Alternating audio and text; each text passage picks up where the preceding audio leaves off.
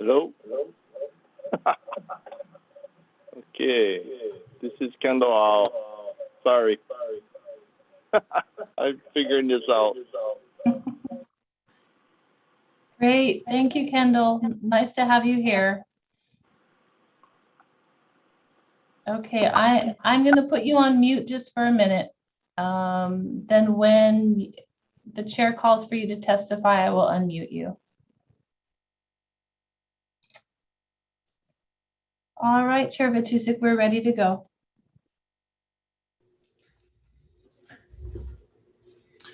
Okay, good morning.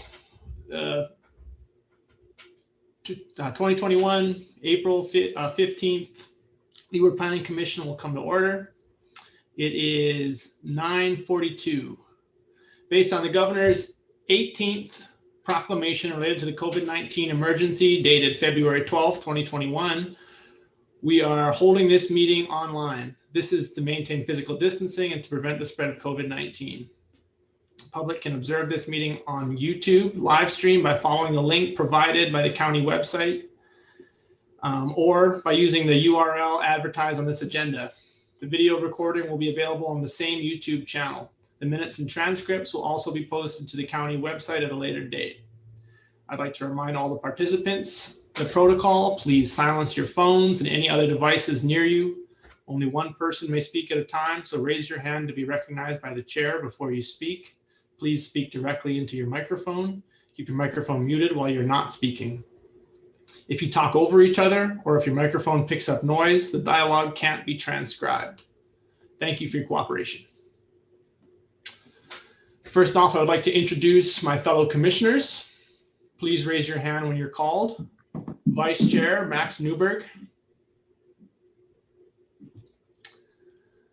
Commissioner Carr Smith, Nancy Carr Smith. Commissioner Carr Smith's term ended on March 31st, 2021, but she's agreed to hold over for 90 days or until her successor is appointed, whichever comes first. Nancy, thank you for your continued service. Commissioner Barbara DeFranco. Commissioner Mark Van Pernis. Commissioner Faye Yates is excused today.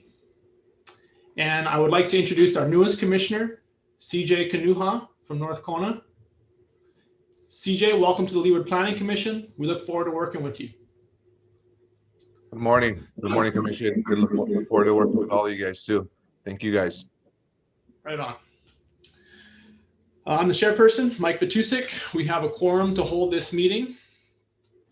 Continuing on, I'll introduce our planning department staff and Deputy Corporation Counsel, Jay Yoshimoto, is attorney for the Planning Commission.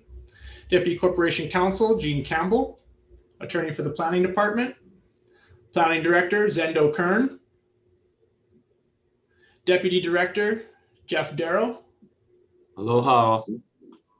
Aloha, Jeff. Planning Program Manager, Maya Jackson. Planner, Alex Roy.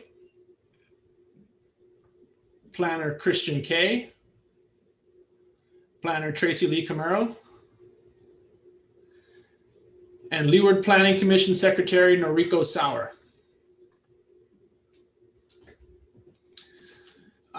Next up, we have statements from the public on agenda items. We've received quite a bit of written testimony after the background and recommendation reports, which has been emailed to the commissioners. I asked that any testifiers limit their testimony to 3 minutes and not be repetitive. If you've submitted written testimony, please don't just read the written testimony. The commission has received and reviewed the written testimony in advance. You're welcome to add to that testimony, but simply rereading it would be unnecessarily repetitive. After your testimony, the commissioners may have questions for you. And when there are no more questions, please log out of the Zoom platform and switch to the YouTube channel if you wish to observe the remainder of the meeting. This is to limit the number of participants on the screen in order to better manage the meeting and allow for a better connection so there's no disturbance or noise. At this point, I'll swear you in. Would any testifiers please turn on their cameras and raise their right hand?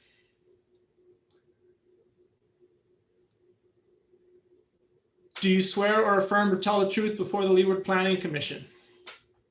Yeah, I know. I do. Okay, thank you.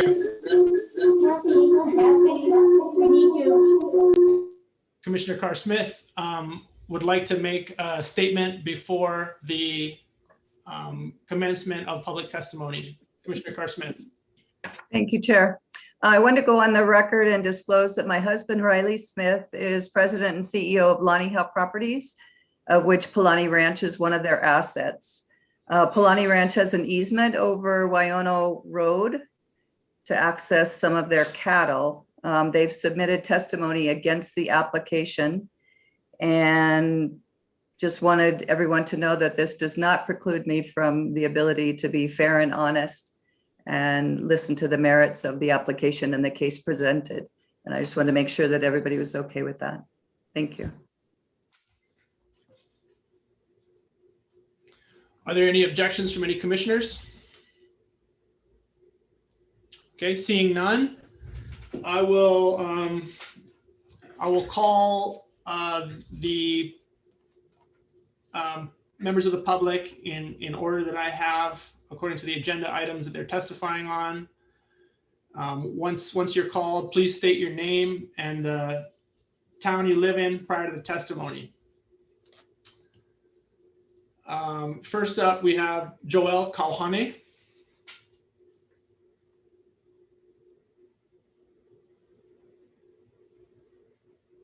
Aloha, Joel, you're on mute. Hi. Oh, hi. How are you? I'm Joelle Kohane. I live in Kona on Ahikawa Street. Thank you. You may proceed.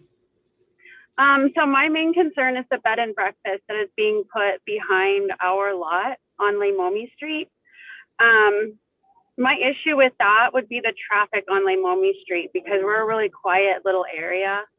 And I know she has access from the main highway down to that lot. And I'm wondering if there's a possibility that she can use that as her road or at least open that up for them to use.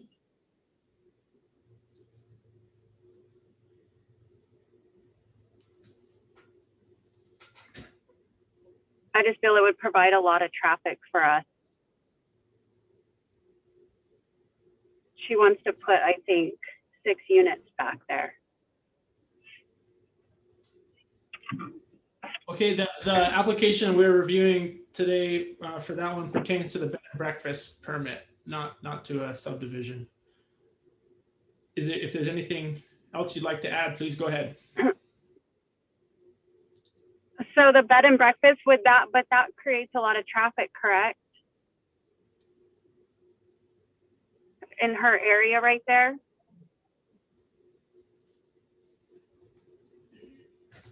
Is there any way that they can use access from Mamalohoa Highway down to that lot to the bed and breakfast so they're not only using Leimomi Street where that's just a lot of traffic for us?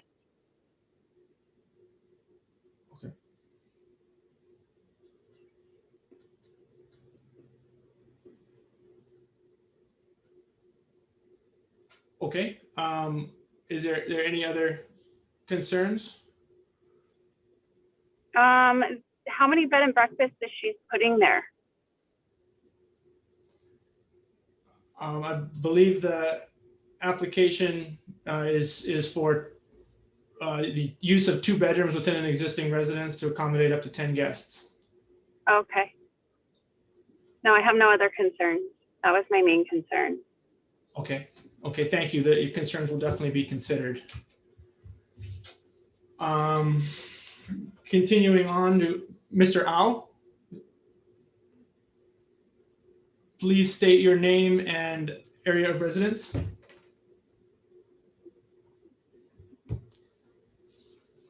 Could Mr. Au be unmuted, please?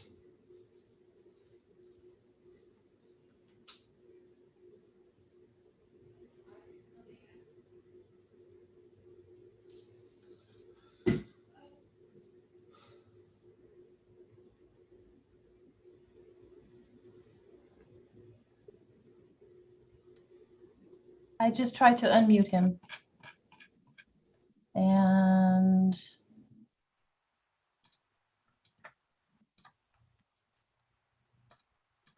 don't have the ability to unmute him. It says to ask to unmute. Mr. Al, if you can unmute yourself.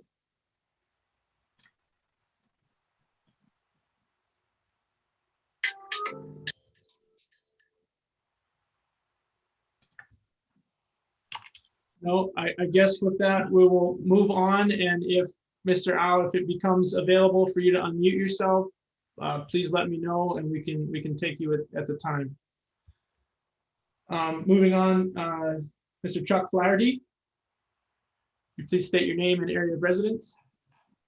Aloha kakayaka, Mr. Chair and members of the Planning Commission. I'm Chuck Flaherty, Captain Cook, Hawaii. Good to see you today. Thank you for this opportunity.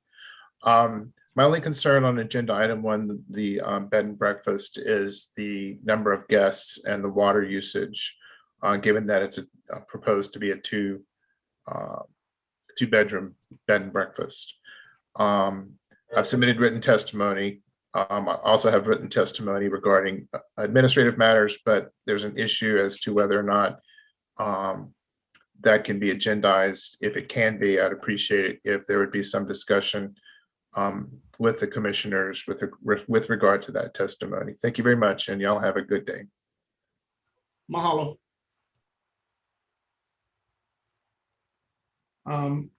Moving on, item 2, there is no public testimony scheduled for item 2. We'll begin with the public testimony for item 3 with Wendy Mitchell. Please state your name and area of residence.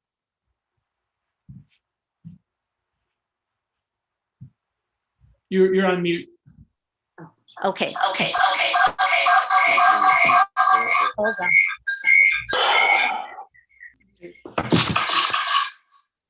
If there are multiple devices going on at the same time, sometimes it'll get that. One moment. We're removing that device. Okay. Ready? Yes, please proceed. You've got 3 minutes. Can you hear me? Yes. It's not coming over mine. My name is Wendy Mitchell from Holualoa. Myself, along with my husband, Thomas Buckner, are owners of a 20-acre CPR lot adjacent to the Hickeys. We've lived here since 2005, and our parcel is one of the other 3 20-acre CPR lots shared with the Hickeys. All properties up here accessing Waiona Ranch Road are ag zoned, and our 4 CPR lots are among the smaller size parcels, sizes varying from 20 acres up to 100 acres, with the largest being Palani Ranch at the top, which reportedly owns over 1,000 acres. And I'm telling you this because I want you to be able to visualize what's at stake here in case you aren't familiar with these properties. The Hickeys property is located approximately 1.5 miles up this access road from Mamalahoa Highway, and people driving to the Hickeys property must pass by at least 9 different owner properties before getting there. I just can't emphasize enough how inadequate and substandard this 1-lane farm road is, and there's been much written testimony submitted about this. Occasionally stray farm animals and wild pigs are on the road or alongside it. Repairs and improvements on the road, when done, are individual property owner driven because we have no road maintenance agreement up there. And even with the various road improvements the Hickeys agreed to implement, it's just not enough to ensure safe travel for the anticipated event guests, related auxiliary workers, and those who live, work, and own property up here. Anybody who's driven this road knows this plain and simple. An online petition submitted as written testimony had gone out to the property owners along this shared access road. 32 of them signed the petition and commented on it in opposition to the granting of the SUP. Clearly, concern over the road is the great unifier amongst property owners. It's a definite liability for us property owners and quite possibly the county as well. One confirmed property owner, Allison Naito, wrote a letter of support for the Hickeys, and Kyle and Kyolani Thornton, who also wrote a letter of support for the Hickeys, state in their letter that they are neighbors of the Hickeys. However, it's not clear whether they're actually property owners as well. Approval of the SUP is strongly opposed by the overwhelming majority of property owners up here. And doesn't that matter? Shouldn't that be a strong consideration of the commission? Imagine how you'd feel if something similar to this, which is strongly opposed by nearly every property owner up here, were to have this force upon them. And feeling that your opposition to it is primarily due to the safe travel of everyone using the only accessible road possible. I was involved in an accident on the road in late February 2020 when an unlicensed, uninsured driver on a moped hit my vehicle as it sped down the road around one of the blind curves. Fortunately, knowing the road, I traveled slowly there and knowing that the blind curve was there and its dangers, and those unfamiliar with the road are at a disadvantage. And approving the SUP will likely result in thousands of vehicles navigating the road to get to the Hickeys property each year, whether it be as a guest attending an event, people coming up to view the venue before and after booking it, auxiliary people such as caterers, musicians, florists, bakers, hairstylists. So it's important to keep in mind that it's not just the number of guests and the transport vehicles on the day of the event, but the increased traffic this event's venue proposal will generate before the actual event. Since she's gone beyond the 3 minutes. The professional road study submitted Ms. Mitchell, you've gone beyond the 3 minutes allowed to testify. Thank you. If you'd like to hear me? We can hear you. Yes, you've gone beyond the 3 minutes that's allowed to testify. I'd like to summarize. Thank you. Please. Thank you. Okay. Moving on to Mr. Tom Buckner. Please state your name and area of residence. I don't have any. I don't have any testimony to add right now. Unless you want to read the end of mine. Wait. So I hit unmute. Yeah. Hello, Hello. I'm Tom Buckner. Can you hear me? Yes. I'm going to finish reading Wendy's because I don't think it was heard. Please state your area of residence. Tom Buckner, Honolulu. Okay, and is this a written testimony that's already been submitted? No, Okay, please continue. I'm finishing up my wife's testimony. There are many other valid reasons and concerns besides the road for which are addressed in the planning department's reports. The road is just one of many considerations. I strongly urge the Leeward Planning Commission to adopt the recommendation of the planning department and deny the SUP. It is the sensible, prudent, conscientious decision to make. Mahalo for allowing me to present this to you today. Okay. That's all I have at the moment. Okay, thank you very much. We'll continue with Pamela Parker. State your name and area of residence.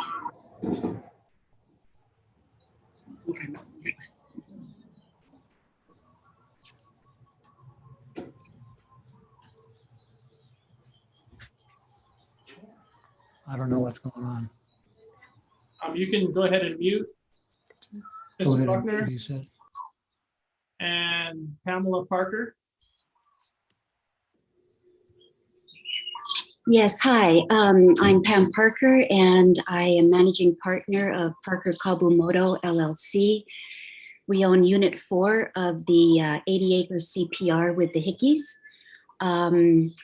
I just wanted to point out that every property owner in Wyona Ranch signed the petition with one exception, Allison Naito.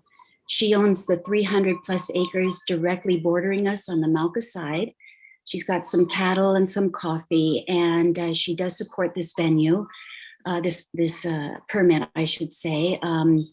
And it could possibly benefit her in the future should she ever decide to get into a commercial venture up there. The Thorntons are mentioned in the newest addendum, I guess it is, to this application. Yeah, we're not quite sure who they are. They said they're neighbors. I reached out to a half a dozen neighbors. Nobody knows who they are. Their address on their letter, 73-1334 Waiona Ranch Road, shows up at the bottom of the road at Mamalahoa. There's no residents there, so they're kind of a mystery. We're not sure. Puakea Ranch, 32 acre, did get a special use permit last October. I don't see the comparison here. It's a historical ranch. I actually went to a wedding there in 2015. It was amazing. Love the history. It's just a few hundred yards off Highway 270. It's easy access for the fire department and the police department. It's also just up the coast from the South Kohala resort nodes. Again, no comparison to Waiona Ranch Road. I would just close by saying that if any of the commissioners are leaning in favor of this, then they have not been up the road. It is truly dangerous, and the accidents, there have been way more than 5 accidents in 5 years. So thank you very much. Thank you. Moving on to Steve Grossman. Hello, my name is Steve Grossman. I live in Holoaloa, and specifically, my wife Audrey and I live on lot 2 of the Greener Pastures CPR, directly below the Hickey property. As far as Audrey and I are concerned about the venue specifically, the proposed venue will be built directly above our house. We were able to hear the music, laughter, and chatter, as well as vehicle noise that accompanied past events held at the Hickey residence. We appreciate the Hickey's intention to keep the noise down, but that can only be controlled to a certain extent. And with crowd sizes of up to 100 people, the larger proposed venue will bring with it more activity, both inside and outside, and us being maybe 200 yards downslope of them is a concern to us. Our family has been involved in 2 accidents on Waiona Ranch Road, which is poorly designed and substandard. In August of 2019, I was driving home in my Nissan Titan and met head-on with a Palani Ranch employee who's driving a Ram 2500. These are big trucks, and big trucks go up and down this road every day. We were driving cautiously, but met at a blind bend just below our drive, a bend I know very well and felt I was prepared for. The stretch of road from the Hickey's drive to the spot where that accident occurred is less than a quarter of a mile, and it's one of the steepest in Waiona. Our daughter, driving home from school in our Honda Civic, was involved in a near head-on by another truck operated by a Bolton Incorporated employee just 9 days later. This accident happened on the worst blind curve in Waiona, which also must be approached very slowly, both uphill and especially downhill at all times. I've had many close calls on that curve. Our Civic was totaled in that accident, and our daughter suffered a concussion. During the day, Coffee Land employees, Bolton Incorporated employees, and Palani Ranch employees who are often pulling large trailers full of saddled horses travel up and down our road while at work. There are a few places for the trucks pulling these trailers to get off safely, and they cannot back up. Heavy rains pound Waiona frequently and can often make the road just below Queen Coffee virtually impossible to cross, and it can get worse than that. From the middle of August to the middle of September 2015, it rained over 29 inches in Waiona. In the afternoon of August 17th, our flood zone turned into a raging river, and that happened over and over again in the days to come. This water was coming directly through and off the Hickey property into ours. We lost over 40 feet of driveway as a result of these rains. These rains also destroyed approximately 30 yards of the main road and left huge sections of asphalt piled upon one another. This was caused by the massive amount of water running down the road, meeting with the runoff charging through David Wilkinson's Coffee Land. It took months to repair that road. On Saturday, the 20th of last month, from just after 4:30 to about 5:40 in the afternoon, and in the afternoon, we had a rain bomb that dropped 3.2 inches of rain at our house. It was the hardest rain I've ever experienced in the 18 years I've lived in Waiona. There were streams running along both north and south sides of our house. In the first 3 months of 2021, we measured 30 0.8 inches of rain. That's all I have. Thank you.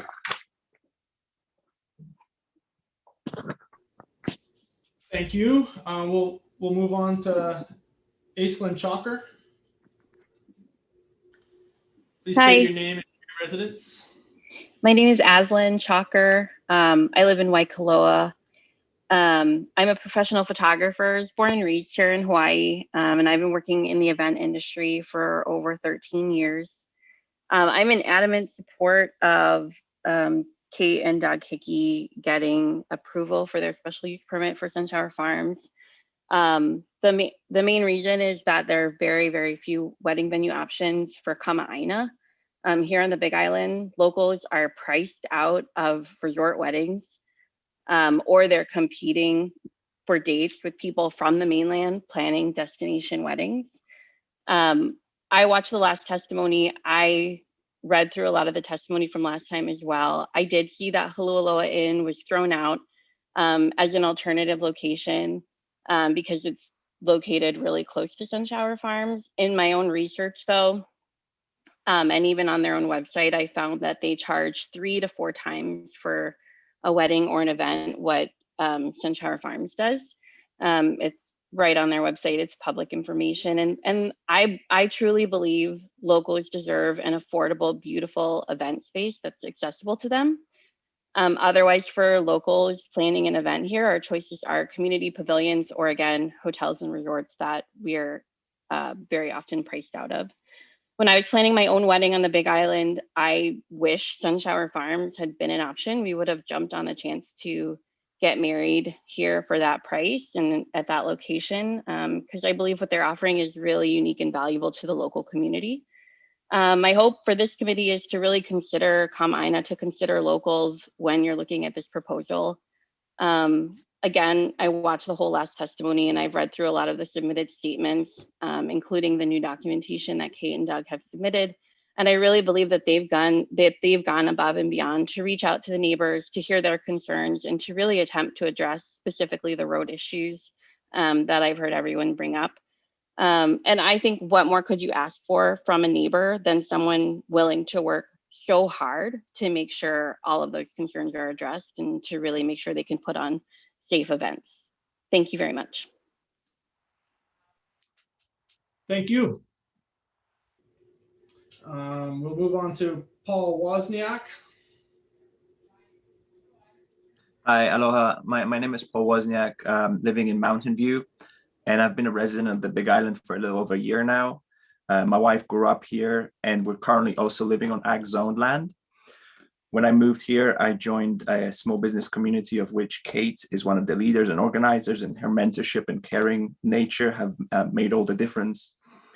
Having gotten involved with the Hamakua Coast farming community early on, I've come to admire and care about the work that they do and care about this island. And I know just by serving on this commission, you care too. So thank you for all your work. Being a small farmer is hard in today's global world. Competing on price and volume is not feasible.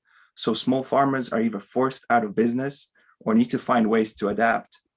The Hickey's permit application represents just a small change in how the farm currently operates, asking to designate 2 of their 20 acres for a venue that would allow them to bring people to the farm, to promote the work that they do and sell their products. It's a shift to a more service-oriented business model as a farm, and it's just an extension of what many farms have been doing for years by offering tours, and is also simply a representative of the changing consumer behavior to that of caring about sustainability and locally sourced produce.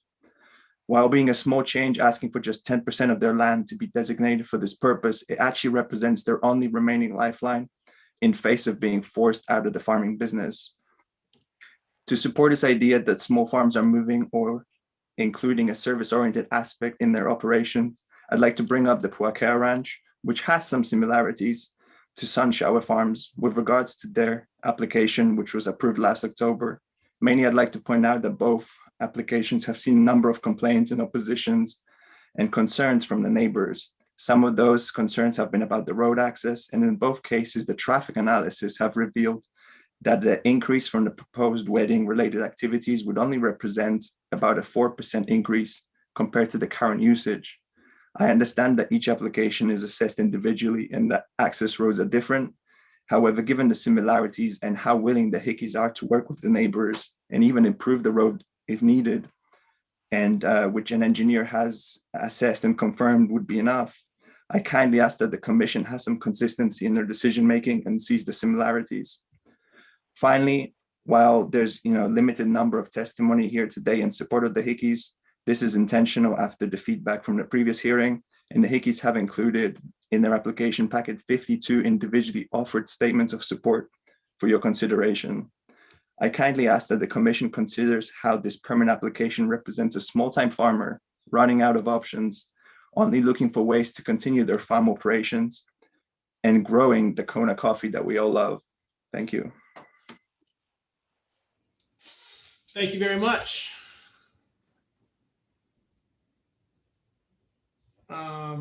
Let's see. Next, we have Amber Haley. Is Amber available? I understand there was a work conflict. I'm going to have to take you at the end. Are you here now? I'm here. Can you see me? Okay. Are you and Michael also ready to go? Yes, we're ready to go. Okay. Separately. Okay, please go ahead. Okay. Aloha, I'm Amber Haley. I'm a realtor, friend, and colleague of Kate and Doug Hickey. I split my time between Keau and Kailua Kona, and I have a personal interest in this case. I, as a realtor, have reviewed the TMKs on the road, and I just want to reiterate that from the research I've seen, improvements to the road were already committed to be performed by a subdivider named Golden Bay International LLC. In 2013, they actually applied to subdivide a 500-acre parcel on the road. There were some neighbors that did oppose it because of the conditions of the road, but they were approved with one of the conditions being that they make improvements to the road. I could read the entire text to you all on their conditional variance, but for the sake of time, I'll just sum up a little bit of it. The existing substandard paving within Road Lot 11 shall be improved and or repaired to substantially match that which is located within the proposed subdivision's internal access easement 14. Where required, the roadway shall be constructed in such a manner as to be passable during surface water runoff events. This shall include drainage structures as may be required. This shall also include widening as may be required to allow for safe site distances and safe curve radii, and so on and so on. I just want to point out that these improvements were never made. The county never enforced this, and that 4 of the lots were subdivided and sold, and Golden Bay actually still owns one of them. If Golden Bay had made the improvements that they said they would make and were required to make, the quality of this road for the application, it sounds like would not be an issue. But regardless of everybody else dropping the ball, I do want to point out that the Hickeys are now volunteering to do the exact road improvements that Golden Bay International should have been required to do.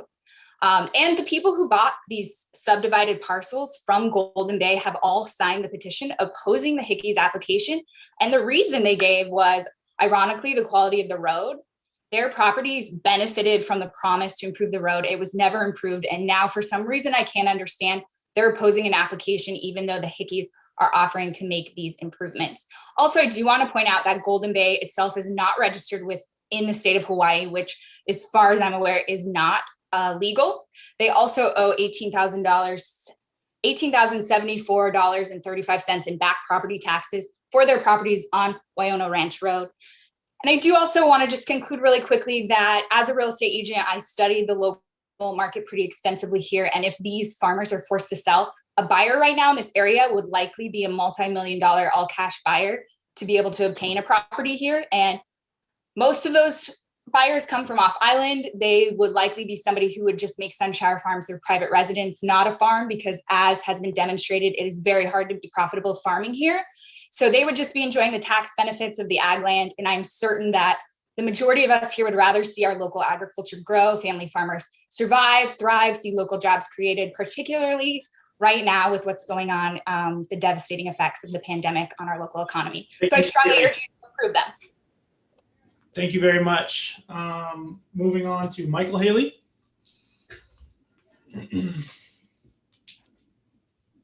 Aloha.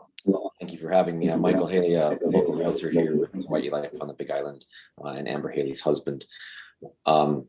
In 2005, some of the residents Haley, that could you state your area of residence?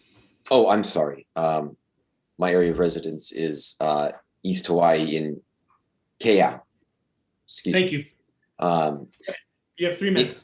In 2005, some of the residents got together to address the road by trying to get a road maintenance agreement into place. The neighbors in the Hickeys CPR were opposed to this road maintenance agreement and refused to agree to one, which then made it so no one was responsible for the road maintenance and improvement. And so, to be clear, the same neighbors that are spearheading the opposition to this permit due to the quality of the road are the same neighbors that refused to agree to improve said road when they had the opportunity to do so. They are creating this problem and then using that same problem as a justification to oppose this permit, of which actually addresses the quality of the road, ironically. The opposed neighbors that circulated the petition do not farm. They own 20-acre parcels that have beautiful homes, and that is it. And yet they pay taxes as though they are farming. So when a farm in their neighborhood that is actually farming and contributing to the INA and the local community and farmers markets, et cetera, the local vendors, our community is trying to diversify their income to stay afloat, these neighbors oppose it. And so lastly, Audrey, Steve, Wendy, Tom, and Pam all opposed the road maintenance agreement.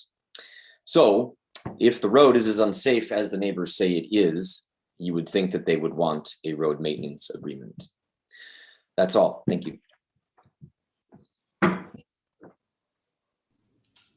Thank you very much. Moving on to Kelly Johnson.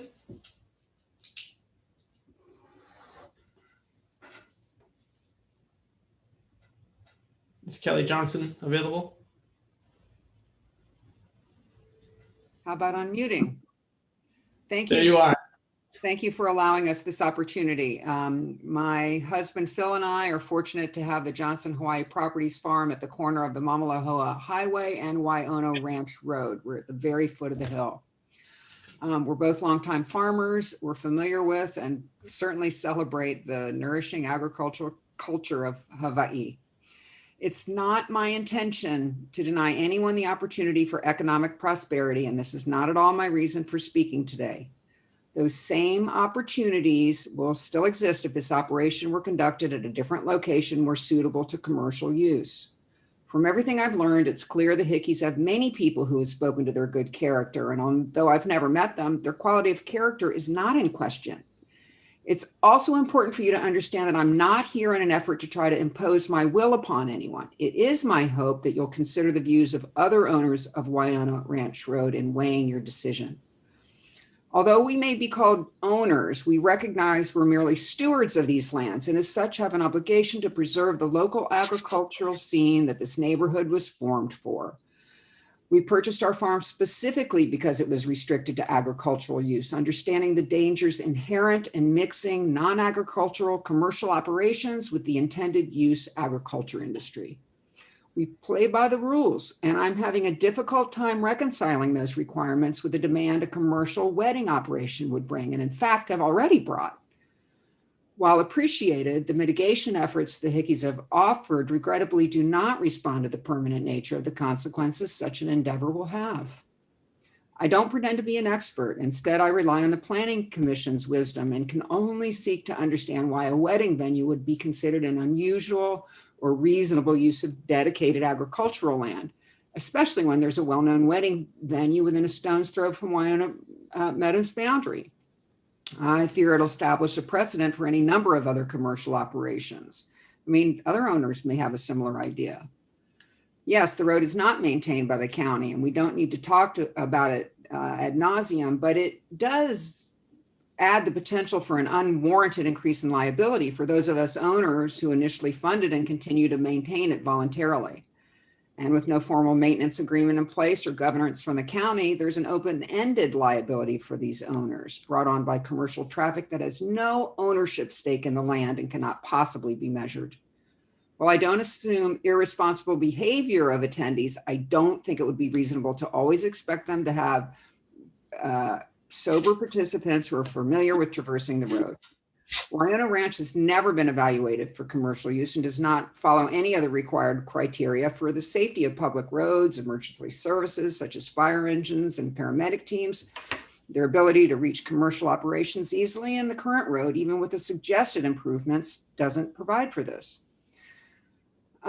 As stakeholders, we feel we have a legitimate concerns for the long-term irreversible effects of such a special use permit and respectfully implore the Leeward Planning Commission to halt the continuation of these ongoing operations and deny the application outright. Protecting our agricultural zoned property and its value is paramount to the continuation of our shared quality of life, privacy, and continued safe coffee operations, and ask for your sincere consideration. I'm not going to speak anymore about the culvert. It obviously needs, it's right adjacent to our property. It needs to be studied from an engineering perspective, from an environmental impact perspective. I certainly don't want additional flooding on our lands. So I'll just close by saying I appreciate the opportunity to have spoken today, and thank you for considering all aspects and looking at this situation from all different perspectives. Thank you. Thank you very much. Appreciate your time. Michael Bell will be next. Please state your name and area of residence. Hi, I'm Michael Bell. I live in Kailua Kona. I'm here today in support of the Hickey's request for their permit. I just wanted to say that being a lifelong resident here in Kona, there are so few venue options for couples living here. Once you find out how much the Loa Inn cost, you're stuck to the old days Hala Halavai or the Eamon Center. And like I think everybody on this Zoom, or let alone the island, if you there's no way you can get a wedding down to 30 people, especially here in Hawaii. I just think that this island needs more affordable, large wedding venues, and this is a great opportunity to supply that to the island. Originally, when I was married in 2017 to my wife, we reached out to Kate, and her venue was just too small to house our area, and we actually had to host our wedding on a neighbor's property at Pam Parker, and she was gracious enough to host us there. But I guess my point is that it's just we need more venues, and it's crazy that anyone could be taking cash under the table and hosting weddings themselves up at Waiona Ranch Road, but we're penalizing Doug and Kate for following through on the permitting process. And I just think, especially in this time during COVID, we should be looking at any options to bring in revenue for small businesses. And that is all I have to share. Thank you very much. Moving on to Lila Ma. Please state your name and area of residence, the town you live in.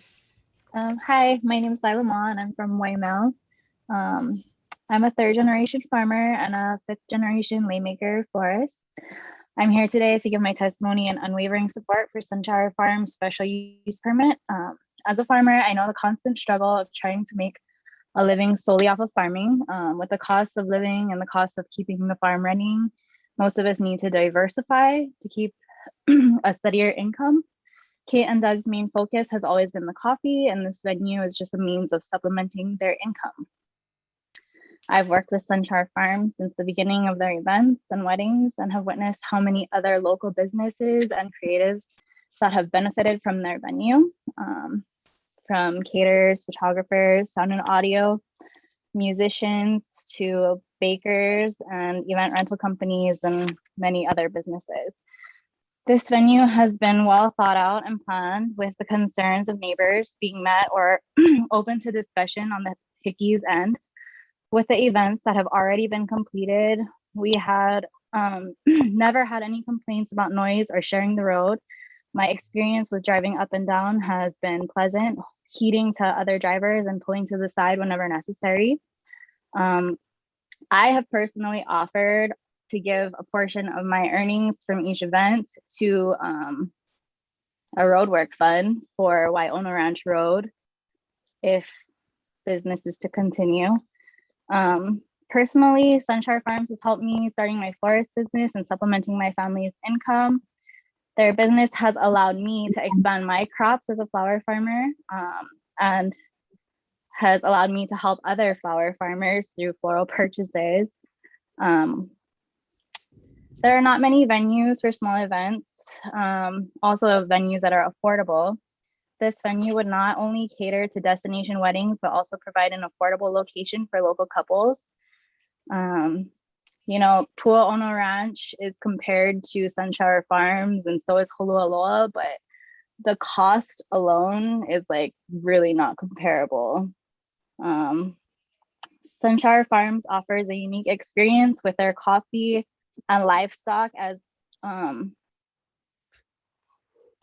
being incorporated to each event. This is the new age of farming where we must do whatever we can to cover costs and keep things running, not shift in direction. Mahalo for your time. Thank you. Thank you so much. Our last testifier today will be Matt Chalker. Matt, please proceed. State your name and town you live in. Hi, this is Matt Chalker. I live in Waikoloa Village, and I am speaking in support of Doug and Kate's proposed application. It's all about the road. I testified at the last one. I've heard all of the arguments both ways. It's all about the road. And I've driven up to the farm multiple times myself, and I agree. It's not an estate to be able to hold a large venue like this. But it's very clear from listening to the testimony earlier today and listening to this controversy that most people haven't read the actual application. There are multiple pages of a traffic engineer's assessment. We have a lot of feelings going on. We think that it's dangerous. We feel like it's dangerous. We have these ideas that it's not going to work.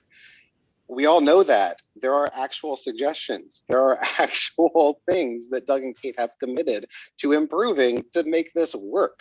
And so it's really just a case of NIMBYism. If you read further through the application down to page 163, Doug has outlined all of his conversations with the neighbors. And it comes down to literally people saying, I don't want this in my backyard. I think that we should allow Doug and Kate to go improve the road, make it work so that the economy can improve. Most of the people that live on this road are either, most of the farms are either large corporations that are farming hundreds of acres, or they're retirees that live on a vacation home for a few months a year. And of course they don't want more commercial activity. But it doesn't make sense to me why we would block the improvements to improve the safety of the road that have been proposed by an engineer who actually knows these things. Let them fix it up, let them have the property, let them improve the quality of life for everyone, and let's move on from this insane fight that really comes down to, we don't want this in our backyard. So that's all I have to say. Thanks for my time. Thank you very much. Appreciate the time. At this point, we'll give commissioners brief opportunity to ask questions of members of the public relating specifically to their testimony today. Is there any questions from any commissioners?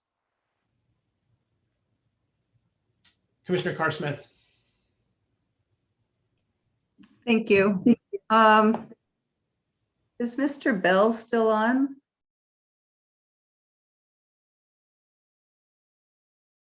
Maybe not. Maybe I could ask. This is Kate. I just texted him to ask him to come back. He didn't know that there might be questions for him after, so he might come back. Okay. If you want to hold your question. Sure. Maybe Pam Parker, are you there? Yes, hi, I'm here. Hi, Pam. I was just curious about a comment that Mr. Bell made about him having his wedding on your property. Yes, when Kate first started, oops, we got an echo here, first started doing weddings in 2017, she approached me and said she had some guests up there that could see my pasture across the fence, and would I be interested in hosting a wedding there? And I said, you know, sure. So Mike Bell and one other couple were married there on my property. They were small, it was easy. A third couple tried, got rained out. So Kate moved the venue at that moment of the wedding to her house. And then that started the whole, her whole business out of her home. So yeah, my daughter was married on my property in February of 2018, and that's been it. And you know, just because we didn't complain about the weddings doesn't mean we're open to a huge new venue that will be regularly consistently hosting weddings. Okay. And so I assume that you charged to have these weddings at your property? Yeah. Okay. And is it true that you objected to a road maintenance agreement as well? You know, that was 15 years ago. We're sitting here scratching our heads. We don't know what that's referring to, actually. I don't remember. I don't know what that is. Can you speak just super briefly to, are the owners, at least the ones that you have all referred to, are you folks interested in a road maintenance agreement? You know, I know that nobody wants a major wedding venue up this road. So no, that's not what I asked. I asked if you folks have any intention of putting together a road maintenance agreement. Yeah, you know, I have no idea. Individual property owners have gone out and filled in potholes that are closest to their property. But other than that, there's no organization, there's no association, there's no information on road maintenance. Okay. I'm just surprised. I mean, listening to Mr. Grossman and 2 accidents, must not be fun for you folks. That's all I have. It's hard to rally everybody too. Thank you. And Kate, I guess I got my question answered regarding Mr. Bell's wedding on her property, so I'm good. Thank you. Okay, are there any other questions from any commissioners? Commissioner Newberg.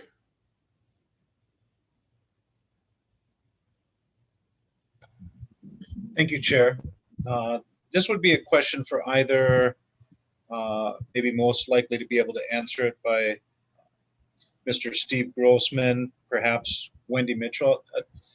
I was curious if we could get an estimate of time from the access point up to a 1.5 mile trip up this road. Is there an estimate of time it takes to safely navigate up to this proposed property with the Hickeys? Yeah, I can answer that.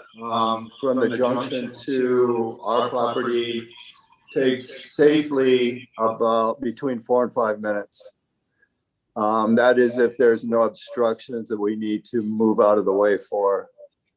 It would take a little bit longer to get up to the Hickeys property.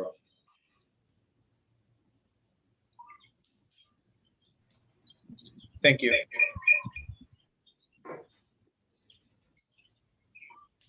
Commissioners, any questions?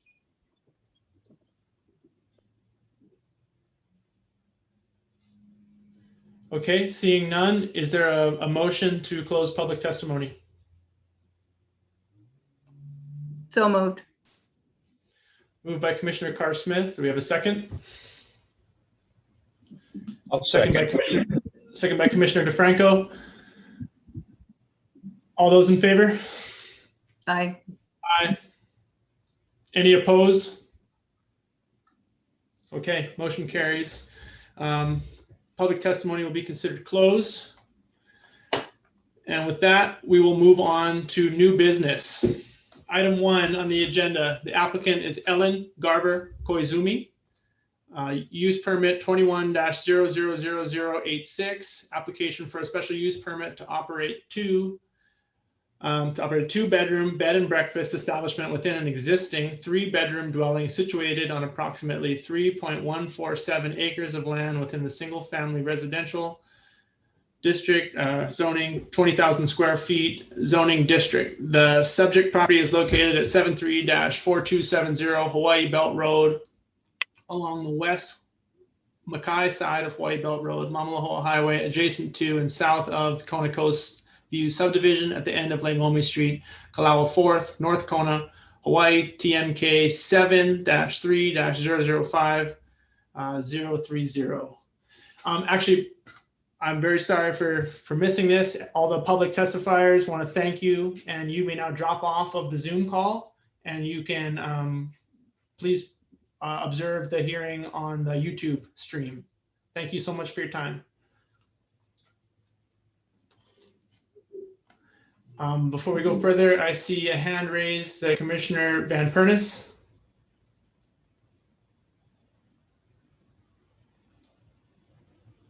The microphone is muted.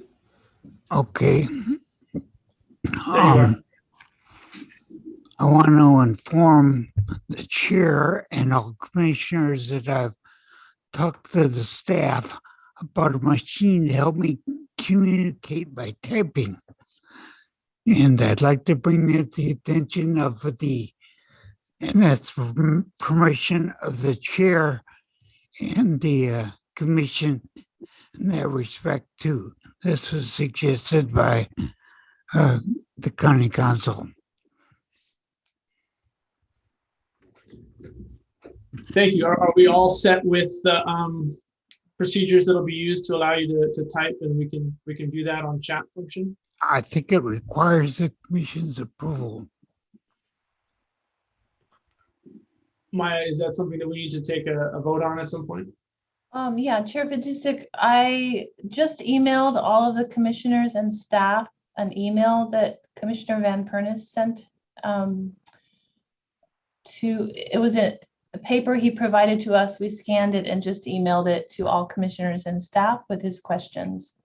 I informed Commissioner Van Pernis that I would work with him before the next meeting to show him how to do the chat on Zoom so that he can put his questions directly into the Zoom chat. But for this meeting, he did his questions in advance, which I emailed to all of you. So any questions that he directed towards the staff, the planning department, we will try to address that after our presentation.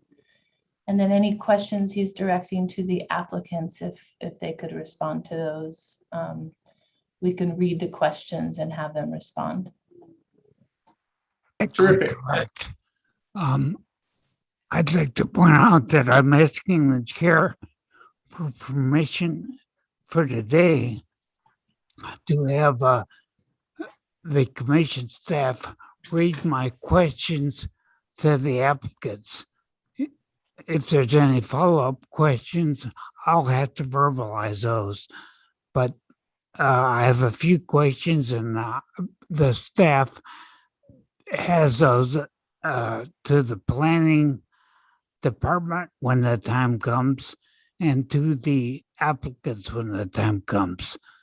I'd also like to point out that there are several letters between me and the chair, Mr. Fedusik, confirming what Mr. Yoshimoto has done to instruct me and what my demeanor will be. I'd like Mr. Fedusik, if possible, to confirm that has taken place, and also get the chair's ruling on whether it's acceptable to have the commission staff read my questions to the planning department when appropriate and to the applicants when appropriate. Yes, thank you, Commissioner Van Pernis. I definitely appreciate the effort that you've undertaken this past week to get with the Corp Council to undertake the training that was requested. So yes, thank you for completing that.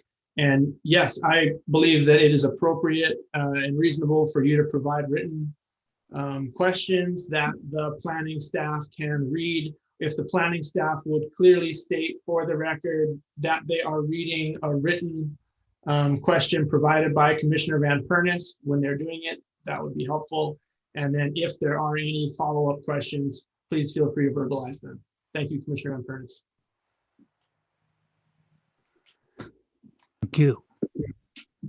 With that, we will move forward with the staff presentation. We have Tracy Lee Camaro presenting today. Please proceed, Tracy. Okay, thank you so much, Chair. Let me get my screen and share it with you.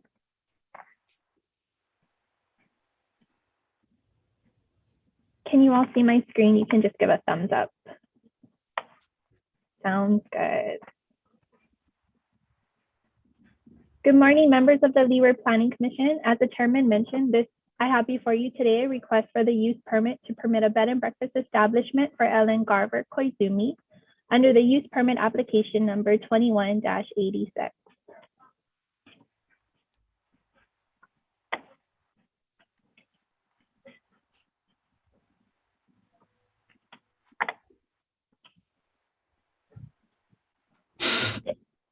The applicant is currently requesting to operate a 2-bedroom bed and breakfast within an existing residence on the subject property. The home consists of 3 bedrooms and 3.5 bathrooms, one of which will be used for a full-time on-site caretaker. The full-time on-site caretaker will reside within the room at the southern portion of the dwelling. The proposed bed and breakfast will provide overnight accommodations to a maximum of 10 guests in 2 bedrooms for a period of less than 30 days. Breakfast may be provided to registered guests only. No other meals will be provided. There are 5 paid parking stalls located on the property. The applicant has also mentioned in her application that she has other available stalls as well should she need them. And there will be no exterior signage proposed for the use. The subject property is located within the North Kona district. On your screen, you can see the subject property identified by the red pointer. At the top portion of the map, you have you're headed in the direction of Waimea, and the bottom portion of the map is headed in the Kealakekua direction. The subject property is located Makai from Mamalohoa Highway and about 1,000 feet north from Ka'iminani Drive. On your screen, you can see the current zoning map of the subject property and the surrounding areas. The subject property is outlined in red on your screen and is currently zoned as RS20. That is indicated in the yellow color. Southwest to the subject property include lots that are zoned RS20 as well. Other surrounding properties to the north and south include properties that are zoned agricultural with a minimum lot size of 5 acres, which is shown in the light green. In Mauka of the subject property and across the street of Mamalohoa Highway, you have the property zoned in agricultural with a minimum lot size of 3 acres, as indicated in the teal, and agricultural with a minimum lot size of 20 acres, as indicated in the dark green. The state land use designation for the subject property is urban, as indicated in the pink. The surrounding properties are a combination of urban designation and agricultural, which is indicated by the green color on your screen. This is the general plan loop bag map, also known as the land use allocation guide map, which designates the subject property as low density urban, as indicated in the mustard yellow color. Properties across of Mamalohoa Highway and Mauka of the subject property are designated as extensive agricultural, as indicated by the white color, and important agricultural, as indicated by the green color. The low density urban designation allows for residential and ancillary community and public uses and neighborhood and convenience type commercial uses. The subject property on your screen is outlined in red. Let me just get my pointer. I want to use this laser pointer to kind of help you understand this map. The subject property on your screen is outlined as red as indicated with this portion. And it's located within the Kona CDP, which identifies the property as situated within the Kona urban area. This red line that's going down your screen and stays with Mamalohoa Highway in most places is the Kona urban area. This other portion that slants from the top part of your screen diagonally down indicates the concurrency zone map within the Kona CDP. This subject parcel is not within the designated Kona TOD development zone, just for the record. This is an aerial photo of the subject property, which is outlined in red. There are currently 2 dwellings and a workshop/storage building located on the subject property. You can see the surrounding area is mostly single-family residences, and to the right of the property is Mamalohoa Highway, which is a state-owned and maintained highway. Located at the top and parallel to the subject property is Ahikawa Street, which connects to the subject property via Leimomi Street, which is a county-owned but not maintained road. This is the most recent subdivision map that was submitted to the planning department. This map shows the proposed layout for the 6-lot subdivision that the applicant is currently going through. You can see the 3 existing structures located on the property. There are driveway accesses from Mamalohoa Highway located to the right of your screen, and access to the subject parcel from Leimomi Street just located in the middle of your screen. This slide shows the access to the subject property from Mamalohoa Highway. The upper left photo is the view of the subject property on Mamalohoa Highway if you're heading in the southbound direction. The bottom right photo is a direct photo of the driveway access to the subject property from Mamalohoa Highway.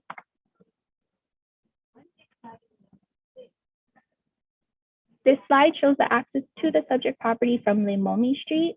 The left photo is a view from Leimomi Street, just off of Ahikawa Street, facing south towards the subject property. The photo on the right is a photo of the work that the applicant has completed on her property for the Leimomi Street extension that you saw on the subdivision map on the previous screen, as well as have a copy of in your background report. This required construction that the applicant completed was approved on March 17, 2021 by the Department of Public Works Engineering Division. As you can see from the previous site photo slides, there's no easy way to see the structure on the property from the vicinity of Mamalohoa Highway. So the applicant was willing to provide this photo for us to view. On your screen, you have for you a photo of the single family dwelling that was submitted by the applicant for this presentation. You can see that the paid parking is located near the single family dwelling, as well as get a view of what dwelling is proposed to be used for the bed and breakfast.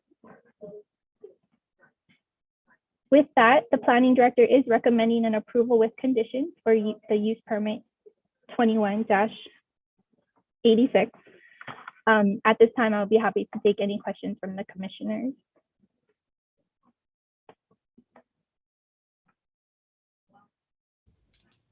Commissioner Van Pernis.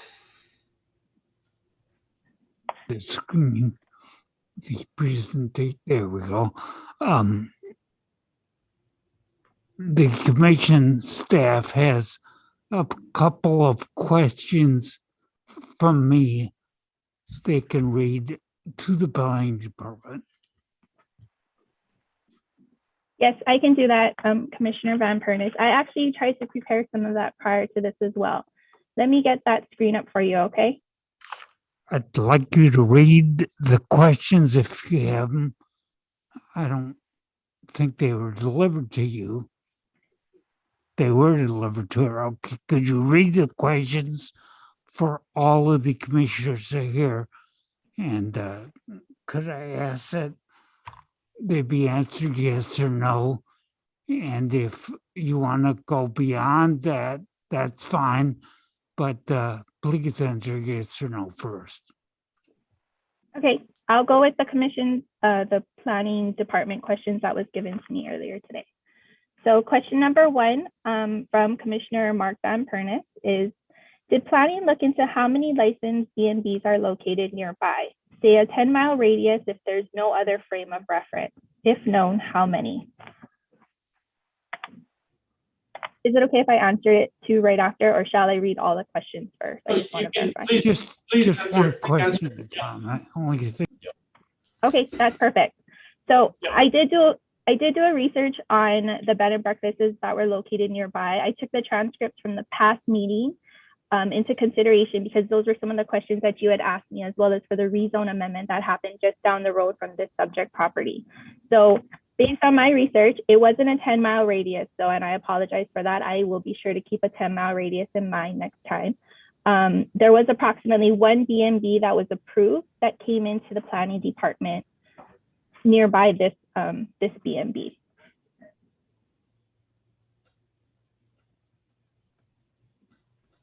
Next question, please. Okay, so question number 2 from Commissioner Van Pernis. Did planning look into how many county STVR permits have been issued nearby? Say a 10-mile radius if there's no other frame of reference. If known, how many?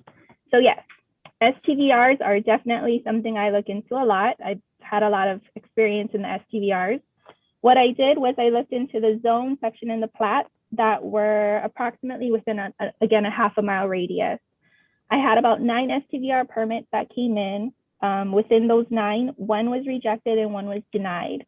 Something to keep in mind with this area, and if you guys would like, I can share my GIS screen with you, is that a lot of the subdivisions within this area are post 76, and within the STVR ordinance, STVRs, which are our acronym for short-term vacation rental, which are unhosted vacation rentals, most of them are not allowed to be approved in the post 76. It was one of the clear outlines within that ordinance that allows for STVR.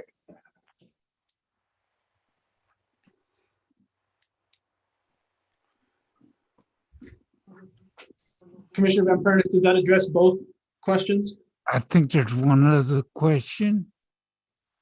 Oh, yes, sir. Sorry, I just wanted to make sure if you had questions on that. Okay, so the last question that I have by Commissioner Mark Van Pernis is, did planning look into how many STVR applications for properties in the area were turned down? If known, how many? So again, with the STVR applications, out of the ones that were submitted, we did reject 1 and we did deny 1. I didn't look into the details as far as why we rejected them or why we in fact denied them. But I'm not too sure, and I don't want to speak and say that maybe it was within the post 76 lots, but those were what I found so far. There was one more question at the bottom of the list. Can you answer that, please? Okay, I apologize. There's actually 2 questions on here that were scratched out. Do you want me to, you just want me to answer the last one that's scratched out, right? The last one, Okay. beginning with the word did. Okay, so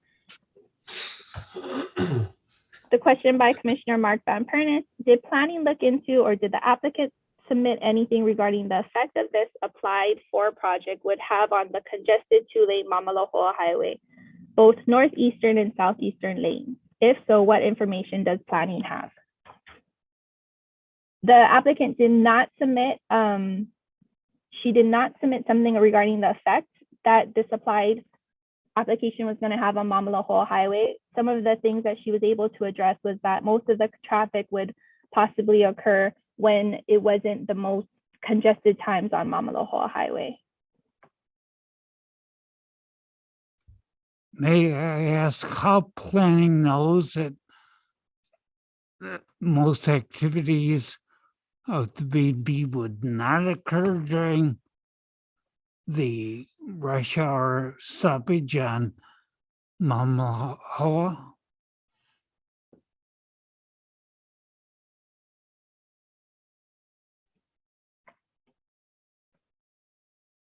So for Ms. Koizumi, she had just said that the check-in time for the guests would be between 3 p.m. and 8 p.m. And that's assuming that those weren't going to conflict with the congested times on Mamalohoa Highway. So no independent investigation was made by the county. They took Ms. Koizuma's word for it. Yes, we did. Also, for this bed and breakfast application, we weren't requiring her to do a traffic analysis, as it seemed like it would be less than the 50 trips per day for the proposed use.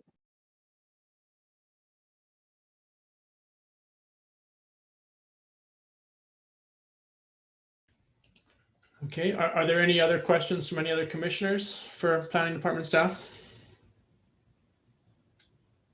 Commissioner Carr-Smith? Yeah, Tracy, I was just wondering, can you tell us the differences between a short-term vacation rental permit and a use permit for a B&B, just so we understand why would a person pick one over the other?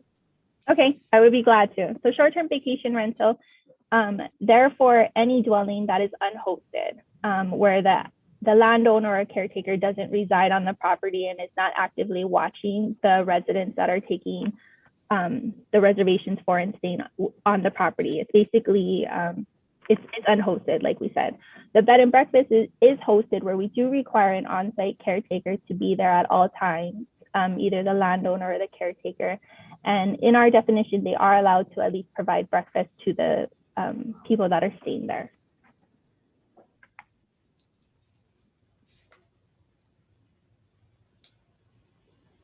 Okay, thank you. I was wondering about, it said a maximum 30-day stay. Is there a minimum stay as well or no? Not that I know of. If the applicant wants to have a minimum 3-day stay for anyone that wants to stay, that she could do that, or if she would allow a one-night stay. There isn't a minimum for this. For short-term vacation rental, though, there is a difference. It is stated in the ordinance as well as now our code that short-term vacation rental is 30 days or less that someone is staying on the property. And this use permit required the applicant to notify the surrounding property owners, is that correct? Yes, that is. And they did that? Yes, they did that. Okay. And you had how many responses to that or testimony? So I had one written response from Mr. Al that was submitted to the department. And then I had a phone call from Miss Joelle. She was speaking earlier in the testimony. And then I did receive Mr. Chuck's testimony yesterday. Okay. Thank you. That's all I have. Commissioners, is there any other questions for staff? Commissioner Van Pernis? One question. Did the applicant at any time agree to limit the B&B guests to 6 instead of 10? Unfortunately, I haven't spoke to the applicant about the guest numbers. I can speak to her, and they're located in this meeting right now, so we can bring it up to them if they are willing to decrease it to 6 as well. My understanding is that in response to Mr. Owl's complaint, or letter, I should say, that the applicant responded by saying she would limit the guests to 6 instead of 10. So I'd appreciate it if you'd follow up on that. I will, Commissioner Van Pernis. I don't remember seeing that, so I'll double check with the applicant. Yeah, we can address that when the applicant comes forward and ask the question of them. Commissioner Kanuha. Aloha, Commissioner. I had one question, and it just came up, and they're saying, is this applicant in process of dividing it, like I said, a 6-lot subdivision? Am I correct on what was said? Yes, the applicant did receive a change of zone in 2002, and she has been trying to comply with the conditions of the change of zone, as well as she started the subdivision process in 2004. Thank you. Okay. Are there any other questions? Commissioner Newberg.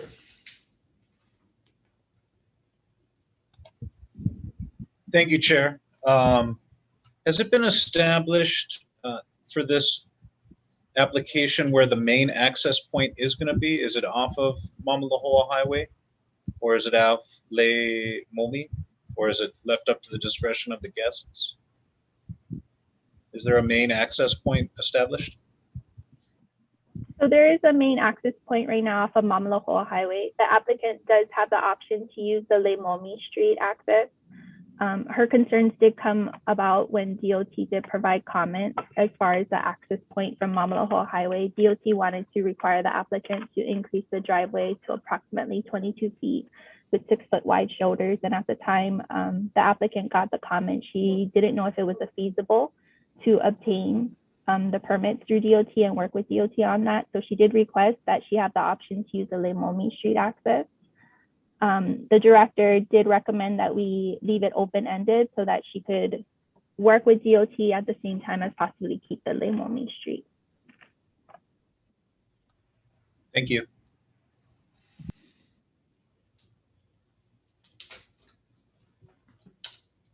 Commissioners, any other questions? Okay, I have one question for staff regarding the number of guests. Now, I imagine this is a discretionary permit that it's up to us that we can decide to limit the number of guests, or is it a county regular ordinance that requires it to be 10. I apologize, Chair. I skipped through Ellen's April 8th email where she did agree to limit the number of guests no more than 6. I apologize. So we can make that change in the recommendation. Okay, thank you. Any other questions from commissioners? If not, we will bring the applicant forward for their presentation. Okay, seeing none, would the applicant please step forward? Let's see. Okay, please raise your right hand. Do you swear or affirm to tell the truth on this matter before the Leeward Planning Commission? Yes. Thank you. Will you please state your name and the town that you live in? My name is Ellen Garver Koizumi. I live in Kailua Kona. Thank you. And I'm sorry, I'm her daughter, Fumi Koizumi Drogi, also Kailua Kona. Thank you. Thank you. Have you received the background and recommendation reports from the planning department? Yes, we have. Yes, we have. Okay. Do you agree with the planning director's recommendation, including the revised conditions? The revised conditions meaning, is that for the maximum occupancy to be no more than 6 people, or? It would include that as well as conditions 1 through 7 that are established in the recommendation report. The recommendation report, yes.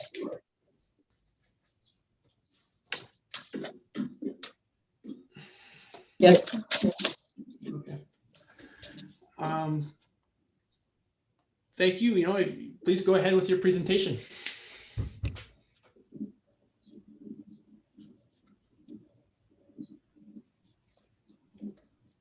I'm sorry. Will you like to make a presentation to the Planning Commission on your application today? I'm sorry, I do not have anything in addition to what Ms. Camaro presented to the commission today. Okay. Would you mind just telling us a little bit about the project and about what you're hoping to accomplish? Yes, so I helped my mother with this application process. Essentially, she's just has a house that is too large, for her alone, and she's retired, but also in need of supplementary income. So faced with her choices were apply for a B&B permit or possibly taking in a tenant. And she felt that the least obtrusive would be, to the neighborhood and to her own living would be the B&B path. So she's going to be living there, and she's going to be enforcing quiet hours. I will be living on the same property next to the B&B site as well. So our goal is to just have a very quiet operation, minimize impact to the community, but also secure some form of income for her to supplement essentially her retirement. And I'm not sure if there's any questions that we can answer. Okay, thank you very much for the presentation. Commissioners, if you have any questions for the applicant. Commissioner Van Pernis? My questions were submitted in writing to commission staff, and I'd ask that they ask those questions of the applicant with the exception of the last one, which is now deleted.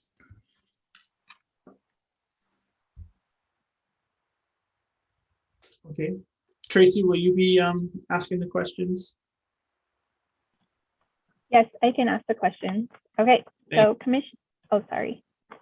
So first question from Commissioner Mark Van Pernis. Have you ever applied for or received a STVR, short-term vacation rental, for this property? If so, what was the result? No, we've never applied for a short-term vacation rental permit. Second, Commissioner Van Pernis, do you have any questions to follow up with that, or can I? Okay. Second question from Commissioner Mark Van Pernis. Was there a B&B operation on this property before the application? If so, for what periods of time did it operate? And if so, was there any penalty assessed? If so, what was the penalty?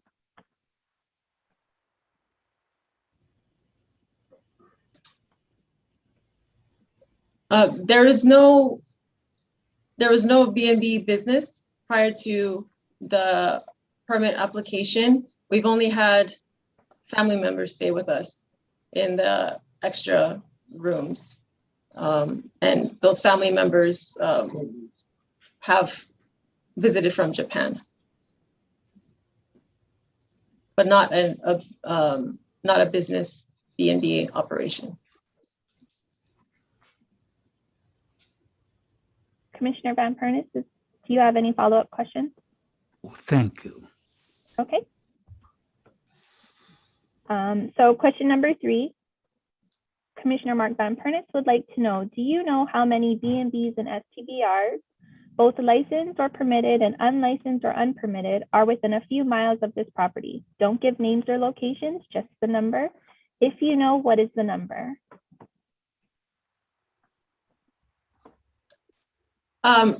Just to clarify, what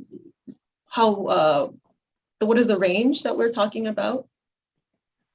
There's one one nearby that we know of. But if you go further, I think there are several, but much further. Sorry, I'm thinking like Honolulu. Yeah, So, I understand.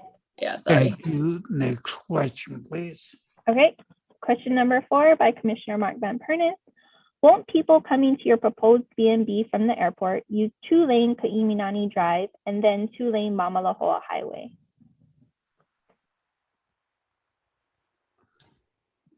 So is the question, if you're accessing our property from the airport, would they use Ka'iminani and then Mamalahoa Highway? Yes. Yes, that's how he worded it. Okay. Yes. Commissioner Van Pernis, do you have any follow-up? No. Okay. Question number 5 by Commissioner Mark Van Pernis. Don't Kona, Coastview, Kona Highlands, University Heights, Makalea Estates, Koloko Mauka subdivisions, other subdivisions, and many, many properties, as well as traffic to and from Waikoloa and the Waimea area, use the 2-lane Mamalohoa Highway near this property? Yes. No follow-up. Okay, on to number 6. 6th question from Commissioner Van Pernis. Hasn't the traffic on Mamalohoa Highway greatly increased in the last few years, such that sometimes it backs up and sometimes it's very slow or stopped?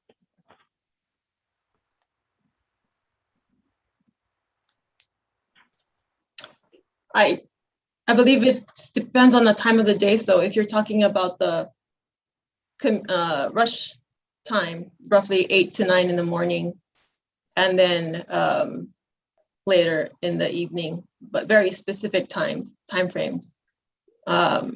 Yes, during those times it has increased. However, I don't think there's a significant increase in the other times. And by using Punawali Street, No, Leimomi Street. or Leimoni Street, it'll reduce the slowing down. Okay.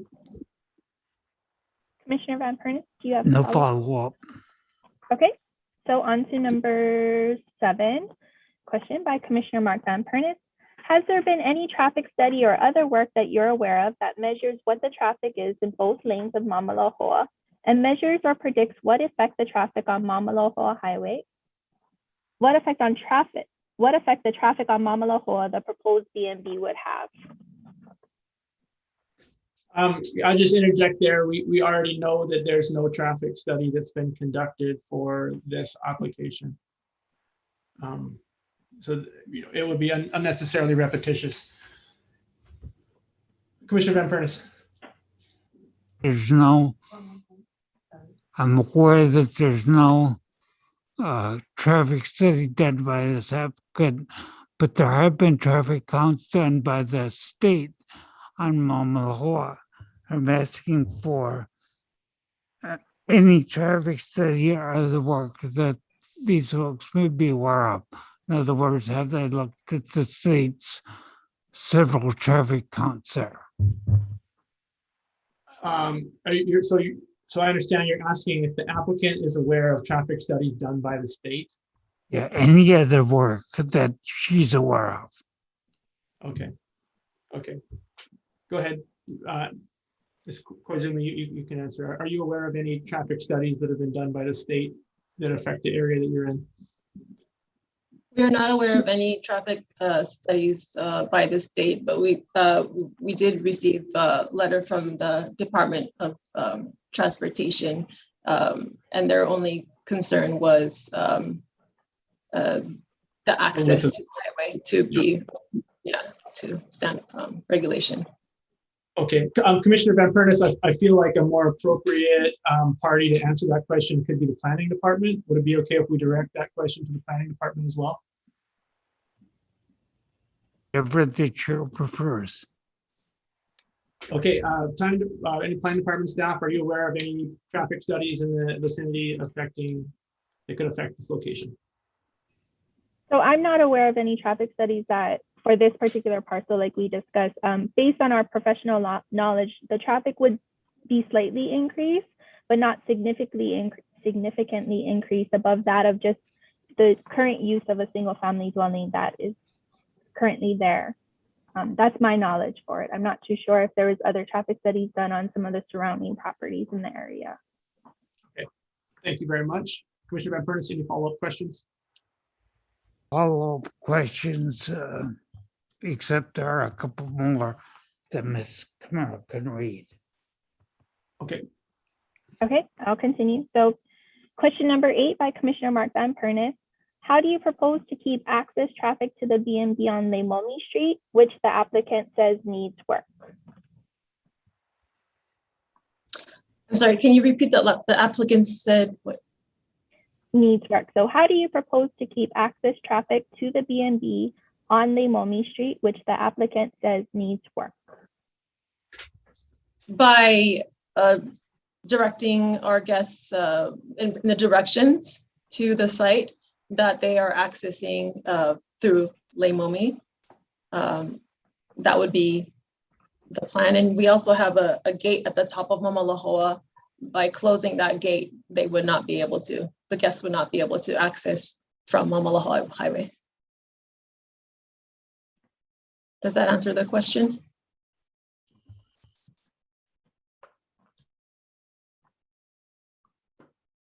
Commissioner Van Pernis? No follow-up, thank you. Okay. I have number 9 as the last question by Commissioner Mark Van Pernis. Number 10 is scratched out. So number 9, is the applicant willing to agree to a condition that all access to and from the property and the B&B shall exclusively be on and from Leimomi Street?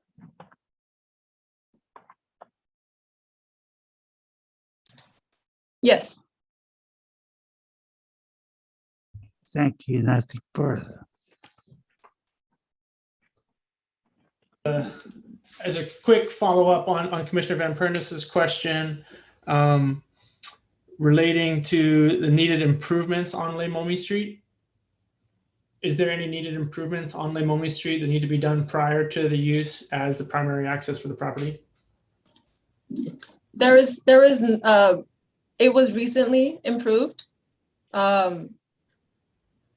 It finished, the improvement finished, I think, after we submitted the application. Okay. So as it is right now, there is no need for improvement.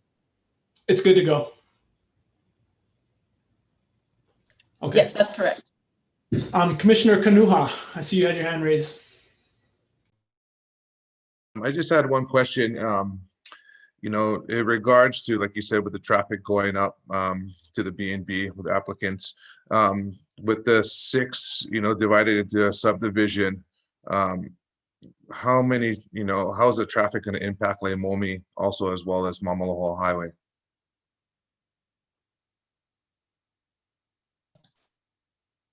Is that in relation to the? It's in relation to the B&B with I'm just trying to get a consensus of what's going to be moving, for this application. I just asking. So with the subdivision, so there should be added use for the 2 properties that are proposed to be below. Below. Oh, okay. Yes. No, I'm just trying to get a consensus of where all the traffic's going to flow into, with that one easement being from Mamalohoa Highway and Leimomi accessing the property where all the traffic will be going through. Just to be clear, at this point, we're only discussing the application for the bed and breakfast and not the subdivision. Yeah. Yes. I just for a consensus of what's going to be going through that property. So, thank you.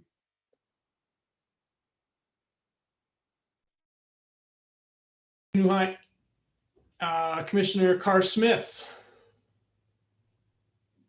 Tracy, does a bed and breakfast use permit trigger a traffic study?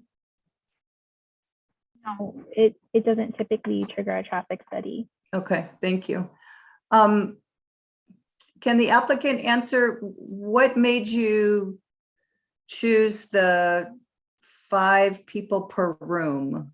Is that how your beds are situated? Well, it's a total of 10 people in 2 rooms, so I'm making an assumption that it could be 5 and 5, but just curious how you chose the number 10. Thank you. It was just in thinking about a family possibly and trying to have a maximum that would be open to a family, but I like we said, the 6 maximum would be fine with in regards to the concerns. So you're saying that you're willing to switch that to 6? Yes. Correct. Very good, thank you. Mr. Chair, if I may. Yes, Director Kern. Thanks. Yeah, and just in the definition of a B&B, it's an accessory use of a single family dwelling, not exceeding 5 bedrooms with up to 10 guests. Once the guest counts exceed 10 guests, it moves more into a lodge or an inn type of a permit. So it changes. And obviously just the B&B won't exceed it, but clearly you can come down from there. Thank you.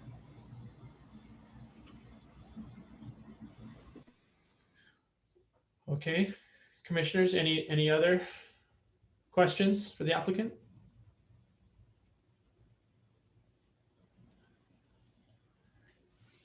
Okay, seeing none, would someone be willing to make a motion that encapsulates the revisions that have been discussed to limit the number of guests to 6 and require the access off of Leimomi?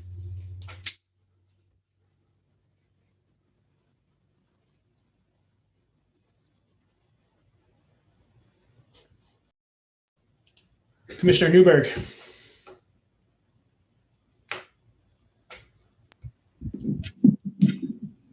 Thank you, Chair. I'd like to make a motion to approve the use permit for application 21-00086, provided that the guests would be capped at 6 and that the 7 recommendations be met on page 6 of the recommendations sheet provided by the county.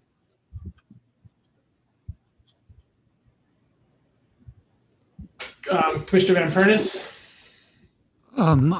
I'd like to offer a friendly amendment to that motion being that as the applicant has agreed, all access, both guests and otherwise, to the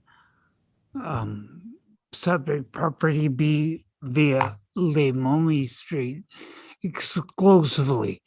This would mean the Mauna Hoa access would be permanently gated and unused.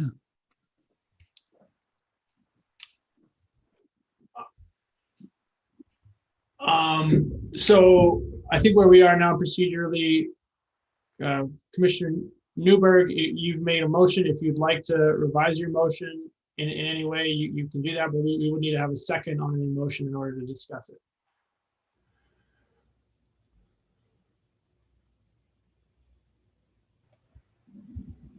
Yes, with all due respect to Mr. Van Pernis, I think the suggestion is good, but I'm comfortable with what has been proposed by the applicant, that they will instruct their guests to access their property as guests through the Lemomi. My feeling is that the spirit of the motion presented would be acceptable, and I hope you would find it acceptable as well, Mr. Van Pernis. Okay, with that, we will request a second on the motion so that we can actually proceed to discussion. Is there a second? Commissioner DeFranco?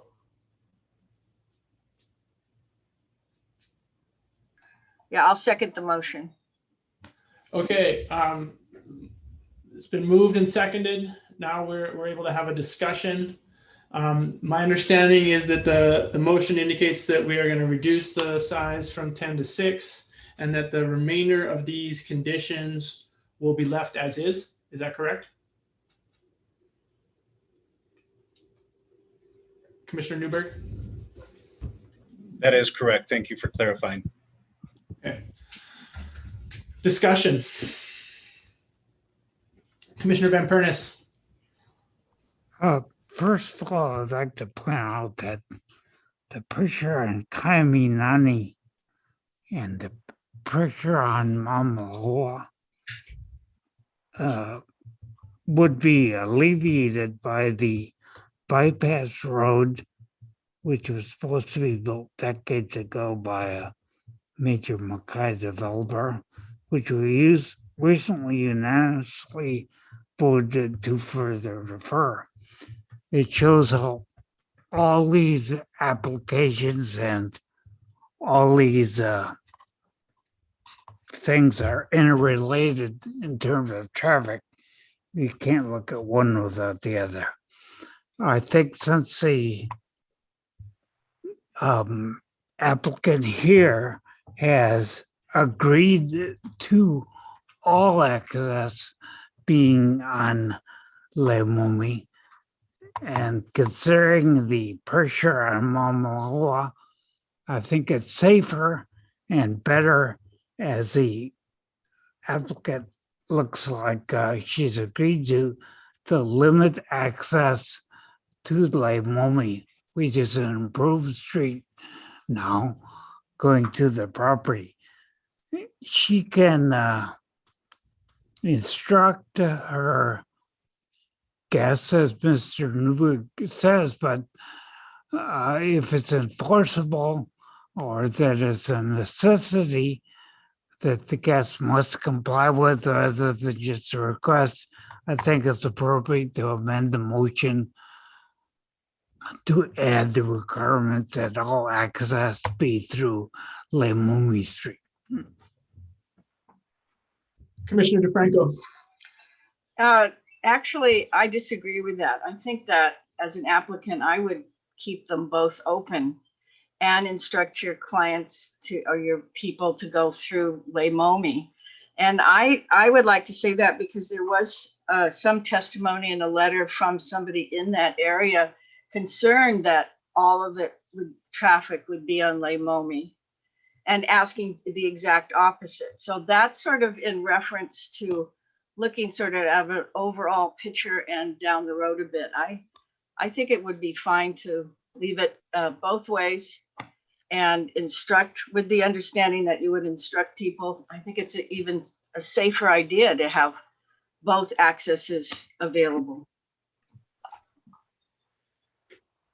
Commissioner Van Furnace? This is my district. I drive up and down Mamahoa all the time during rush hours and other times. And I would disagree that it's safer for a left-hand turn under this driveway is better than going on Lemoni Street. It's not safer in any respect. I know that personally, as the public does that drives on Mamalahoa. And since the applicant has agreed to that, I don't see why it can't be part of the motion. Thank you.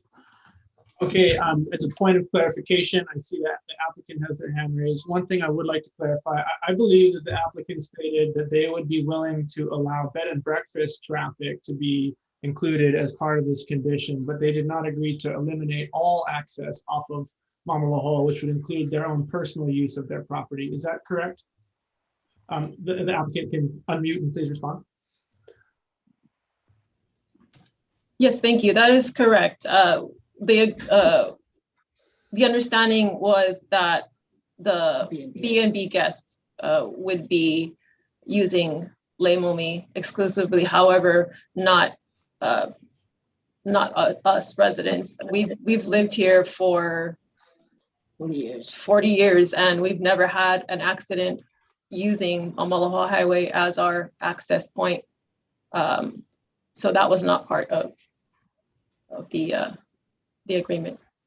Thank you. Yeah, that was my understanding as well from the testimony that was provided. And personally, I would be in support of Commissioner Van Pernis's recommendation up to the point where it limits the owners of the property from accessing their own personal property. I think that if the conditions were reflected to limit the B&B guests were required to use access off of Leimoni, I think that's providing a better example that will reduce turns off of Mamalahoa and reduce congestion while still allowing the owners to access as they traditionally have. And I don't think that needs to be reduced here because we're reviewing the bed and breakfast permit. And if what we're stating applies directly to the bed and breakfast permit, we could limit that access here and provide address that issue. Commissioner Van Pernis, I see you've got your hand raised. Yes, I would modify my motion to amend according to what the chair says, such that the limitation would be only a B&B guest to the use of Leimomi.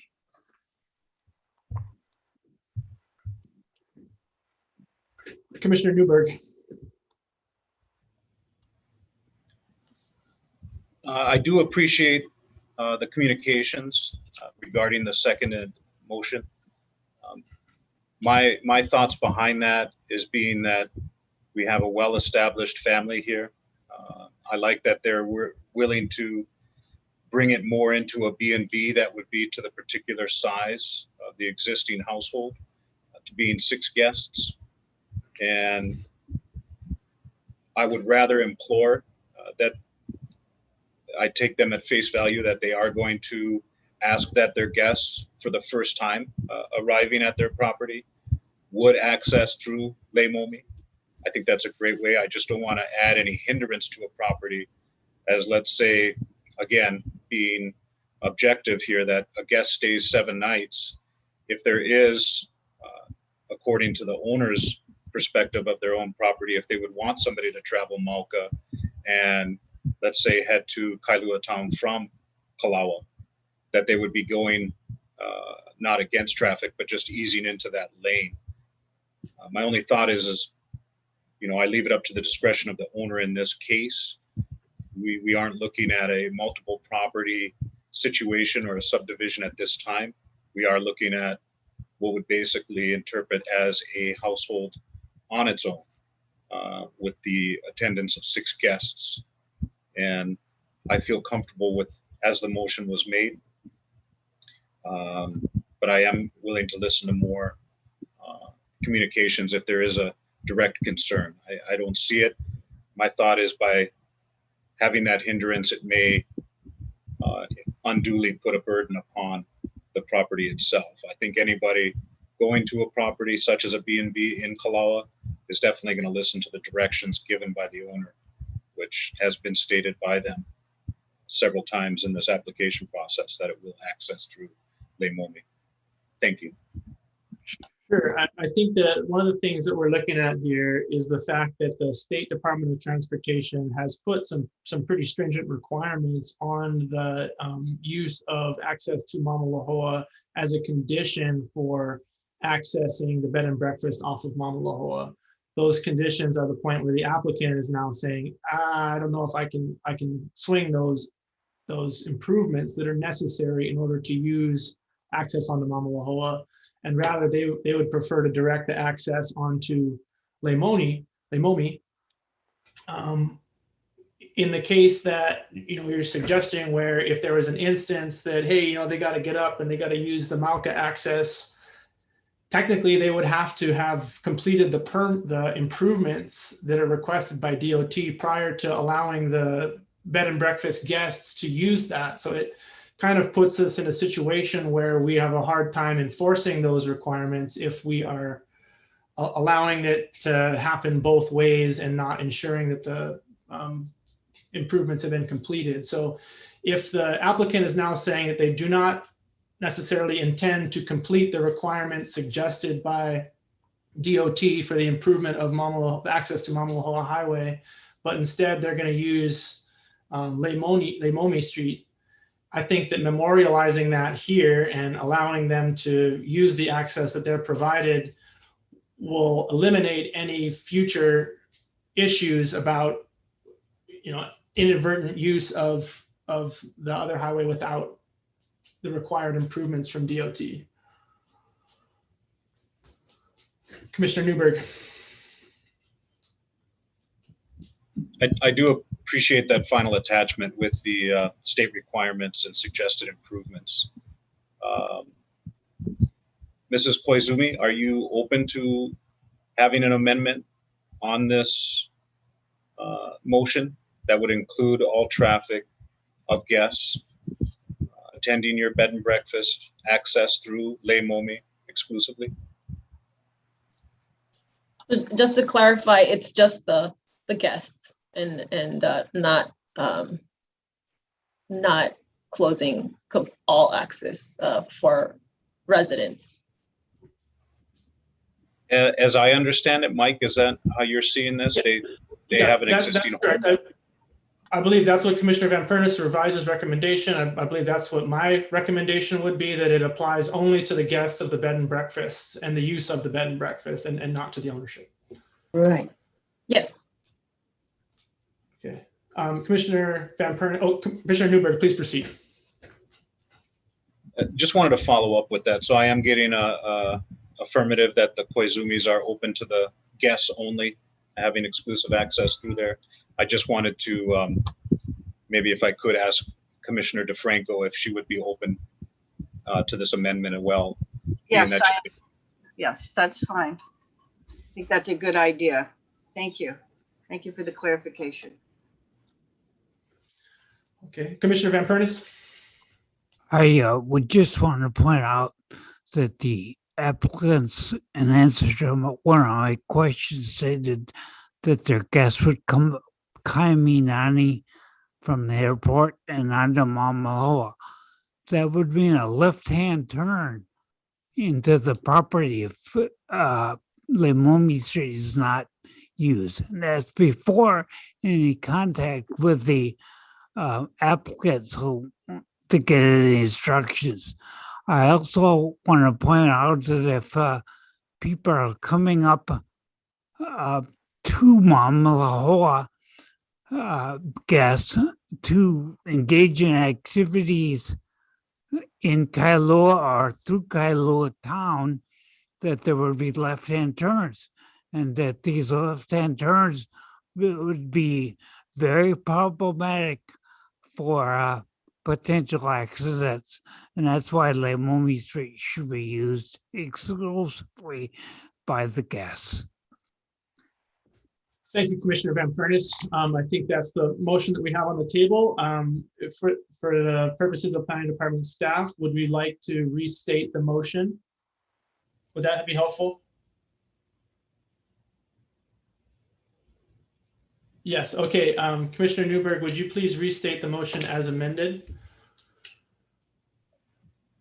Thank you, Chair. I would like to make a motion to approve the use permit application for application 21-000086, being that they limit their guests to 6 persons, comply with the 7 suggested recommendations on page 6, as well as using exclusive access for guests only on this property be by Leiloni Street.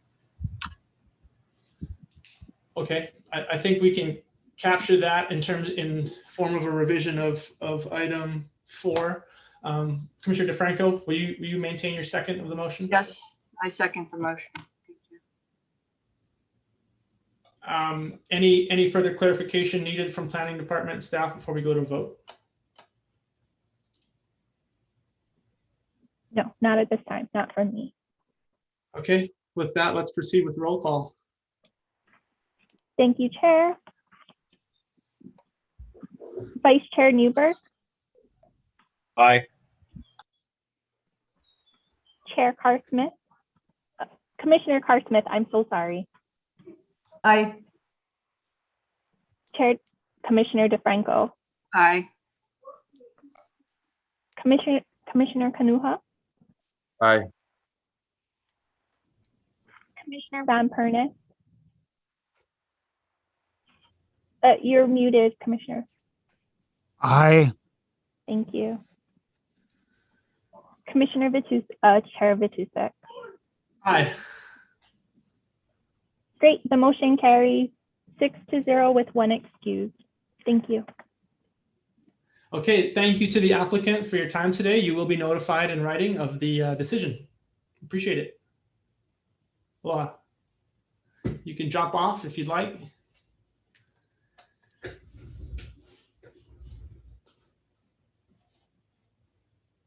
Okay, moving down to item number 2.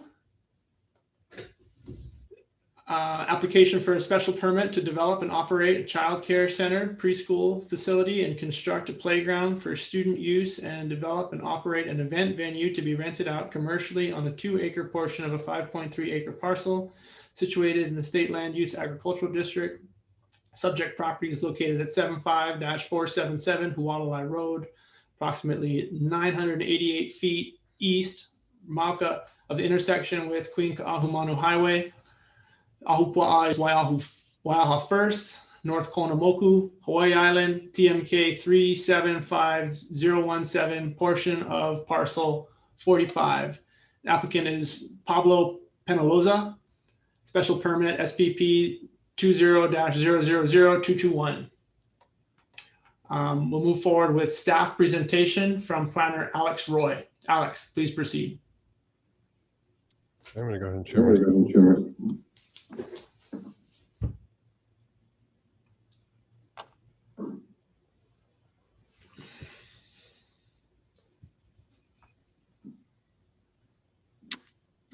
Okay, thank you, commissioners. Today I'll be presenting a special permit application by Pablo Penaloza. That's SPP 20-000221. Here's a location map of the subject parcel. In the red star, you can see that it's about it's east of Kaluakona and Mauka of Hawaii Belt Road, or Queen Kahumanu Highway. And it is located just south of Innovations Public Charter School. Here's a tax map of the site and the parcels outlined in red. So the access you see, which is actually referred to as Kakalina Extension. So I want to be very clear about that. There's a nearby Kakalina Street, and that is not the road we're talking about. This is Kakalina Extension. So the access to the property is off Hualalai Road, and along the applicants, you can see that this is a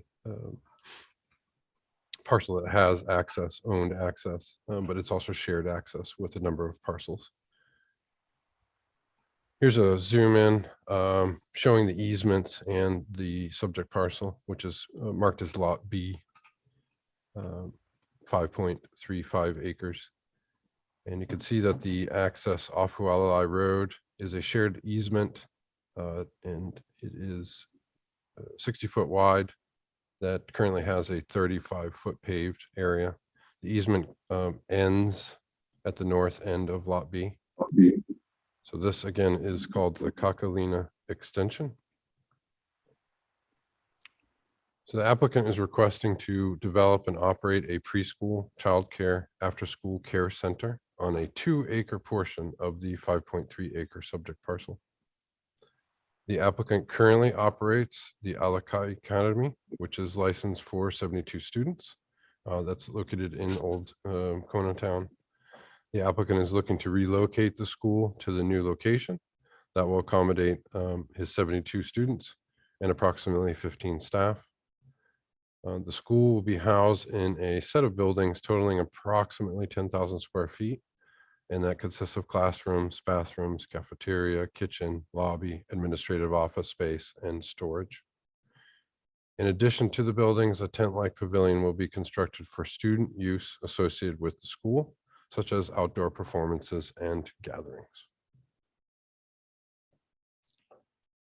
Here's a county zoning map of the subject parcel outlined in red. As you can see, the subject parcel and a number of surrounding parcels are within agricultural 5A or 5 acre. South of the subject parcel is agricultural 1 acre. Take note of the subdivision of RS 15 that's located kind of northeast of the subject parcel. It's probably about 500 feet.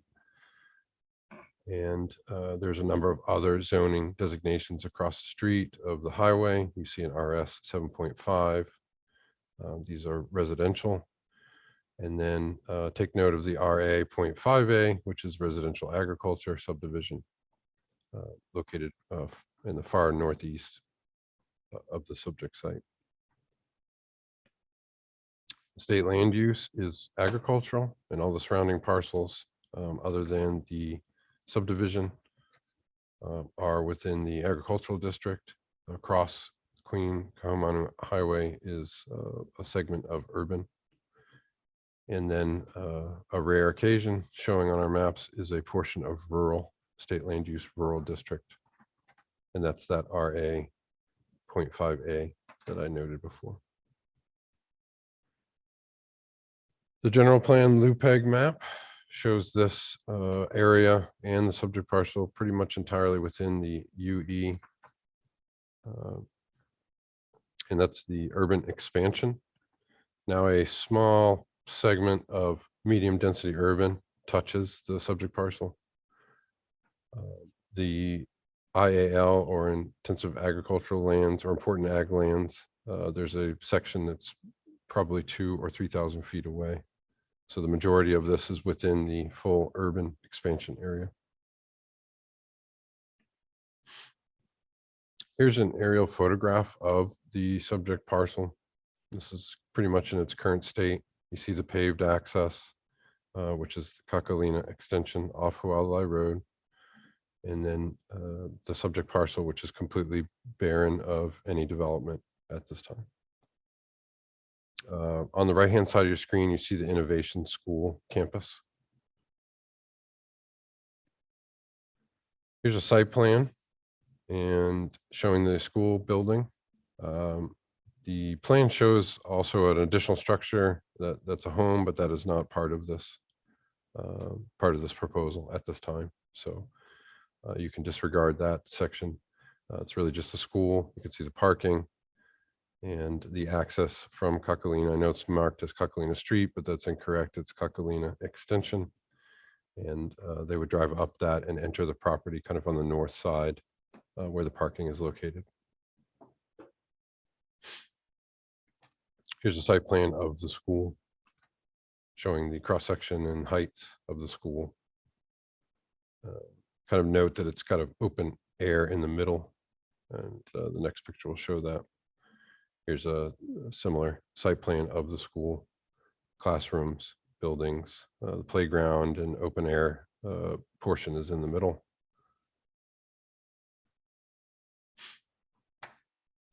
Here's a site photograph taken by myself when I visited the site. And you can see that it's completely barren of any development whatsoever. It is fenced in, but there is no development at this time. Here's the Kakalina extension. So this is looking towards, the subject property will be on your left. This is looking towards their entrance.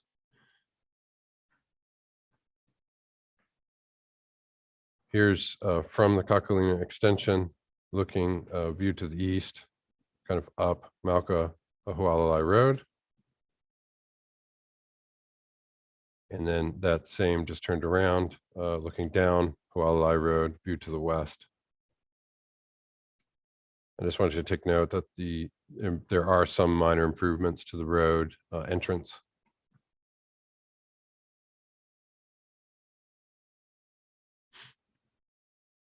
And then here is the entrance from Hualalai Road looking up Kakalina Extension.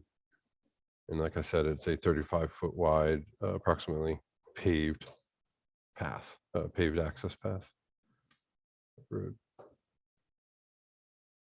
So at this time, the director's recommendation for SPP 20-000221 is approval with the stated conditions.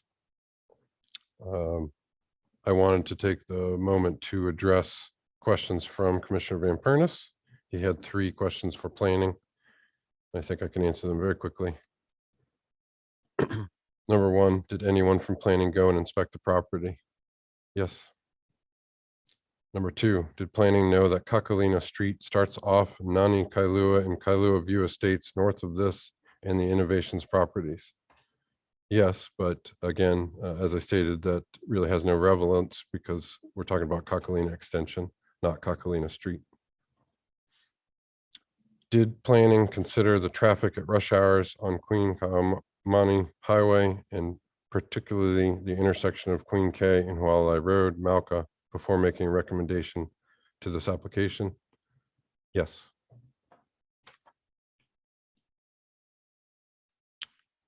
So I'll end my presentation and would happily take questions from the commissioners. Commissioner Van Pernis. Yes, could you read and answer all of the first question rather than just the first half as you did?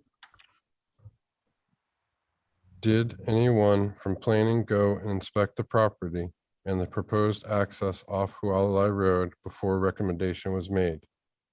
Yes. Thank you.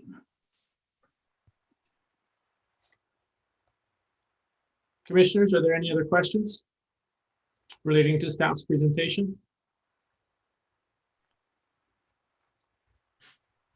Commissioner Carr-Smith? Yeah, thank you. I just written down a few things when I was reading the background report. It said that Department of Health Wastewater Division had no comment due to not enough information. What does that mean, Alex? I'm not sure. Maybe they didn't have enough information on the size of the building. I don't know. It's not really clear why they were unable to comment. They were provided the plans. They were provided the number of students. They were provided the location. So I can't speak to another agencies. Yeah. Yeah, unfortunately. Sorry. Okay, so there's no follow-up required on the. No, there was no part. comments. I mean, the applicant has stated that they'll be doing an individual wastewater system to accommodate, which would of course have to be permitted and approved by Department of Health. Right. Okay. there's been a lot of information with these three applications, so excuse me if I'm being repetitive or whatever. But they asked for the opportunity to have extra events at the property as well, and possibly a liquor license would be required. I was a little concerned and confused about having such a thing at a school. I think I could speak to that. In the beginning, Mr. Penaloza had a number of ideas, which is typical for these kind of projects, but has since reduced that use to focus on the school. The extra activities, and he'll be able to kind of expand on that, which which would essentially modify the recommendation. But the idea is to build the school, build a playground for school, and activities that are typical for a school would be conducted, but the extra activities, it doesn't appear that that's being pursued at this time. But I think Mr. Penaloza will be able to expand on that during his portion of the discussion. Thank you, Alex. Yep. Commissioners, any other questions of planning department staff? Okay, I have a question regarding the sewer. Seeing that there is no sewer, is there an indication of any planning for sewer to serve this area? It wasn't indicated to me that there's any future plans for bringing sewerage up, say, Hualalai Road. This Kakalina extension is private property and easement, so there was nothing indicated to me of any future. What is the closest sewer connection? Is that on Kahumana? I think it would be Queen K Highway. So it's not really close to the site. You know if Innovations Public Charge School is on individual wastewater system? I'm sorry, I'd have to defer to my manager on that question.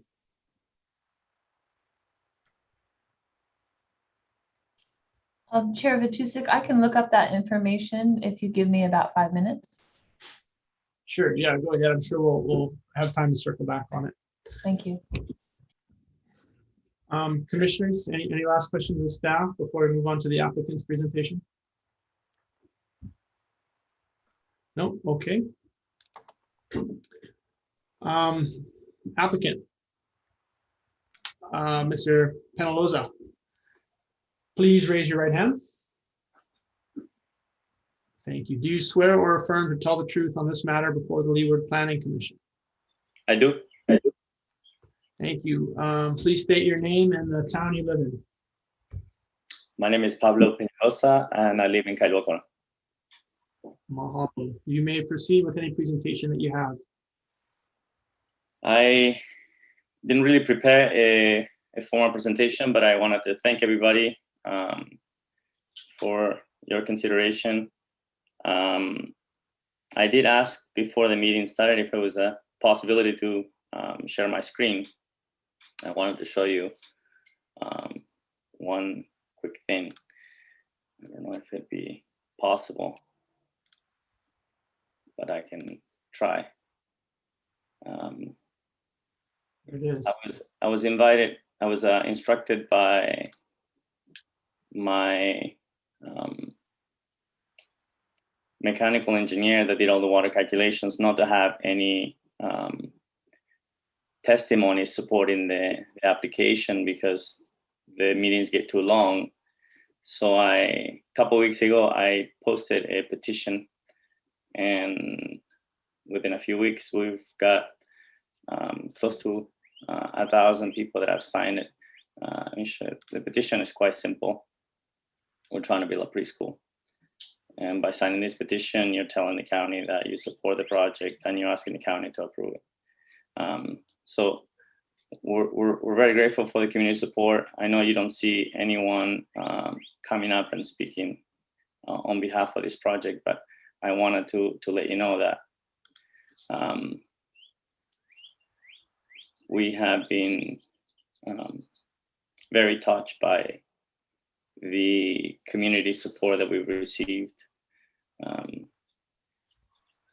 I'll speak a little bit regarding the project. Yeah, initially I thought it's a big undertaking to build this building, and knowing the school operates Monday through Friday within school hours, I knew that it was going to be times during the day and the weekends when the school was not going to be in use, and I thought maybe I could use the space to accommodate community events, or perhaps do birthday party for the kids or something like that. It was never in my mind that there was going to be any kind of activity that required a liquor license per se, but it was my thought that we could take advantage of the building. But as that we started through this project, and we became aware of the major limitation was regarding water. Water availability to build the school wasn't there, let alone to support additional projects or additional activities outside of the school. So we concentrated all of our efforts exclusively on the school, and I withdrew the portion of the application that was requesting rights to do the event activities or anything outside of the school operations, just because I wanted to allocate those water resources to the school. Anything beyond that was just getting in the way of the application getting approved. But we're excited. We've been operating our preschool since 2014. We started out with 4 teachers and 2 students. One of them was my 2-year-old son at the time. And with a lot of work and effort over the years, we've been able to grow the preschool. We have full enrollment. So we're close to the capacity of 72 students. We have about 12 employees at this time. And the community has responded very well. We're excited with the program that we've been able to develop, and we hope to expand it and enrich it by having our own facility. Right now, I'm in the all industrial, and although that place has been wonderful for us in terms of allowing us a chance to get started and to develop the program, it's got its shortcomings.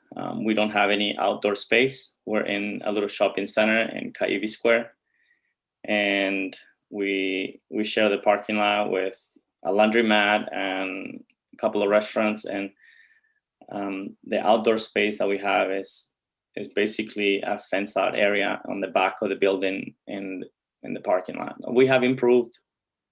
We fenced it out. We put level flooring, and we put artificial grass and shades and everything, but nevertheless, very, very limited space, outdoor space that the kids need.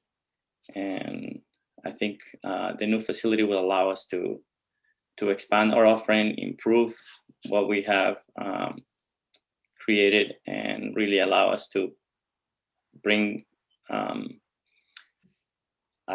richer and more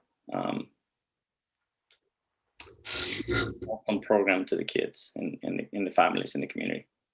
So that's why we wanted to do it. It's been two years ago, maybe a little more than that, we bought this piece of property, and we've been trying to, since then, put together this application. Happy to answer any questions you may have. Thank you very much, Mr. Penalza. Really appreciate your presentation. Commissioner DeFranco, please go ahead. Thank you, Chair. Yes, Mr. Penalza, I was also wondering a little bit about and concerned about the idea of renting the space for other venues. So you've taken that out of the application then, is that my understanding? Yes. So you would just use it specifically for fundraising events for your school, something like that? It would only be for school-related activities, nothing else. The original application included things like allowing community to use the space for classes, whether it be a yoga class or somebody wanted to teach ukulele after hours or things like that. It also had plans to rent out the playground for birthday parties, and I had included a couple of the things that I wanted to put in to use the space outside of the school hours. But I withdrew all that. If we ever get the water resources and we can structure this differently, we might bring it up again in the future. But at this point, I just want to get the school approved, and that's all we're going to do. But, keeping it open for educational classes, for extracurricular activity, maybe in the future would be something that you would do. Yeah, I would consider it if we ever get the resources to do those kind of projects.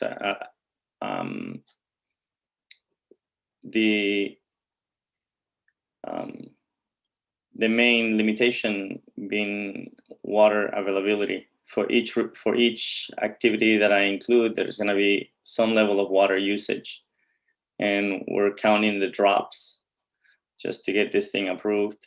And for me to expand beyond the preschool at this point, it's going to hinder our ability to even run the school with the amount of water that it's available for our property. Well, I appreciate your commitment to our Keiki. Thank you. Thank you. Commissioner Van Furnace. Yes, having been to the property, I have several questions that the staff has that they can answer. And I would point out that the question 11 refers to the road shoulders, not showers. So I would ask that my questions be read as in the previous application. Chair, I can proceed whenever. Please do. Okay. Yep. Okay, Mr. Penaloza, so these are questions for you from Commissioner Van Pernis. So I'll ask the question and then you can go ahead and try to answer. So Mr. Penaloza, your application refers to future Cocalina Street. Isn't Cocalina Street in Kailua View Estates with access from? Let me stop you there. Yes, thank you. Sorry. Yeah, I'll stop you there. Again, as specified by Mr. Roy, the application refers to, erroneously refers to Cocalina Street in the maps. We're discussing Cocalina Extension. So we'd like to think that there's no reference on that one. Okay, I figured it would be a waste of everybody's time to talk about a different road that has no bearing on this. Yep, Commissioner Van Pernis. If the full question could be read, you'll see it refers to the, not just to that, Cocalina Street. It appears that Cocalina Street in Kailua Estates can go through the Cocalina extension. And in fact, it's anticipated that will happen at some point. So the question referring to whether or not the future extension of Cocalina Street to the Cocalina extension, is that the question? That's the question.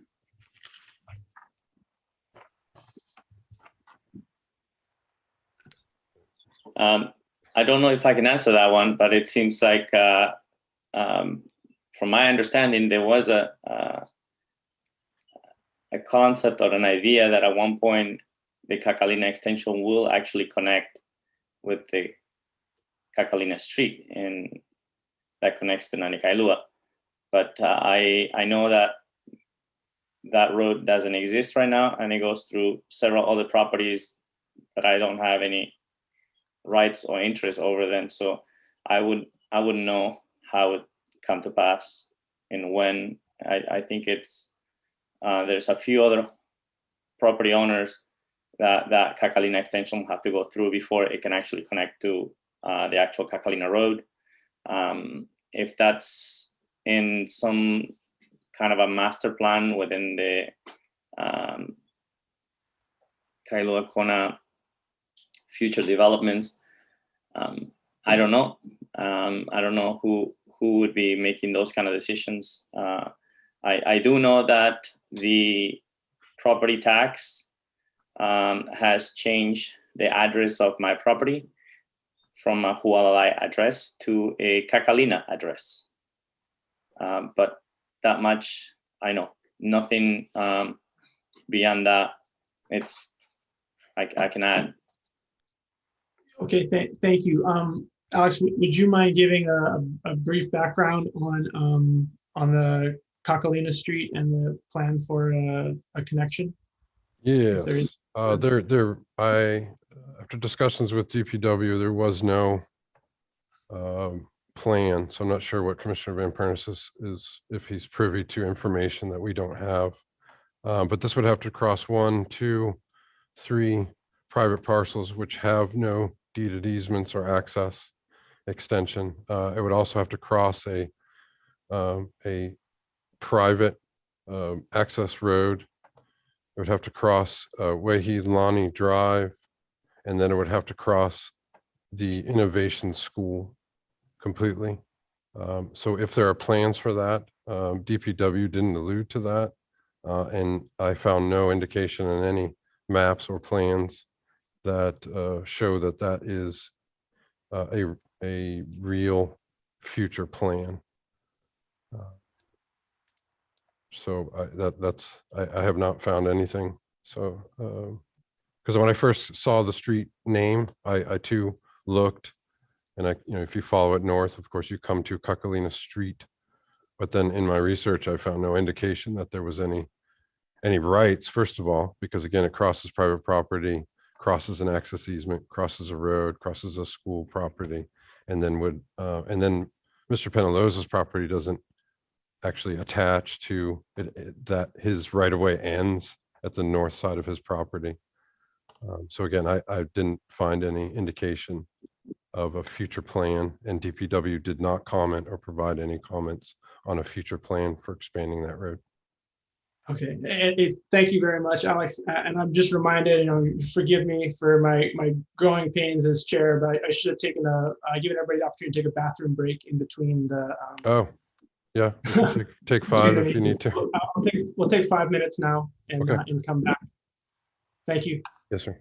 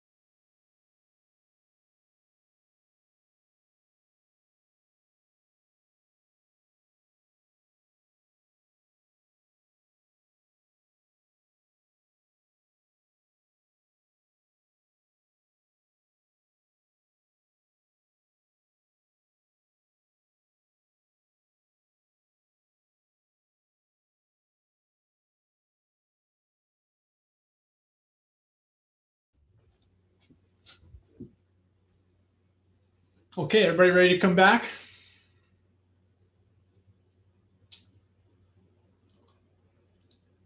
Right on. Sorry about that.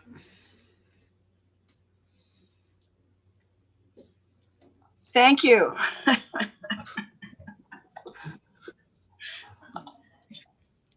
And hey, anybody, feel free to stop me and let me know if there's a need. Again, apologize. I'll definitely try to get that situated better next time. Commissioner Van Pernis, do you feel as though the discussion has adequately addressed the concerns that are raised in your first two questions? I'd like to point out that it is my information that the intervening properties are in an urban expansion area, and that Kakalina Street from Kailuvia Estates would be extended only when those properties seek zoning, and that's not under the control of this applicant. So I would take away question number 2, and I'm satisfied with the testimony so far. And I would ask that my additional questions be read that don't concern that Kakalina Street extension. Sure, please. Mr. Roy, please proceed. Okay. Question number 3, skipping 2. To preface, Mr. Van Pernis, or Commissioner Van Pernis said these may be questions for the traffic study consultant, but here you go, Mr. Penaloza. Is he back on? Oh yeah, okay. Yeah. Hold on, is the traffic consultant available to answer questions? No, my engineer is not on the call. He's not. Okay. Go ahead, Alex. All right. There's more than 350 properties along Hualalai Road and in subdivisions that have access to and from it. There's also traffic on Hualalai Road from around Hualoa and Point South, and also a rush hour traffic from Queen K Highway that uses Hualalai Road to try to get around the traffic jam near Laco Street on the Queen K, past its intersection with Hualalai down to Henry Street. There's also traffic on Kakalina and Kailua View Estates. During rush hours morning and afternoon, the biggest traffic jam is in Kona in this area on the Queen K, with stopped traffic that emergency vehicles can't even get through, including the Queen K and Hualalai intersection. Were all these intersections, streets, highways, and traffic jams studied and considered in the traffic study?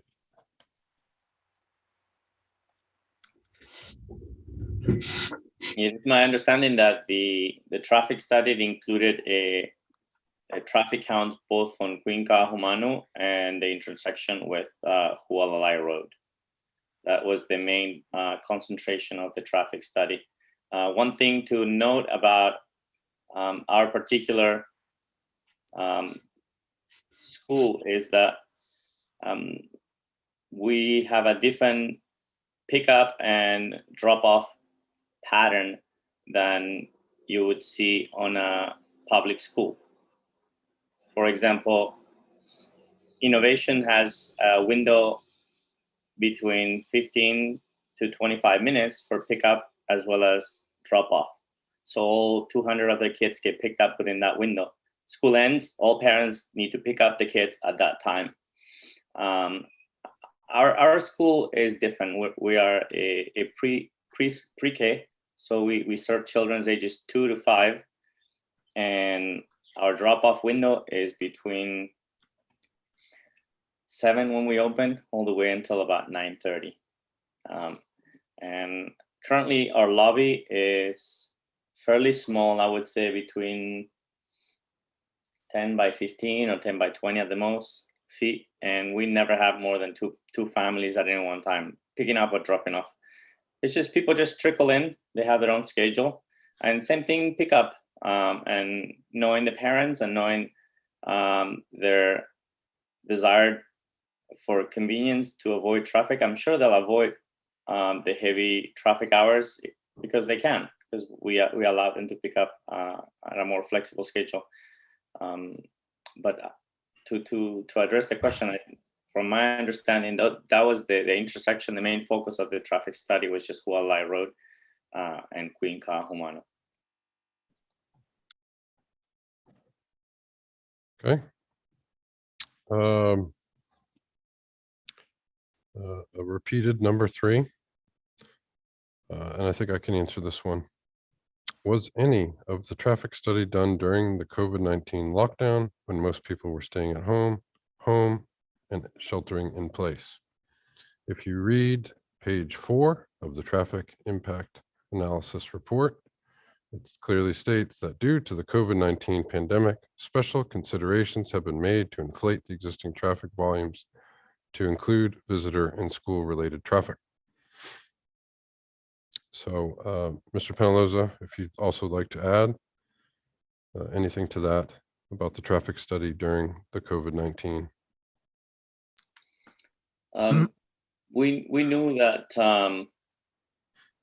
the traffic was not at a normal pattern at the time we were getting ready to work on this application.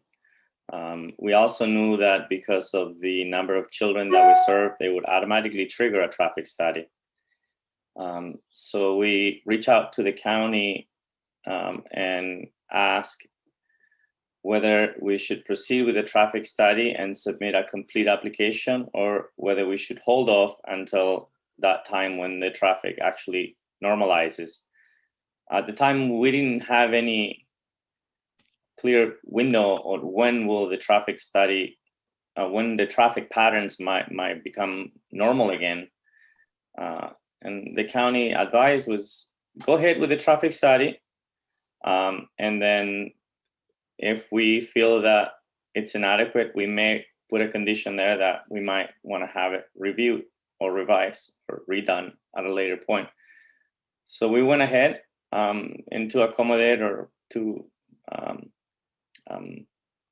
account for the lower volumes, the engineer that did the traffic study basically inflated the numbers to create a more realistic scenario, but it's just a scenario. The counts were much lower than what the traffic study shows, but he purposely bumped up all the numbers to give you a more realistic picture. Could I ask a couple follow-up questions, Mr. Chair? Go ahead. Wasn't the traffic study done in February of 2020?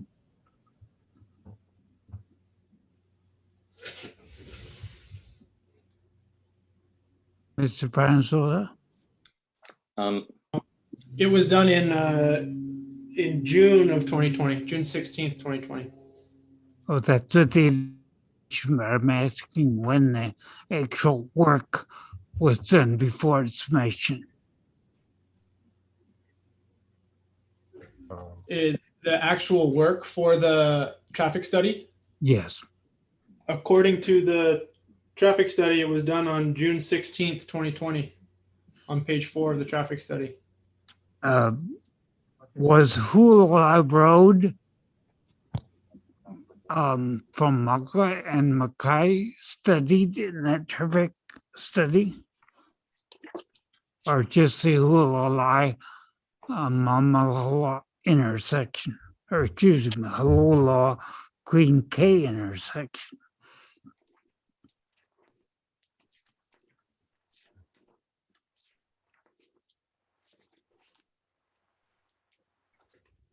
Mr. Penzola?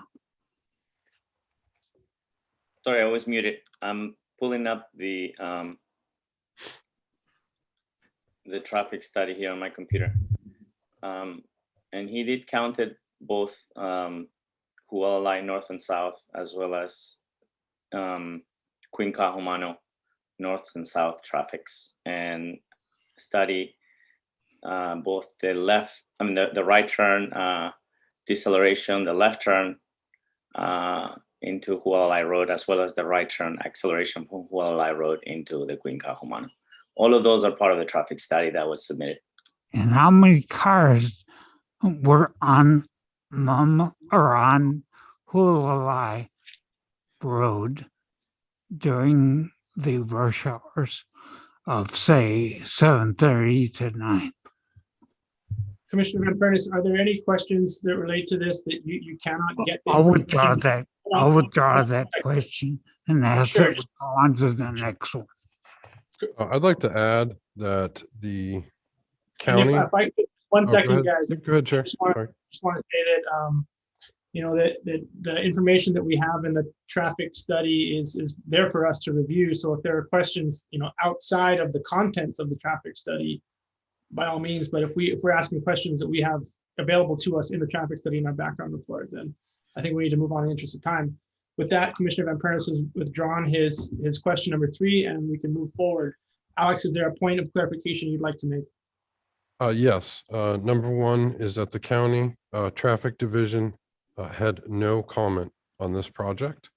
And number 2, the state of Hawaii Department of Transportation provided a letter, said that the proposed project does not appear to significantly impact the state highway system.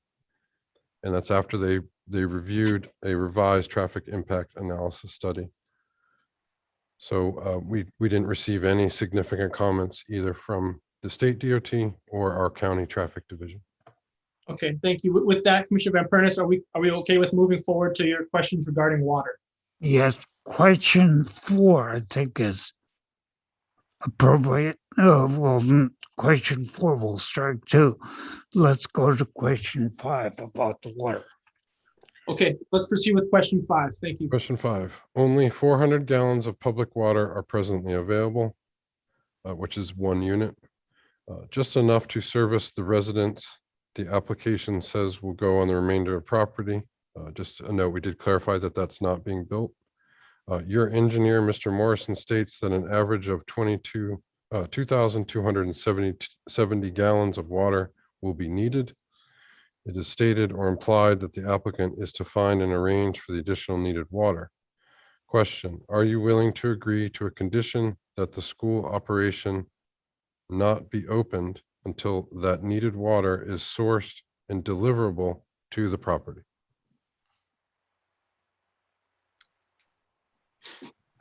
Yeah,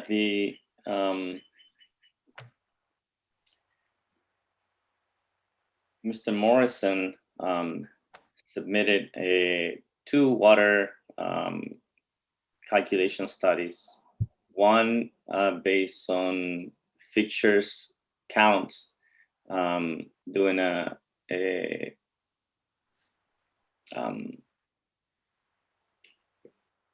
basic calculation, which indicated that level of water consumption needed. And then he actually looked at actual consumption rate water at our facility. When he showed me those numbers, I knew something was a little off because I knew our water bill at our current facility we didn't use that much water at our current facility. So we average around 375 gallons to 350 gallons a month. I mean, per day on a monthly, over the month, we average around that. So there's a number of reasons for that. One, we don't really have landscape at our current facility. It's all cement and concrete around us. 2, it seems like a lot of kids. The fact that we have, 70 children at the school, but you need to take into consideration that roughly a third of our student body is on diapers. So they're not using the toilet as much as you would expect some of the other older kids do.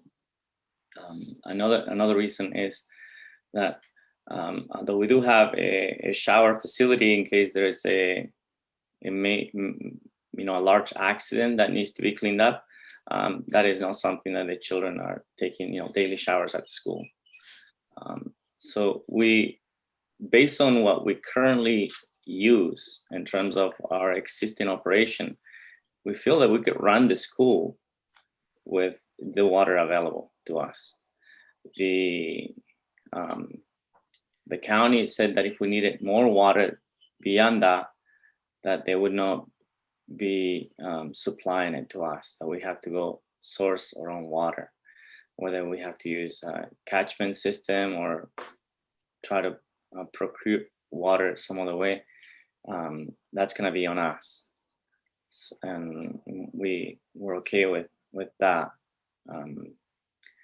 But I think we can begin the project and open the school from day one based on the water available to us at this time. I ask a couple of follow-up questions. Go ahead. Well, nevertheless, your application to Mr. Morrison says you need over 2,000 gallons of water a month. And you have 15 adults that you're referring to in the application, teachers, etc. And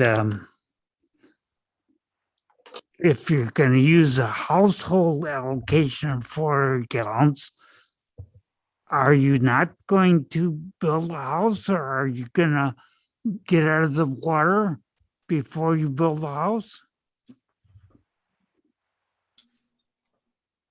Yeah, with regard, I might say that I believe that's been addressed so far, that the house is not in any plans at the moment. What we're reviewing is the school. Mr. Penaloza believes they can operate within the 400-gallon limit of the school.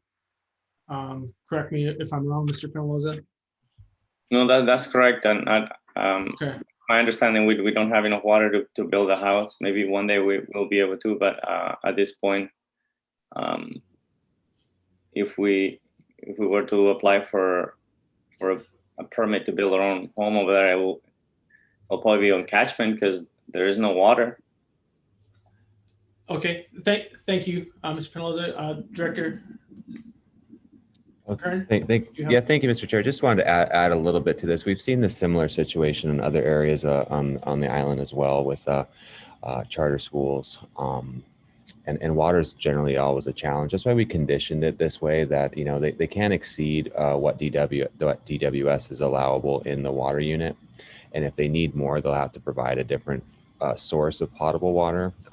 We have other schools that truck in water to provide that, so it is potable. And then as far as landscaping and irrigation, they could use a catchment system. So the conditions were made in a manner to have that flexibility, but to maintain the purpose of that one, to maintain the DWS system and also to have potable water for the students. We thought that might be helpful for the conversation. Is the issue just the water commitment for the property, or is the issue the amount of wet stuff coming through the pipe? It's actually related to the zoning. DWS has said that because it's like 1 unit per parcel, so they have only allowable 1 unit. So it's a water commitment issue like pertaining to the zoning, establishing one unit, not an actual limitation on actual water coming through the pipe. Exactly. That's correct. Commissioner Van Pernis. Yes, we can move on to the next question. Yes. Okay. Are we on condition 6 now? 6, although, okay, I'll read it out. The application says that you operate will involve, I'm sorry, the verbiage here is a little bit. The application says that your operation will involve up to 87 people. So it's 72 children, 15 adults, which to me means 87 cars. During the morning and afternoon rush hours, turning from substandard Hualalai Road, turning onto what your application refers to as future Kaka Aina Road. And then actually, you know what, Alex, let me stop you there again. I apologize. Just reading the same time you are. The question that comes after the end of this is, will you be willing to limit conditions and such as other events? And that's already been established that the applicant's willing to limit future events. Okay. So Mr. Van Pernis, would you be okay with moving forward on that? If the applicant has agreed to limit events as I request already, then I can withdraw that question and we can go on to number 7. Okay, yeah, the applicant has stated they're withdrawing events from the application, so we'll go on to number 7. So number 7, the planning department in its proposed condition 7 requires construction of the proposed development within 5 years of the issuance of the special use permit. In proposed condition 15 refers to the possibility of unspecified extension of time with the conditions at the sole discretion of the planning director if you apply for it. Instead of those 2 proposed conditions, would you agree to 1 condition for completion of construction of the school operation within 10 years from the issuance of the permit, with the permit expiring if there's no construction finished in those 10 years? In other words, a 10-year sunset provision. This would bring more certainty to the project instead of an application and the future discretion of the director, whomever that may be. Sure, I would. I mean, I hope we be able to have a campus in the next couple of years.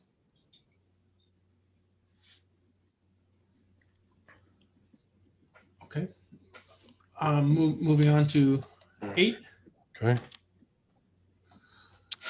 Who owns and maintains the paved portion of Kakalina Extension from Innovations past this property to Halalai?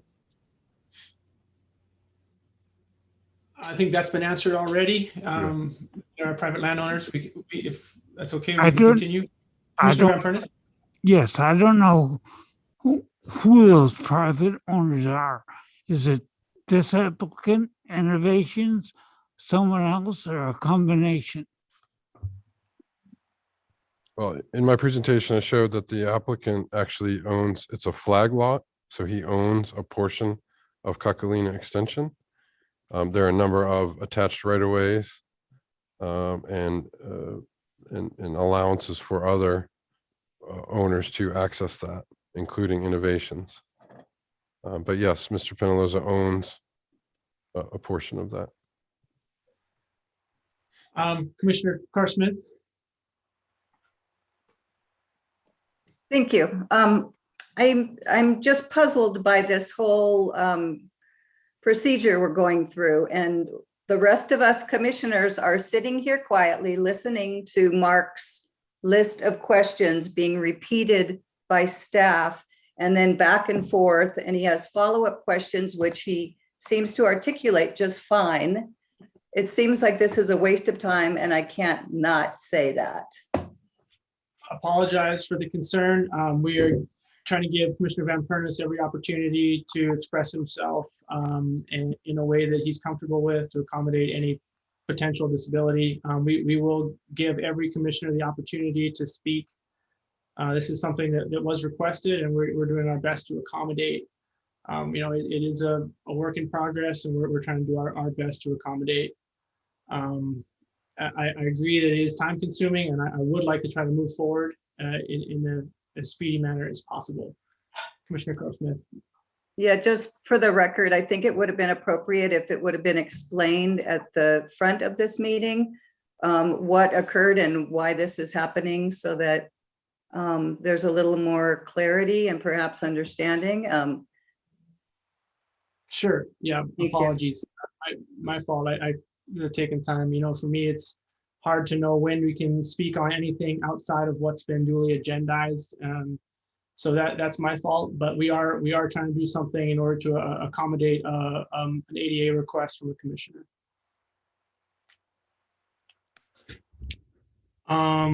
Commissioner DeFranco. Yeah, I'm just going to have to support Nancy on this, as much as I understand that we're in a difficult situation.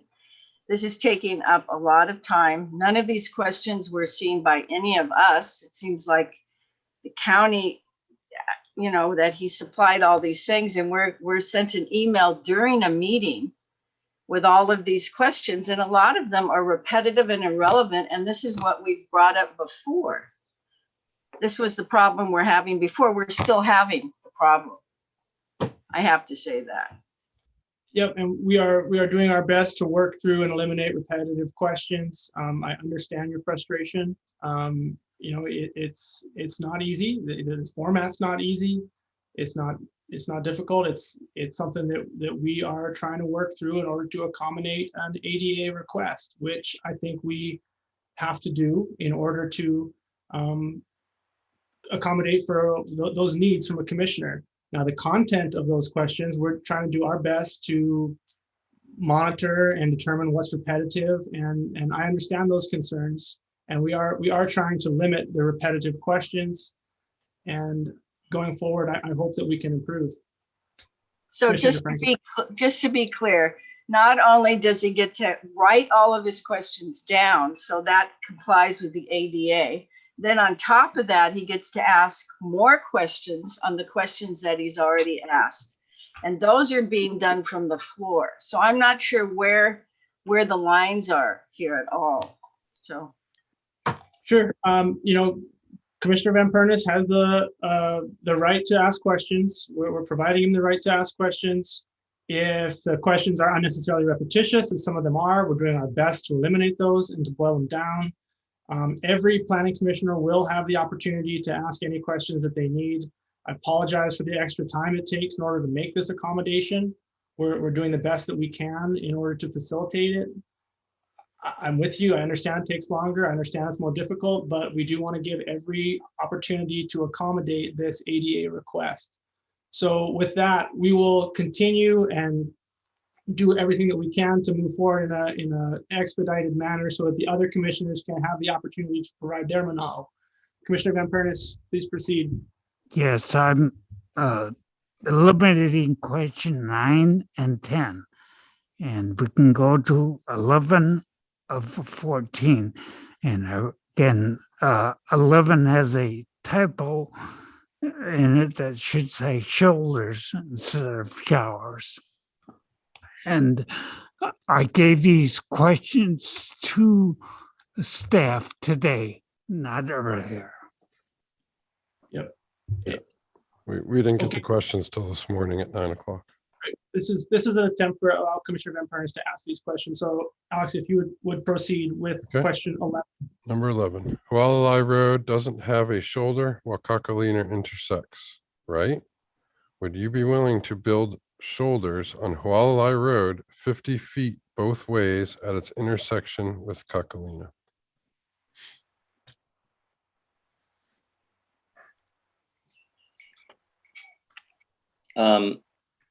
Would I be willing to build shoulders 50 feet wide both ways at the intersection of Kakalina and Hualalai Road? Is that the question? That is the question. Not 50 feet wide, just shoulders as DOT may require. I understand that they looked at my application and they didn't think those improvements were required. They certainly were not asked of me. And so it's totally okay for you to say that you would not be willing to do that. I would not at this point. No. Okay. Number 12. Okay. There are curves on Hualalai Road both above and below its intersection with Kakalina, correct? I would never strike that one as irrelevant. We'll move on to 13. The Kakalina Hualalai intersection is not very visible from Hualalai Road, both above and below that intersection, correct? Would you be willing to install turn lanes on Hualalai Road? Okay, you're welcome to answer the question in the same way as you did the last time. No. Okay, moving on to question 14. Last question. Would you be opposed to a site visit by the Planning Commission here During a rush hour, say 4:30 or so, is the afternoon involving Queen K, Hualalai Road, both ends of Kakalina Street and this property? No, the county is welcome to conduct any visits whenever they want. Okay, thank you. Are there any further questions from Commissioner Van Furnace? Comments, but no further questions. Okay. Any other commissioners?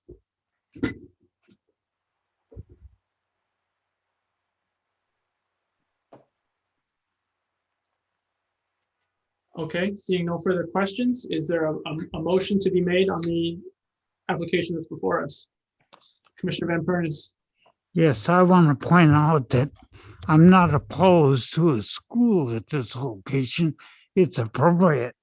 But I do think all the facts concerning what special conditions should be added, particularly in regards to traffic, are not presented to us adequately.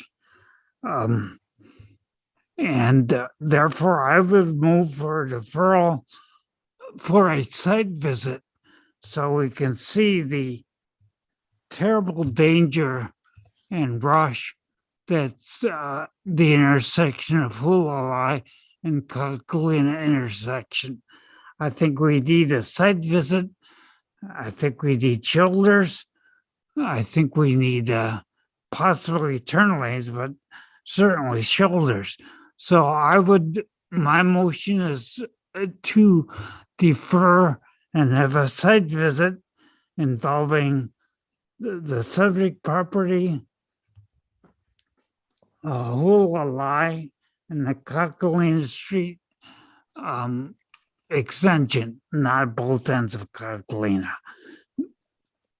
Okay, And I think that the applicant has indicated he's not opposed.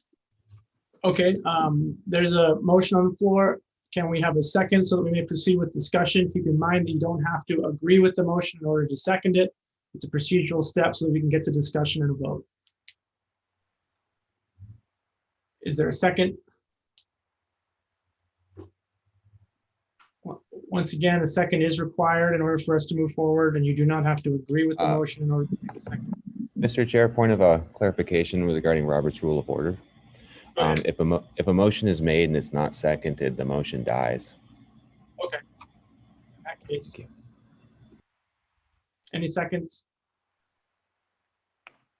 Okay, seeing none, moving forward with a second, another motion. Commissioner Carr-Smith. Thank you.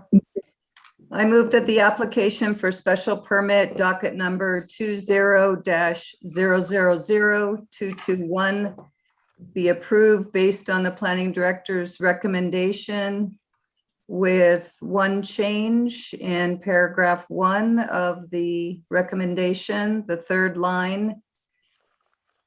After for student use, delete the words "and to develop and operate an event venue to be rented commercially," period. So those words are deleted and the sentence carries on, which shall be adopted.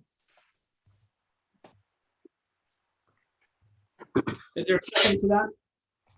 Second. Second by Commissioner Kanuha. Discussion? Commissioner Van Furnace? I've been to the property on both public roads. I don't know whether any of the rest of you have. I've driven up and down Hulai Road for 27 years when I lived there.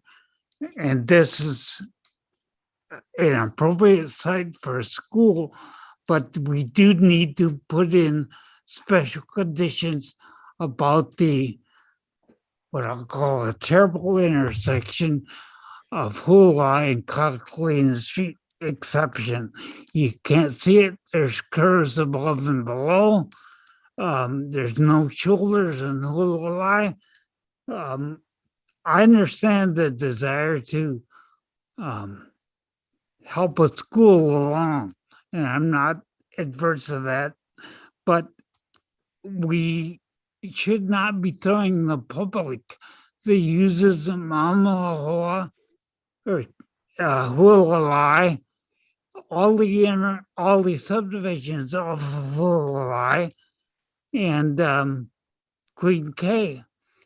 We should not throw that part of the public under the bus in favor of the school.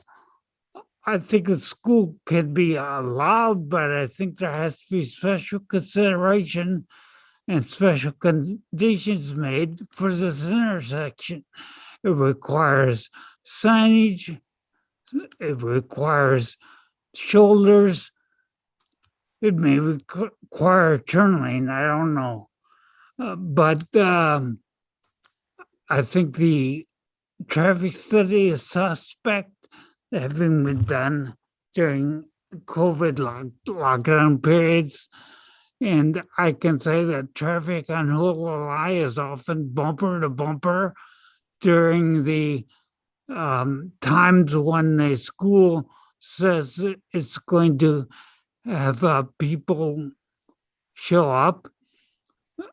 I point out that Innovations has two accesses, one off Kakalina and one off Queen K.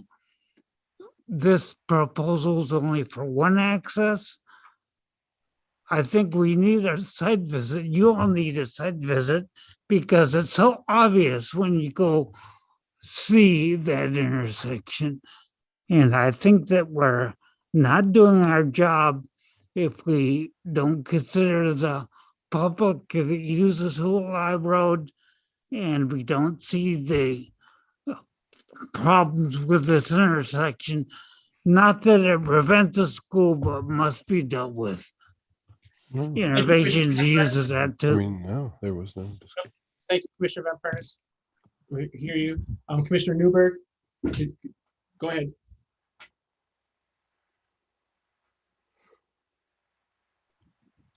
Thank you, Chair. Having driven Hualalai Road within the last 2 weeks, just wanted to comment that I'll be supporting this motion and that I also trust the professionals that put together these background reports. I would like to commend folks that try to put forward these projects. I believe it'll be a better use of space where the new location will be on Hualalai Road as compared to Old Industrial. Thank you. Thank you, Commissioner Newberg. Commissioners, any other item discussion? Commissioner Carr-Smith? Yeah, I agree with what Max just said. I support the idea of this preschool. Thank you, Mr. Penaloza, for doing this. I think it's insulting for any commissioners to accuse other commissioners of not knowing where this project is and what the situation is like around there. I believe condition number 8 states that the applicant needs to abide by whatever DPW requires in terms of access. So I'm comfortable with proceeding. Thank you. Okay, are there any other questions or comments? Okay, seeing none, let's proceed with roll call.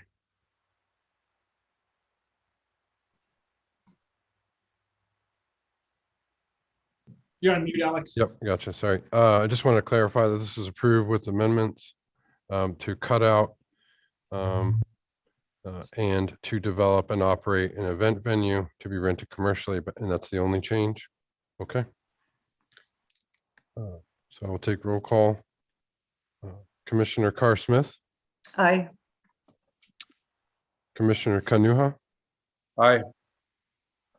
Commissioner DeFranco, Aye. Commissioner Vice Chair Newberg, Aye. Commissioner Van Pernis, Without appropriate additional conditions, my vote is no. And Faith is, and then Chair Matusek. Aye. Motion carries 5-1. Thank you, Mr. Penaloza. We appreciate your time. You will be notified of the decision in writing. Thank you very much.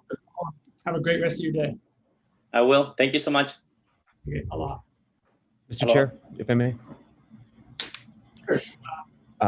I'm just going to let you know, I'm going to be stepping away. Maya will be cutting me out. I'll be recusing myself from the next item, and I'll come back for administrative matters. They'll let me know. So see you in a while. Thanks. Thank you all. Everybody else, would you like to take another 5-minute recess? Okay, let's take a 5-minute recess. We're back at 1:01. Thank you. Aloha.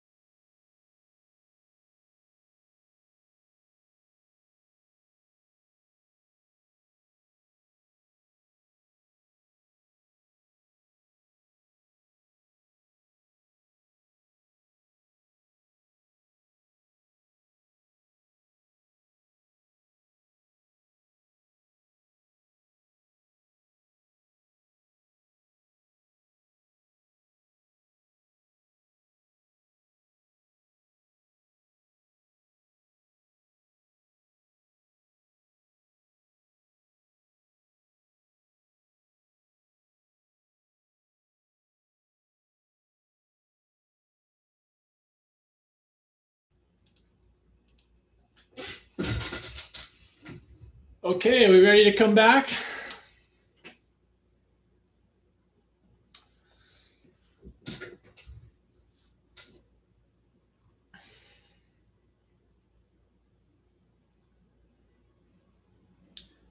I guess, let's see, a question that I have for everybody. Everybody would like to take a lunch break? Is that something that we should be doing here, Jeff? You're my union rules guy. That's your call, my friend. I'm going to defer to the chair. Okay, I'll ask my fellow commissioners, everybody like to take a lunch break, or we want to move forward and try to get this done? Okay, I guess I'm inclined to just keep pressing. Let's do it. Let's try to get this done. Okay, next up, we have everybody back. Commissioner Newberg? Not back yet. Okay, we'll wait for Commissioner Newberg.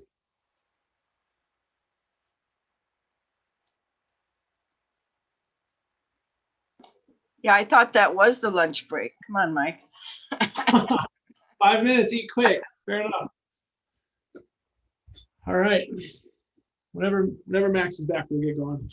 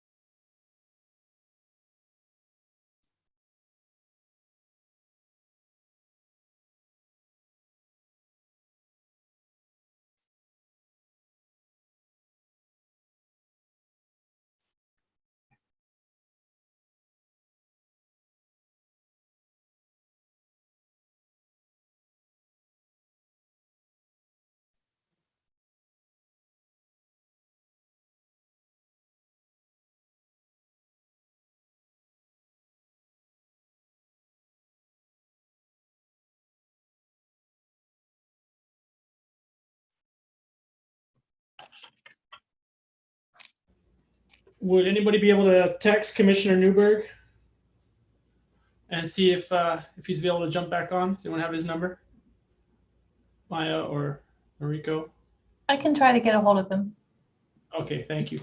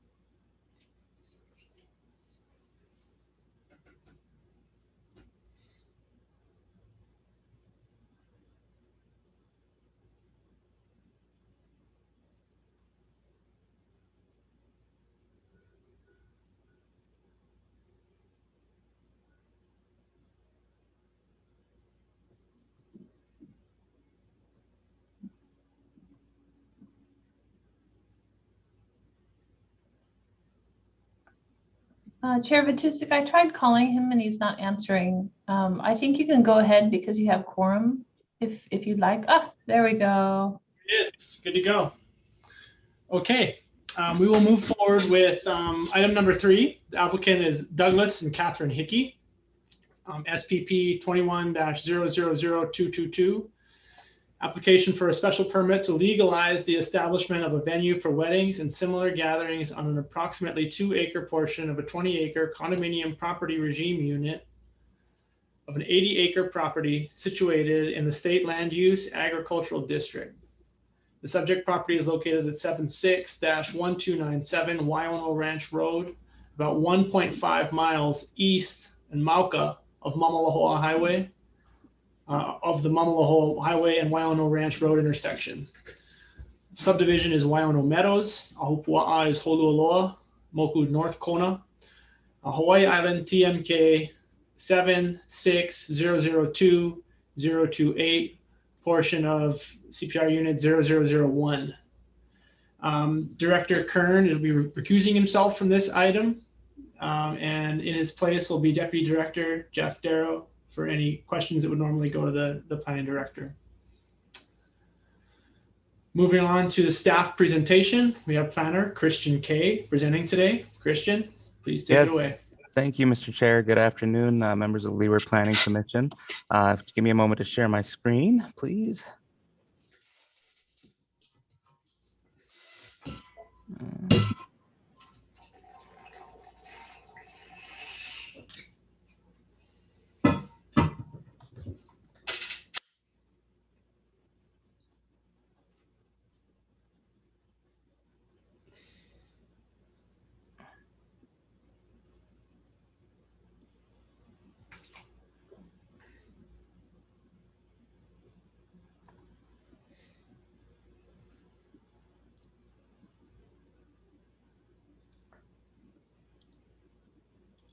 All right, can everybody see the screen now? Yes. Okay, great, thank you. As the chair stated, this is an application for a special permit. The subject parcel is located in the Holualoa area of North Kona District of Hawaii Island. The subject parcel takes access off of Wyono Ranch Road, which is located roughly here if you follow my cursor. For reference, we've got Mamalahoa Highway running north-south through the slide, and the area indicated as Sunshower Farms is roughly the location of the 20-acre CPR Unit 1 within the subject property that is the subject of the special permit application request. Here's the current tax map for the subject property and surrounding properties. This is, again, subject property outlined in red here. It's an 80-acre parcel, and it's one of 10 lots within the Wyono Meadows subdivision. There is a lot of discussion in the recommendation about the roadway. So I just wanted to point out this roadway lot here, again, following my cursor, is roadway lot 11. It's a 80-foot wide roadway lot, totaling about 18.252 acres. And all the subject property and the other properties within the Wyono Meadows subdivision have easement rights over the roadway, which is indicated as easement 13. There was some question as to the fee ownership of the roadway. In our report, we had it as Wyono Meadows Ranch Limited. Unfortunately, our real property tax division doesn't keep up-to-date records on private roadways because they're not taxed. We were made aware of the change in ownership by both the applicant as well as a neighbor who provided us a quitclaim deed, which indicates the current fee ownership of the underlying roadway lot is the Gold International LLC. I'm sorry if I didn't catch the rest of the name, but just wanted to point that out. The applicants are requesting a special permit to legitimize the establishment of a venue for weddings and similar gatherings on an approximately 2-acre portion of the 20-acre CPR unit of an 80-acre property situated in the state land use agricultural district, consisting of the following components. The applicants propose to construct a new 3,000 square foot event venue structure situated south of the existing farm dwelling.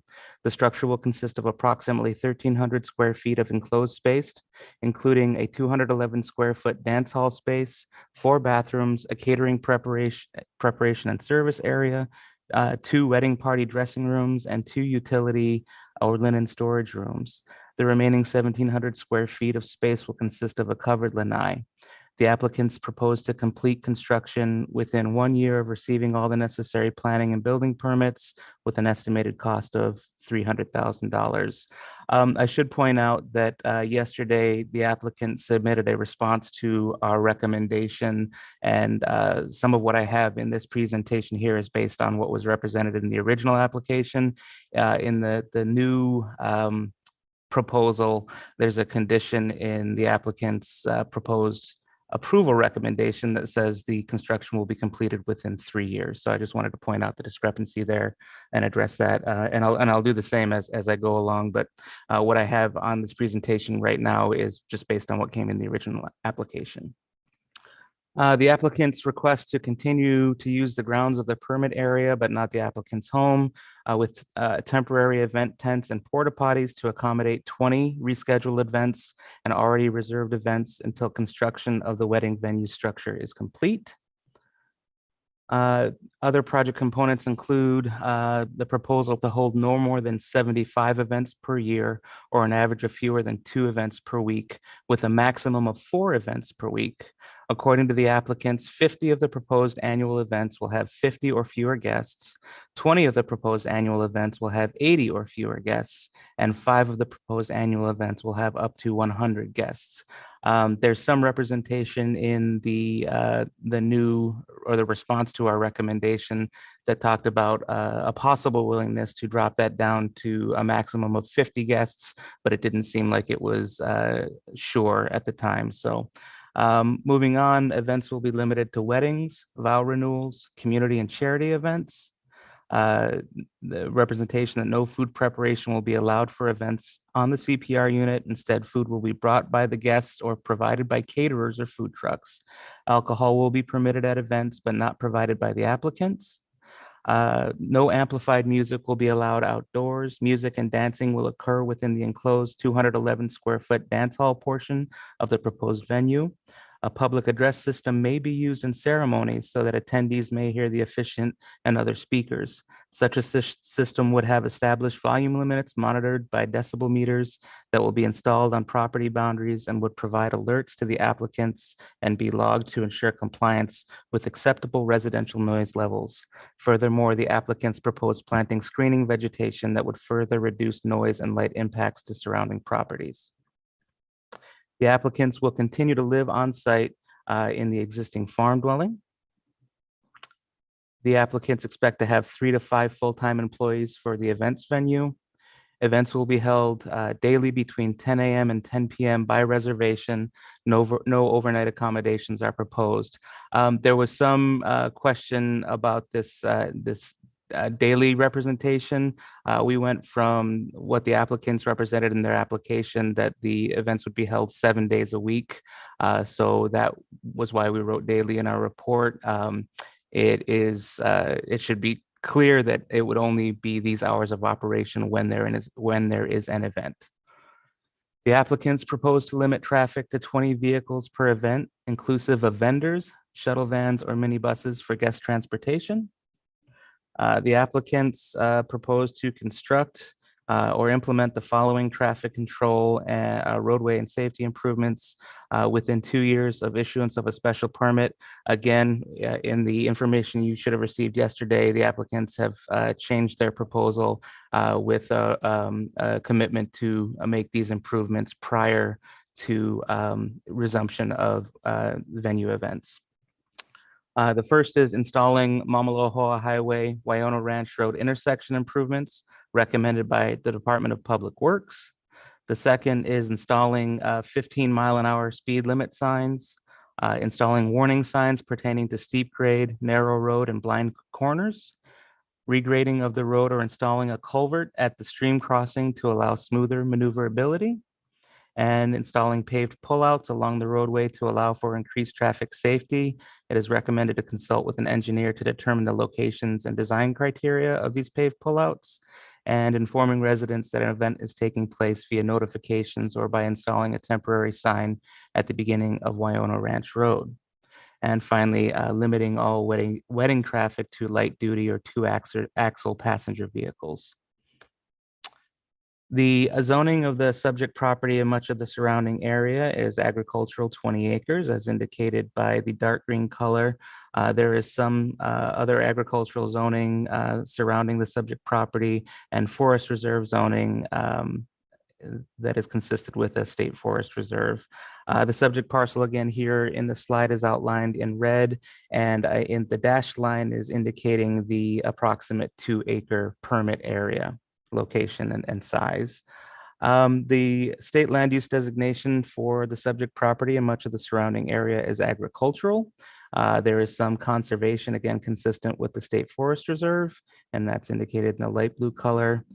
Similarly, the county's general plan land use pattern allocation guide map designates the subject property and much of the surrounding area as important agricultural lands, which is consistent with its placement in the Kona coffee belt, and again, some conservation consistent with the forest reserve.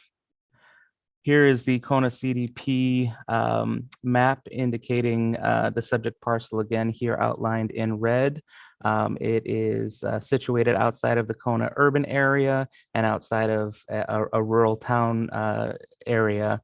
Subject parcel is located at about the 2,400-foot elevation. Here are a couple of aerial images of the subject property and surrounding area. The upper left photo is showing kind of a zoomed out portion, again with Mamalohoa Highway running generally north-south through the slide.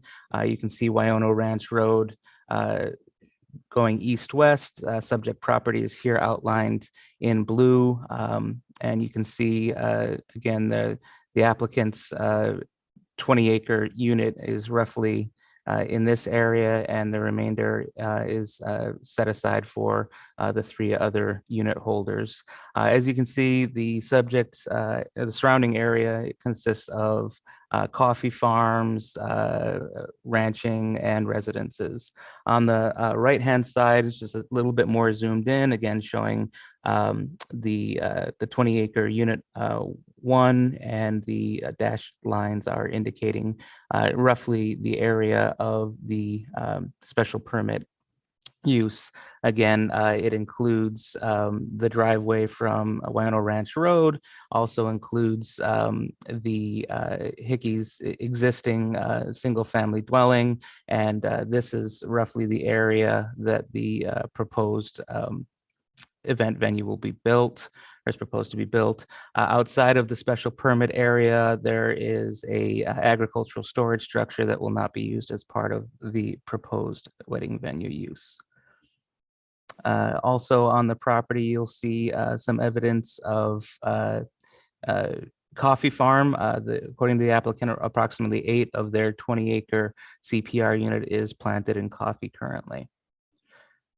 Here's the applicant's conceptual site plan, again showing the entirety of the parcel. In this case, the Waiona Ranch Road is running on this side of the property on the left-hand side. This dash line indicates roughly the 20-acre CPR Unit 1. Coffee orchard is indicated here on the road side of the parcel. And again, we see the existing residence as well as the proposed venue use here, agricultural storage outside of the proposed special permit area, and some proposal for a parking area at the bottom of the parcel adjacent to the coffee orchard. Here is a site plan for the actual event venue area, again showing the existing single-family residence and showing a little bit more about the proposed 3,000 square foot wedding events venue. Here is a floor plan for the wedding events venue, again showing a portion of it, about 1,300 square feet, being being enclosed, and the remaining 1,700 square feet approximately being as part of a covered lanai.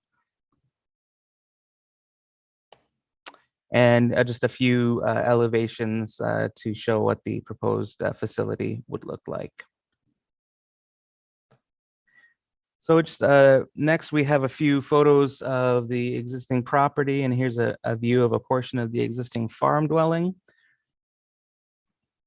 Location of the proposed event venue adjacent to the existing farm dwelling. Upper left is a bit zoomed out, and then the lower right is a close-up view of the area where it is intended. Here's a view of the driveway within the subject property with the subject CPR unit on the left.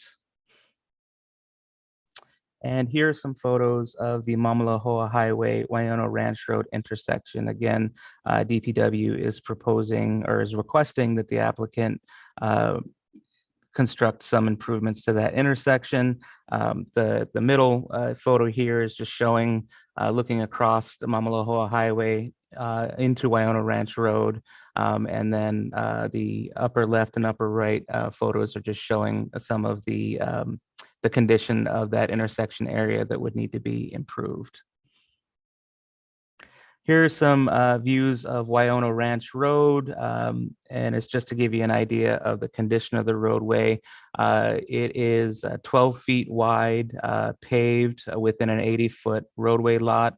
In most cases, most areas along the roadway, you've got grass shoulders and it's difficult for two-way traffic. If you meet a car coming down or coming up, you'll have to get over to the side of the road.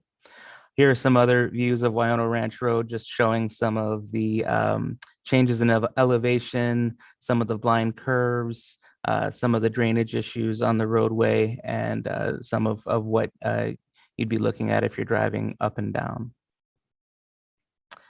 So the deputy planning director is recommending denial of this special permit. I'll get into some of the reasons why in the following slides. First, that denial recommendation is because the request will be contrary to state land use law, the general plan, and the Kona Community Development Plan, which all seek to preserve prime agricultural land for agricultural uses with a high capacity for intensive cultivation. Second, the deputy director is concerned that agriculture will no longer be the primary use of the CPR unit, and that the event venue will become the primary use since it's likely the income from that venue will be generated, will exceed the income generated by the coffee farm. The property is classified, again, as important agricultural lands by the general plan, which is the highest classification of agricultural land in the county because of its potential for sustained high agricultural yields. The property is situated, again, within the Kona Coffee Belt, and there's an 8-acre portion of the property or the unit being used for coffee farming currently. There are several goals, policies, and actions of the general plan related to the protection and intensive agricultural utilization of important ag land, designated lands, and those lands that are situated in the Kona Coffee Belt specifically.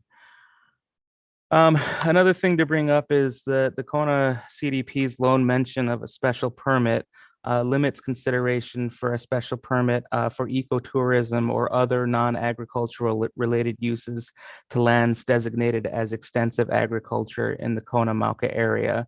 The CDP defines Kona Mauka area as roughly above the 1,500-foot elevation or Mauka of Mamalahoa Highway. And that particular policy goes on to say that for those special permits that to be considered on extensive agricultural designated lands, they also need a second test to say that they're consistent with the Kona Mauka Watershed Management Program.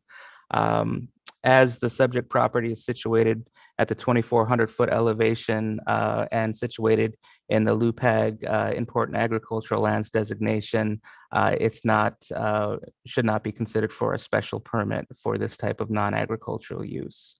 There was some question in the applicant's response as to whether or not our reading of the Kona CDP was correct.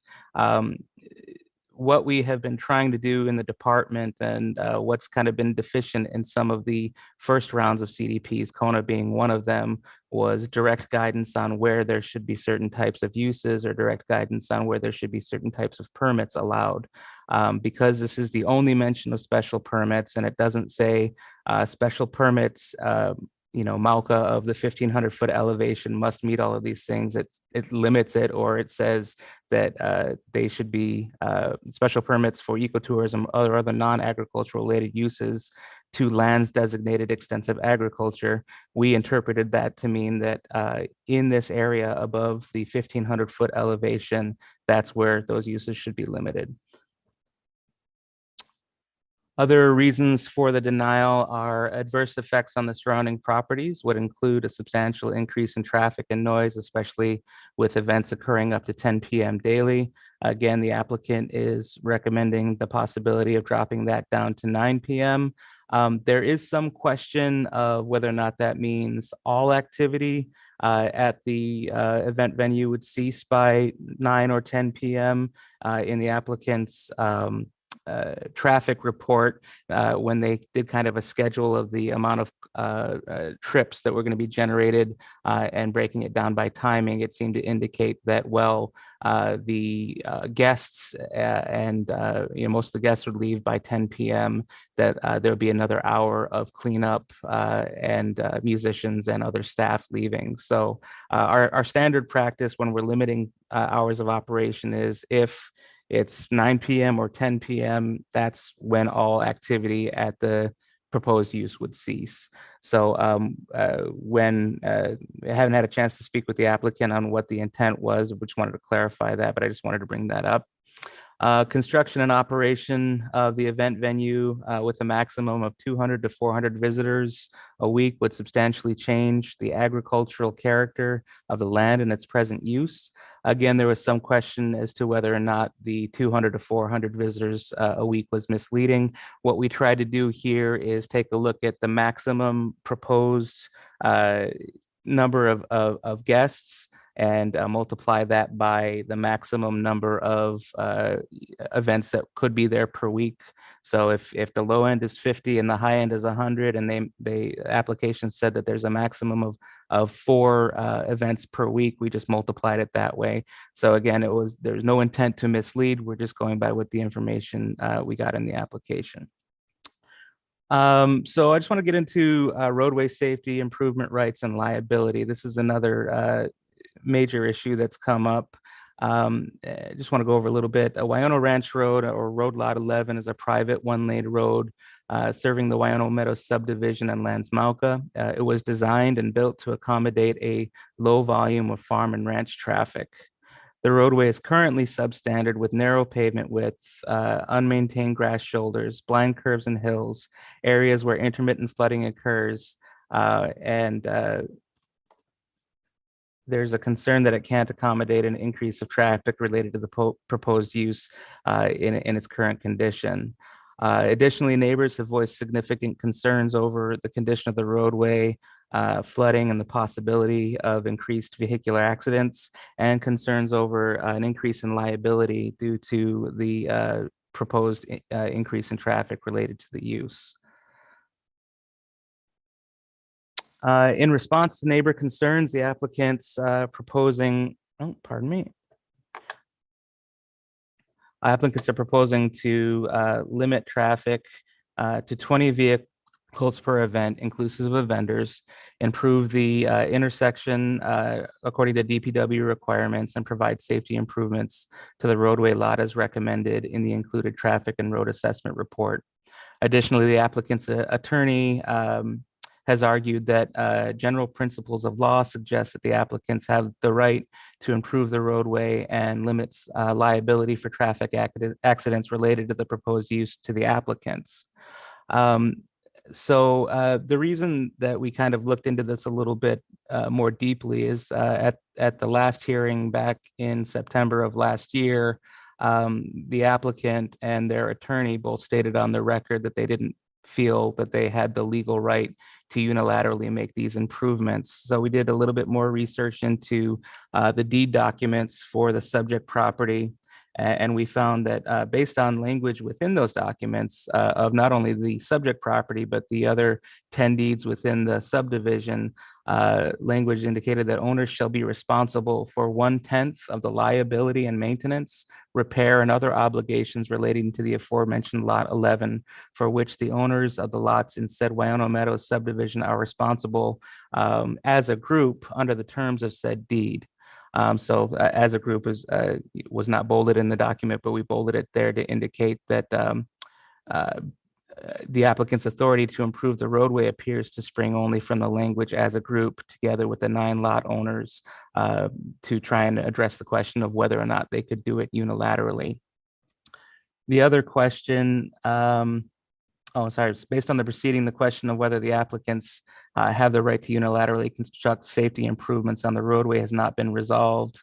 And the deputy director is concerned about recommending approval of a use that would increase surrounding landowners' liability exposure based on increased traffic related to the proposed use. Again, if you look at the preceding bullet point, the lot owners are responsible for 1/10 of the liability relating to road lot 11. So the concerns of the neighbors that there would be an increased liability should there be a traffic accident, the deed seems to indicate that they would. According to Mr. Tui's analysis of the liability in his letter, he indicated that the Supreme Court's test for that was those not necessarily the underlying landowner, but those who have control of the maintenance of the roadway would be open for liability. And this seems to confirm that under that test. So for all of the reasons that we stated, the deputy planning director is recommending denial of special permit number 21-222. I should note that in addition to the alternative recommendation letter that you received yesterday, since the the background and recommendation report were submitted to the commission, there have been 15 additional pieces of testimony that we sent to you over the last couple of days from neighbors and other testifiers, as well as a chunk of 52 letters in support of the application. There was some confusion as to whether those were new letters of support or not. In our haste to get the information to the commission as quickly as possible, we didn't realize that those letters of support were already included as an addendum or an exhibit to the application. So there's some duplication there. We apologize for that. That said, I'm happy to answer any questions that the commission may have at this point.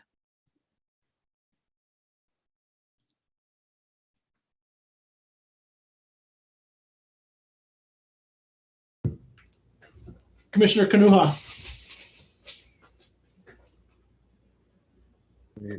Thank you, Chair. Hey, Christian, one question. Where have they been conducting the weddings on this property up until this application? So where has all the events been taking place? I know you had the map plotted out, and where the events are, where the proposed event space is. Where are they doing the events now? Sure. It's our understanding that for the 3 years preceding their application back in last year, they were holding weddings within the existing dwelling on the property and on the grounds surrounding the existing dwelling within tents. If that is inaccurate anyway, I'd be happy to have the applicants address that further, but that's our understanding. Thank you. Yeah. Commissioners, are there any other questions? Commissioner Carr Smith.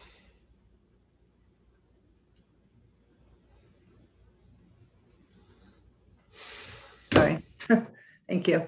I was wondering, Christian, regarding some of the testimony regarding the roadway, and there was some talk about a property owner of Malka that was required to make some changes or improvements to the road. Do you know anything about that? Sure.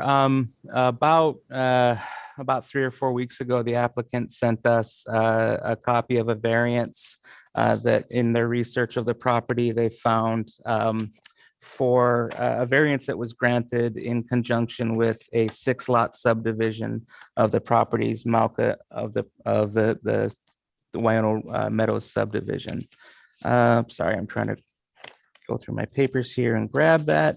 Yeah. Christian, that's variance 12-083. This is Charles Hale, Kalani, for the record. Okay, thank you, Mr. Hekalani. Yes, so as of April 1st, 2013, that variance was granted. And we just found out today through some additional research that the condition in question, I believe that would be condition 5B, was subsequently deleted from the variance, and that was the condition that is that reads: the existing substandard paving within road lot 11 shall be improved and or repaired to substantially match that which is located within the proposed subdivision's internal access easement 14, as shown with the photos included in Exhibit 8. It goes on to just lay out some of the issues with blind corners, construction to deal with the surface water runoff events and the like. Again, there were two, I'm not sure why there were 2 letters indicating that, but subsequent to the approval of the variance, there were amendments to the variance which removed that condition. So that again came to our attention this morning, and I believe that Jeff shared that information with the applicant. Okay. And I can't remember exactly, that same testifier mentioned a name of the person that did that subdivision. Does that happen to be the same name of who you just said owns the road now, International LLC? That's correct. Golden Bay International LLC. Now that I have the document in front of me. Okay. Golden Bay, yeah. All right. So they do own the property Malka. I'm sorry to interrupt. They were the ones who subdivided the property Malka. There are other owners that have bought the subdivided lots since then. I believe they may own one of the resultant lots of the subdivision. Okay. Very good. And it seems that it's just still a little bit gray as to whether they can unilaterally make any improvements on the road, right? Yeah, so that was our concern, again, based on the representations by the applicant at the last hearing, that they didn't believe they had legal right to do so unilaterally. So we asked them when they resubmitted their application in December, kind of what changed. And they indicated to us that they had found new road ownership documents, as well as indicated that they would try to secure the necessary permissions to make improvements. In the next sentence, they indicated they didn't feel like they needed permissions, that they had the right and responsibility to make repairs on the roadway, maintenance and repairs on the roadway. This was also repeated in Mr. Tui's letter that spoke to whether or not they had the ability to do so. Again, I'm not sure if Mr. Tui had access to the deed documents that showed that there were specific maintenance and liability requirements within the deeds on the properties. So again, our analysis of his memo was that he was kind of using more general legal terms to determine legality. So that's kind of where there's some discrepancy between what we think and what the applicant indicated, and the deputy was not comfortable moving forward with an approval recommendation with kind of that being outstanding still. Another big issue was the issue of liability, where the applicant's attorney said there's no real liability to the landowner, only those that control maintenance of the roadway. And the documents that we have indicate that each of the lot owners control 1/10 of the maintenance of the roadway, and also have 1/10 liability related to the roadway. Thank you, Christian. That's all I have for now. Thanks. And Christian, could I be heard on that, please? Or Actually, hold Mr. on. Chair? No, not yet. The applicant will have the opportunity to speak after the commissioners are asking questions of staff. But for now, you can mute yourself and we'll call on you later. I do want to ask a follow-up question on Commissioner Carr-Smith's questions regarding the road and improvements on the road. Is there any mechanism that the county has, whether it be a condition of subdivision at all, that would require the improvements of this road to a safe standard? As it is a private roadway, we don't have the authority to require it as a matter of course.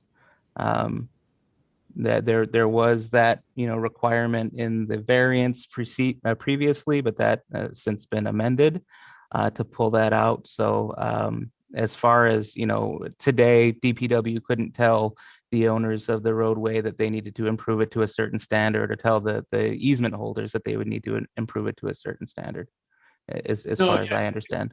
Yeah. It would have to have been in a previously existing condition. I was just trying to figure out. Yeah. Oh, okay. Sorry. Yeah. So as far as we can tell, based on the research that we've done, no such condition exists at this point. Okay. Commissioner Van Pernis. It sounds, Christian, like a legal analysis of the road had to be made before anything could be decided. Did Mr. Yoshimoto or Ms. Jackson review this with you, or are all these legal conclusions just yours? We had extensive conversations with Corporation Counsel for the department prior to releasing the deputy's recommendation to ensure that we're on solid legal footing. So is it correct that your legal position or conclusions stated in your testimony today was backed by the attorneys? Actually, if you would like, Commissioner Van Pernis and the rest of the Leeward Planning Commission, if you would like to request an executive session in order to consult with our attorneys, we're more than welcome to do that. Deputy Corporation Counsel Jay Yoshimoto is here. He's available. We can ask him an open session, or we can request an executive session in order to consult with him on the legality of this issue. I'll withdraw the question. Would you like to request an executive session in order to consult with Deputy Corporation Counsel? No, I think that the issue has been adequately addressed by Mr. K, stating they consulted with attorneys, county attorneys who backed their position. Okay. Mr. Yoshimoto, would you mind confirming for the record that Corporation Counsel has reviewed the position and can confirm that you agree with it? No, I'm counsel for the commission, not for the department. So I think the discussion that Christian was just talking about was made with the deputy corp counsel assigned to the planning department. So I was not party to that. I think they're referring to Ms. Campbell. Have you undertaken your own analysis in determining whether this is accurate, that prior to Planning Commission making a ruling on this? I have not reviewed or received the information that Christian said he just got this morning, so I'm not able to provide any opinion at this time. Deputy Director Darrell? Thank you, Chair. Jeff Darrow with the Planning Department. As mentioned by Corporation Counsel Yoshimoto, we work with, as far as the Planning Department, we work with our Corporation Counsel, who is present, Corporation Counsel Jean Campbell. So she can, if you do have questions regarding that, she's able to answer those questions specifically. Thank you. Are there any questions for Corporation Counsel Campbell? Okay, seeing none. Commissioner Newberg, I saw you had your hand raised. Yes, thank you, Chair. Christian, I'm doing my best to locate this document within our received report. I believe it's within Exhibit E under the traffic and road assessment of Waiona Ranch Road. In particular, the Table 2 typical event timeline that's proposed. Just wanted to reach out to that, getting again to my knowledge of the proposed event timeline being between 11 a.m. and 10 p.m. Just looking at this Table 2 document, it starts showing vehicles arriving at 10 a.m. and then getting down towards the end of the proposed table with vehicles leaving at 11 p.m. I just wanted clarity on one of those times and proposed timelines, and if that was being generated by the applicant. Sure. So to answer your question, yes, the recommendation, or pardon me, the traffic report was supplied by an engineer that was retained by the applicants to speak to traffic and roadway conditions. So that schedule breakdown as part of that was something that they provided. So there does seem to be some discrepancy in the application and some of the subsequent documents in terms of hours of operation. I can only assume and maybe let the applicant confirm that that the 11 a.m. to 10 p.m. is just for kind of the event, the actual event, but the kind of the setup and breakdown would be outside of those hours. But yeah, it looks like the applicant might be able to address that better. Sure. Thank you for that, Christian. Whatever is appropriate deemed by the chair, if that would be addressed perhaps with their application or, whatever is the proper way to proceed. Thank you. Yeah, we'll proceed with questions of staff, and then we'll give the applicant the opportunity to address after. Is there any other questions, commissioners, for staff?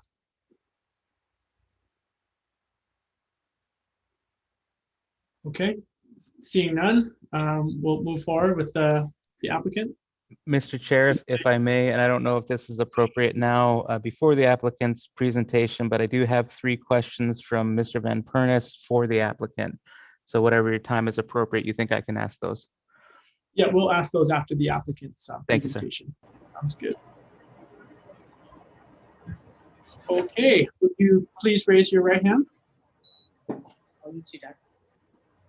Do you swear or affirm to tell the truth on this matter now before the Leeward Planning Commission? We do, yeah. I do. I do too. Thank you. One at a time, would you please state your name and the town that you live in? Catherine Hickey and Holualoa. Doug Hickey, Holualoa as well.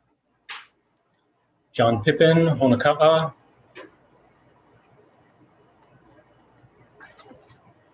Any other applicant, members of the Yeah, we have Claire and Charles as well. Well, I'm not an applicant, Mr. Chair, though I would like to be heard before my applicant starts to testify to address some of the legal issues that have been discussed, if I might. Yeah, hold on one second. Procedurally, we will take the applicant's presentation, and then you're welcome to provide any. Would you mind letting us know what your role is with the application? What my role is? Yep. Oh, I'm sorry. I should have done that. I'm Charles Heaukulani. I'm the attorney, at least for today. Mr. Tui found out late that he was going into surgery today. I think he's in surgery as we speak. So I've been retained for purposes of at least this afternoon's hearing. So that's a long way of saying that everyone participating knows more about the facts than I do, but I've got a fairly good handle on the law, particularly as it applies to land use planning. And I appreciate, I want to thank Mr. Darrow and staff for the last minute emails and including me in the process and making the Zoom available to me because I am coming from Pune. Okay, well, it's the applicant's time. Applicant and your team, you can present whatever it is in whatever order you'd like to present. So, hi, everybody. Hi. Sorry, 1 second. I see a point of order, Director Darrow. Sorry, I just want to make sure that we can hear Claire. When she unmuted, we couldn't hear her. So let's make sure that she can be heard.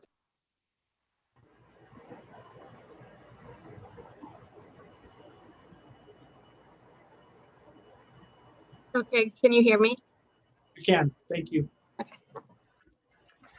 Okay, sorry about that. You can go ahead. That's fine. Hi, I know many of you from our last hearing. I'm Kate, and this is my husband, Doug. We're the owners of Sunshine Farms. I'm not sure what the best order to do this is.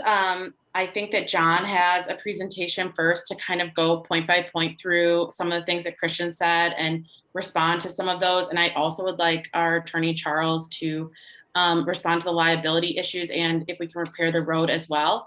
But just before that, really quickly, because I know there was a question about the hours.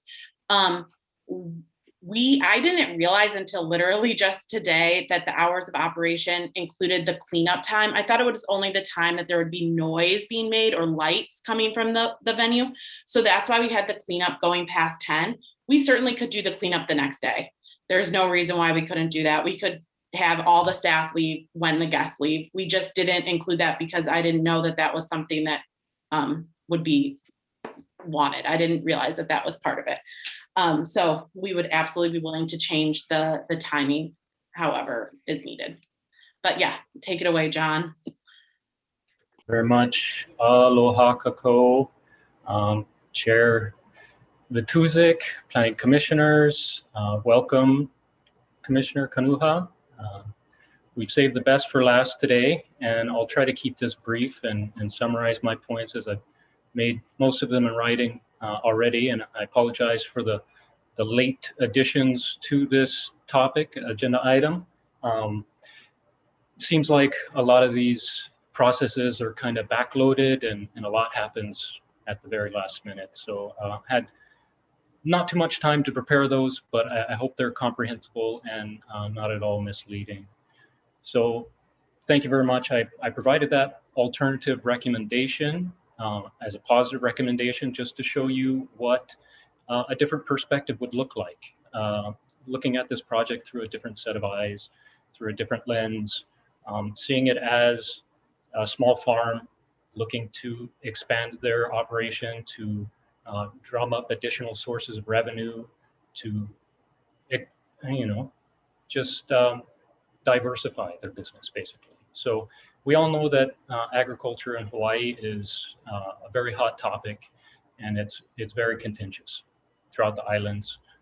Still yet, 85–90% of our food consumed here in the islands is imported.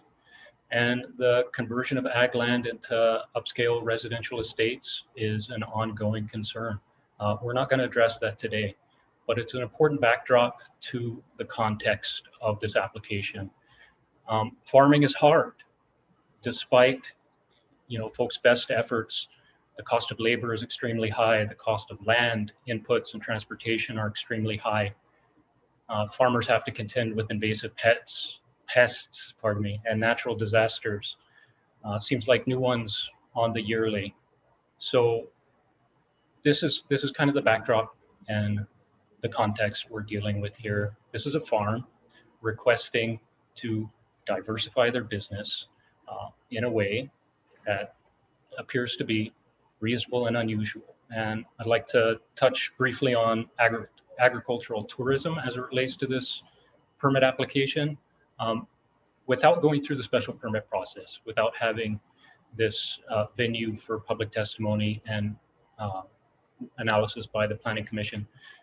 The applicants could propose a agricultural tourism operation consistent with their zoning. They would only need to comply with the rules of the zoning code and obtain plan approval showing the proposed construction, parking, fences, lighting, et cetera, and so forth. With this agricultural tourism plan approval, they could have up to 30,000 visitors per year with no concessions, with no mitigations to the easement access, with no improvements to Waiano Ranch Road. So this request is for at maximum 4,600 guests per year, and that is subject to discussion. We've suggested that, we could take this down to even 50 guests maximum per event, and that would leave it only at 3,750 guests per year. So we've shown again and again that the applicants are amenable, they're flexible, they're willing to cooperate, to communicate, to mitigate the potential impacts, to change the scale and proposed uses here. But it all comes down to the special permit criteria. So what we're using to evaluate this proposal against law, against the rules. So is it unusual and reasonable? So that point wasn't really disputed in the existing planning, deputy planning director's negative recommendation. It is unusual, they agreed to that, but they said it wasn't reasonable due to the following conditions, the following points of contention. So the following points would be: such land use shall not be contrary to the objectives sought to be accomplished by the land use law and regulations. This is a farm. It's continued to be used as a farm. This use is supporting the farm use. It's not going to detract from the farm use. The two are intertwined and symbiotic. The desired use shall not adversely affect surrounding properties. This one is subject to a lot more discussion I think we're going to have. So that we propose various mitigations, including improving the roadway, including limiting hours, noise abatement, light abatement, et cetera, and so on, reducing the size of events. The communications and the negotiations with neighbors have been largely one way. So we'll send out letters, we'll make attempts to contact them stating, hey, this is how we're trying to change the plans. We would love to talk to you. We would love to have a meeting. And we hear nothing back. It's been trying to have a communication with a stone wall. It takes two in these attempts. So we'll touch on that some more for sure. So the next, the such use shall not unreasonably burden public agencies to provide roads and streets, sewers, water drainage, school improvements, police and fire protection. It's, there's no public utilities here. This is on a private road. The impacts are very limited, so that one should be moot. Unusual conditions, trends, and needs have risen since the district boundaries and regulations were established. Very unusual conditions, especially relating to agriculture and the difficulty with being a small farmer here in Hawaii. So the land upon which the proposed use is sought is unsuited for the uses permitted within the district. So this is it depends on how you look at it. Are we looking at just the 2 acres or just the probably quarter acre or half acre proposed for the new construction? This is barely any soil on top of a pohoihoi flow. It's fairly steep, and that's going to help with views out of the event center and storage underneath, but this has very, very limited potential for agricultural use. And the 2 acres includes the applicant's farm dwelling and the driveway leading to the use. So I don't suspect that you intend them to plant those areas as well. The proposed use will not substantially alter or change the essential character of the land and the present use. So again, this one, we're limiting the size of the events. We're very cognizant of the potential impacts it could have on the community. And I think the way the project has been represented in the petition to the surrounding neighbors in the negative recommendation has been misleading. So those are important distinctions relating to what the actual use is. Now, perhaps the communications were not perfectly clear. We're always stating the maximum, the conservative maximum impact. And the average is likely to be much less. So the average size of events less than 50 is probably going to be in the 20 to 25 guest range. So we want to be sure that the maximum is not taken as the likely impact. So, and then last but not least, the request will not be contrary to the general plan and official community development plan and other documents such as design plans. So this is important too. And it kind of stems from what your conclusion is, whether you're working back through the general plan and Kona CDP to find things that support that conclusion, or if you're approaching it with an open mind. So the previous agenda item on today was a special permit for the school on agricultural lands, not extensive agricultural lands. There was no discussion of the Kona CDP's opposition to it. And I do think we've outlined in our recommendation, our alternative recommendation and our report, how this aligns with the Kona CDP and the general plan in depth. So we don't really need to go over that too terribly much. So again, this is a difficult decision. I don't envy your position today, but it's an important decision. This affects many people's lives, no matter how you fall. So with that, we'll respectfully request your approval of this report, of this application, and I'll turn it over to Kate. Aloha. Thank you, John. I'm not sure if it would be best for our Charles, who's working as our attorney today, to speak to the liability issues and the road improvement, if we're allowed to do that. I just wanted, before he speaks, to say one thing to Christian and to all the commissioners about the transcript that was brought up from the last hearing. We actually checked the transcript today, and we did not say that we thought that we weren't able to improve the property or the road. We simply said our consultant, who at that time was Mr. Kern, said the applicant is willing to make improvements within reason. And Commissioner Van Pernis had asked, can you unilaterally? There is no association. The majority of landowners don't approve this use.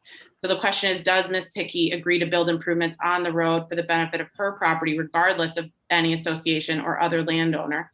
And then we said yes, Commissioner Van Pernis, and there was more after that, but we said that yes, we were willing to make improvements unilaterally. There was no question about whether or not we were allowed to make them, other than Mr. Van Pernis's question, which we believe that we are allowed to make them.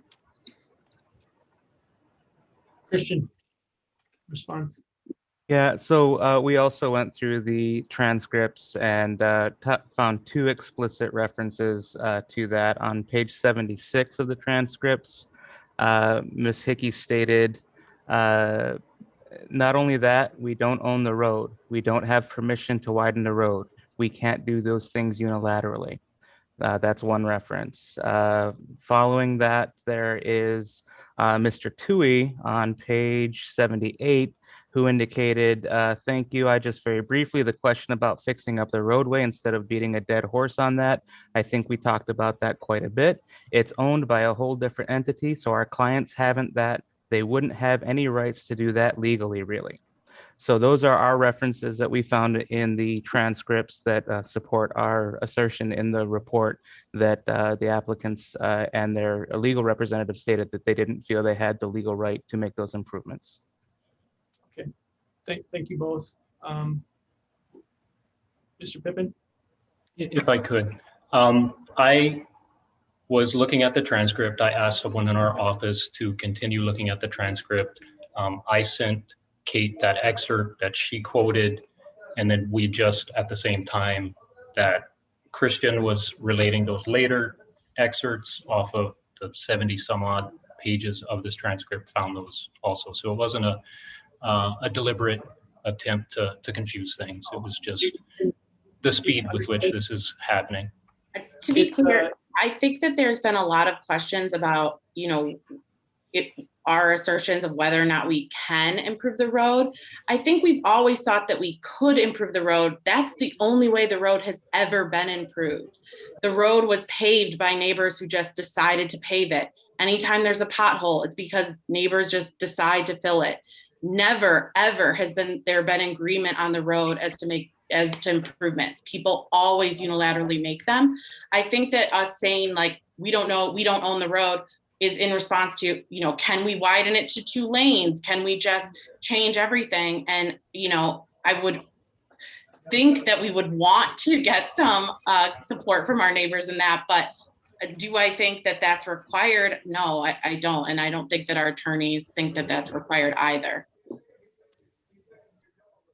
I would just add that, I understand what's going on and perspectives on minutes and all that kind of stuff. And I think it's indicative of what I would call a lack of preparation in advance of this, where we seem to be flooded with a whole lot of information the day before. You guys are gonna have to keep in mind that we're a volunteer board with lives outside of this that don't get to drop everything the second that something comes in. So just want to let you understand the difficulty that we face as volunteers when we're faced with an application that comes to us at this level of I guess unpreparedness. But if you'd like to proceed with, and that's no knock on you, the applicant, it's between both the applicant and the county, where there's a whole lot flying back and forth, and we're just kind of in the middle trying to take it all in. So going back to the presentation, Mr. and Mrs. Hickey, if you guys would like to direct the floor to your attorney, you're welcome to do so. Yes, that's what we'd like to do. Thank you, Commissioner. Yeah, and thank you, Chair. I'm always uncomfortable in these types of land use proceedings when the reality of what we're doing gets overshadowed by all kinds of layers of pretend legal issues. And so, what I'd really like to do is address some of the things. One of the most telling things of this proceeding to this afternoon was when Commissioner Carr Smith asked some pretty pointed questions of one of the neighbors. And she asked about whether or not they were willing to engage in a road maintenance agreement. Now this is a situation where adjoining landowners come in and say, oh no, you can't do this because the road is a mess. And then you say, well, wait a minute, we've been trying to get you to participate in a road maintenance agreement for years, if not decades. And then Commissioner Carr Smith asked her straight out, would you agree to engage in a road maintenance agreement? And she did everything but answer the question. She never did answer the question. And because the answer to the question is self-evident, the maintenance of the road isn't the issue for these homeowners. It's what we used to call, when I was sitting in your place, pulling up the drawbridge or pulling up the ladder. I got mine, pull up the ladder so no one else can come in here and build or do anything. So I'm done with that topic. The other topic I want to talk about was the legal issues with regards to preservation of agricultural land. I think that to say that this is an inappropriate use because it doesn't sustain agriculture misunderstands the issue. We farm. I've lived on lane and a half country roads my whole life. We farmed for decades. These people have farmed for decades. You heard some people testify in favor of this application who have farmed for decades and generations.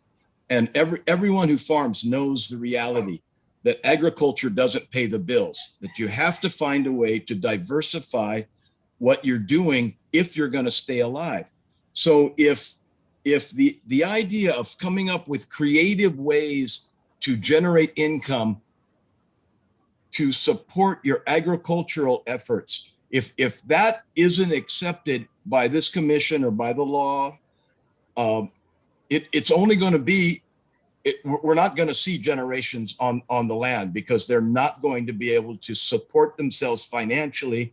And then the only thing that happens is when the agriculture disappears, the developers come in and it's done. So I think you have to rethink, re-envision what the law is saying. The law is saying that we have to protect important agricultural lands. And I'm one who, I spend almost all of my professional life and all of my time in my farm trying to protect agricultural lands. But you don't do that by stomping out creativity, a creative way of keeping your farm alive.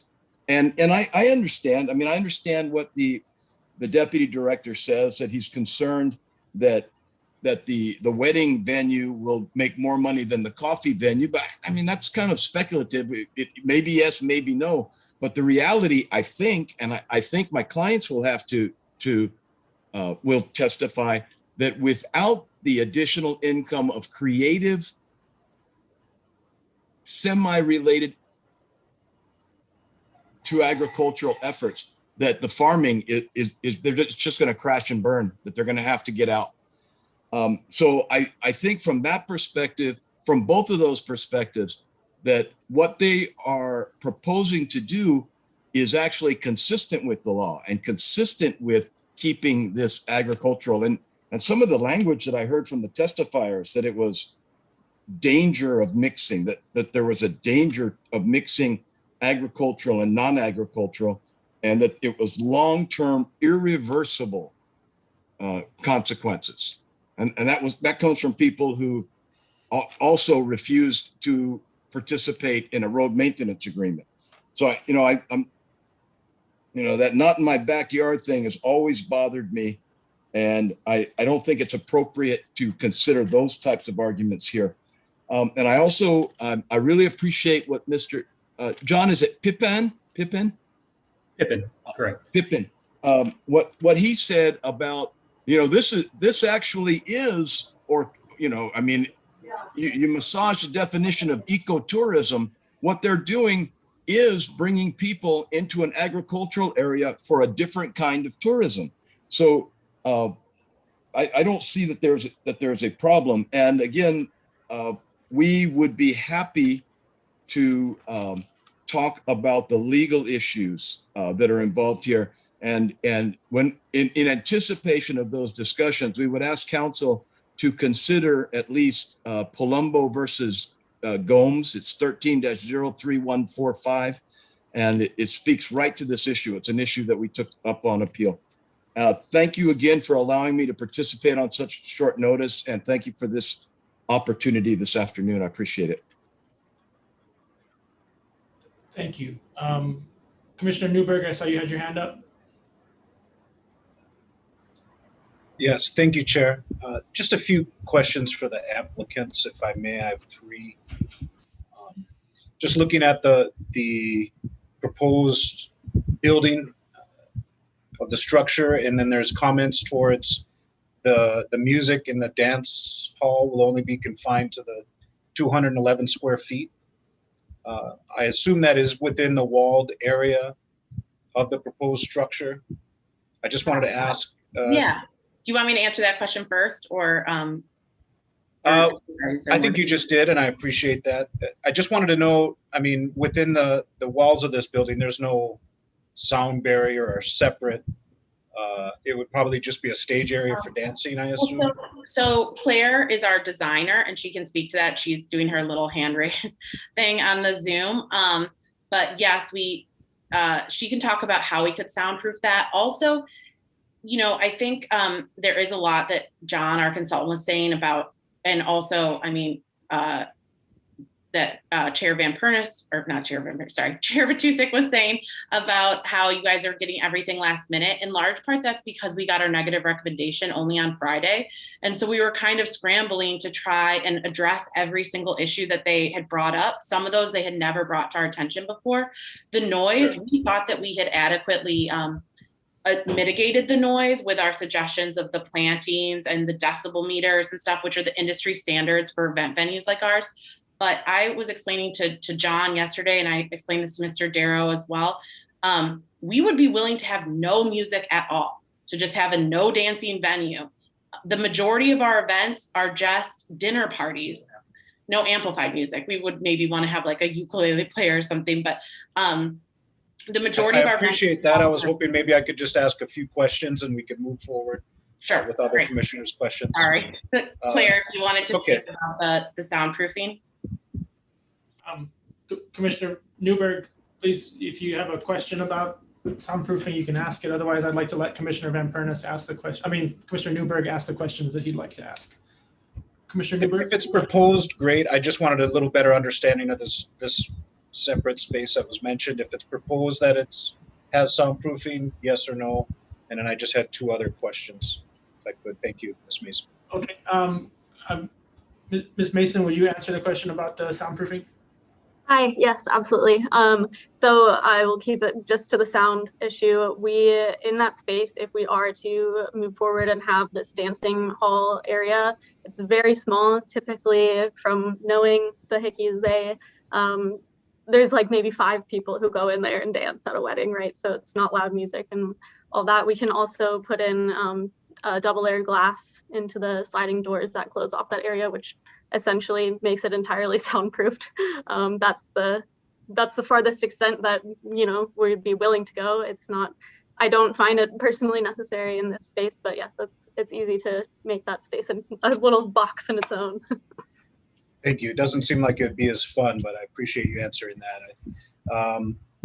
Another question, prior to requesting this permit, please refresh my memory of how many events were held per year and the approximate number of guests. Sure, I can definitely speak to that. John was raising his hand. Did you have something to say about the noise, John?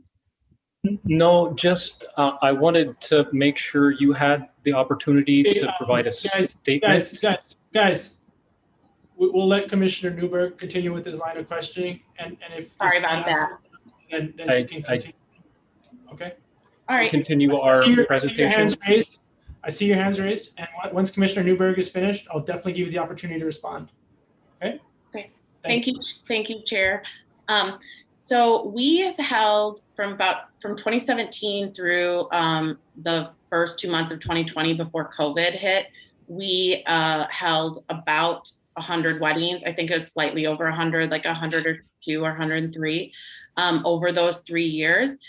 As far as average number of guests, the average number of guests was 29. I took the average from all the years combined. I would say most of them were right around 29, like in the mid 20s to low 30s. The event space really fits 35, or that we're currently working out of, which was our home, really fit 35 people or less well. And the vast majority of the demand for events in our event space is that size. The only reason we were applying for a larger event space was so that we could serve our community and serve local couples who don't have as many wedding venue options as you heard some of the testimony about. But that's why we said we'd be willing to go down to 50. The reason we didn't propose that is specifically because we didn't want to not serve our local community that we live in. Sure.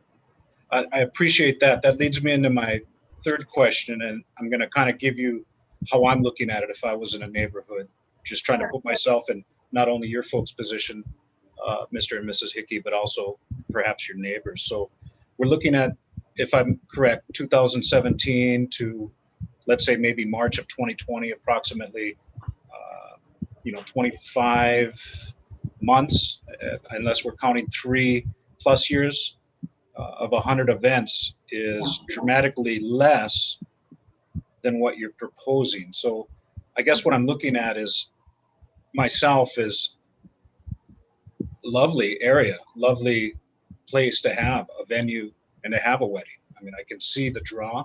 I can also see the need after having this second meeting and then also hearing the first.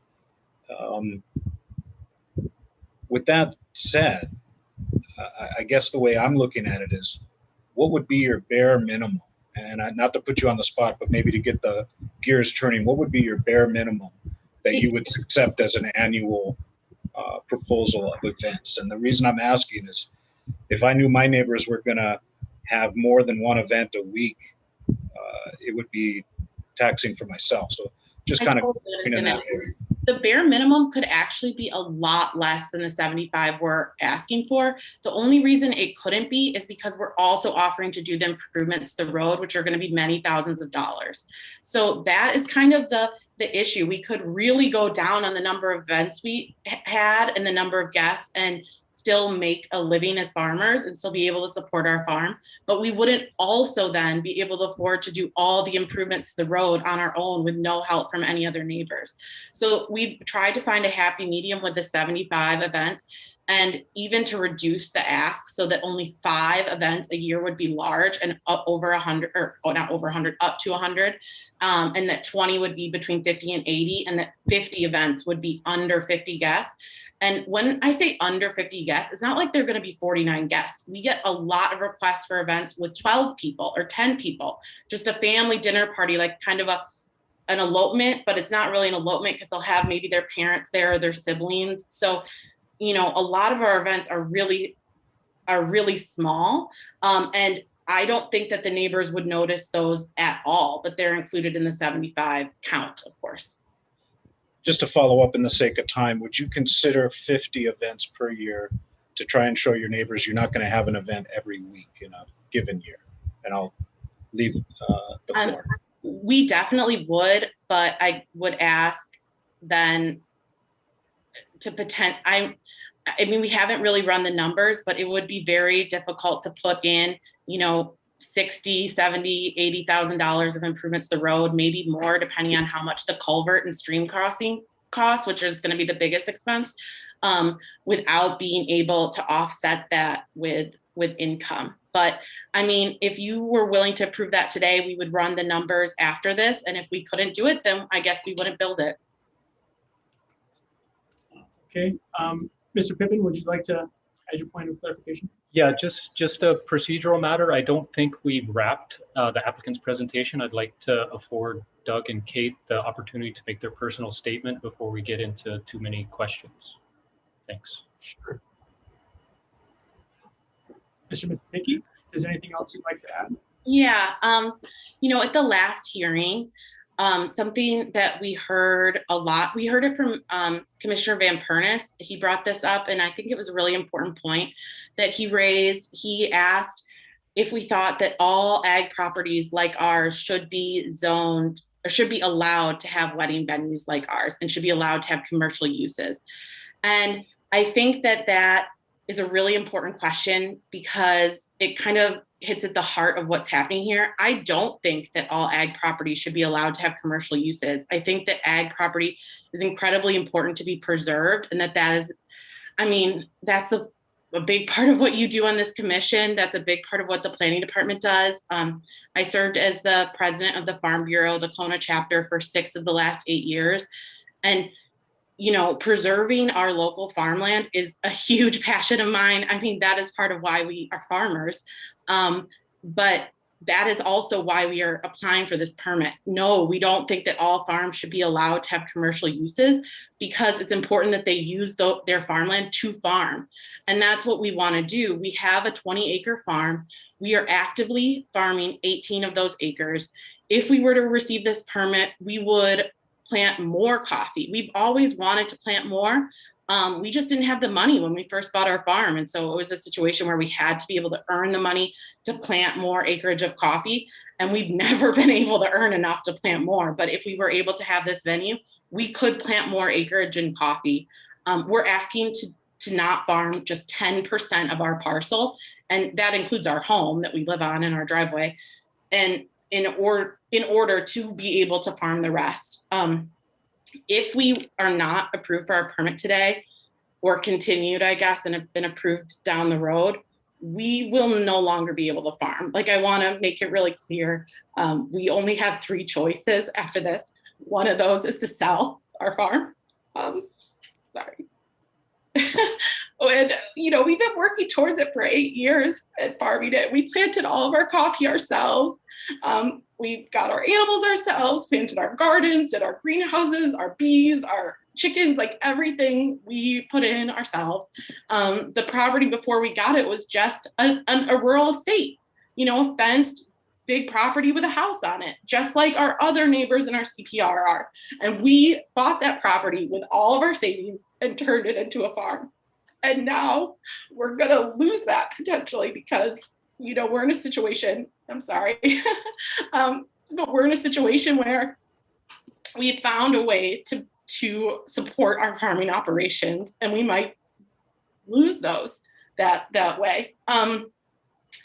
We also could stay on our farm. We could keep our property, but we would have to lease our coffee to someone else. Or, I mean, if we couldn't find anybody to lease it, we would have to let the coffee just go wild and no longer care for it, which that is the worst possible scenario, not just for our farm, but for our entire neighborhood. Because if a farmer stops farming their coffee and just leaves their orchard, it spreads pests and funguses, diseases to all the neighboring farms. And so I know our farmers are worried about the road, or our neighbors are worried about the road, but they really should be worried about driving our farm out of business and having our coffee just be left, because that could be really devastating for so many farms in the area. Anytime a farm stops farming, that wild coffee is incredibly detrimental to the neighboring properties. And if we were to sell, you know, we have actually contracted with a realtor. We have a realtor, she testified today, Amber Haley. We have gotten our property ready to sell, essentially, because when we got our negative recommendation, we figured that was the end of the road for us. And if we do sell, it's gonna mean that somebody is just gonna buy this property for millions in cash. They're gonna live on it. They are not gonna farm it. That is what the other members of our CPR unit are doing. They are not farming because their properties are too small to make well, maybe they don't even want to farm, I don't know, but 20 acres is really hard to make a living on because you can't scale it up. It's not scalable in size very easily. And so, you know, we have a nice house on our property, and I'm sure that somebody would buy it for a lot of money and just live on it and be happy living there. Yeah, so also I would just like to say about the neighbors and the road maintenance agreement and all the things of the road, we are willing to mitigate any of their concerns. We've reached out to them so many times. At the last hearing, you said, get with your neighbors, try and come to an agreement with that. I know Commissioner Newberg, you specifically asked us to try and reach out to them, and we did. We included that in the background packet, it's in there. All the calls, we spoke to most of our neighbors on multiple occasions, and once we got our traffic or our road study from our engineer and we showed it to them, they no longer wanted to talk to us. Yeah, they wouldn't even look at the road study in some cases, because I think, I mean, I don't want to speculate to why they wouldn't look at the road study, but they've told us in no uncertain terms, we just do not want this. Not anything else about, you know, we want you to fix the road, we want you to do X, Y, and Z. It was really telling to me in the first agenda item today for the bed and breakfast that the testifier said, hey, you know, my neighbor wants to have a bed and breakfast.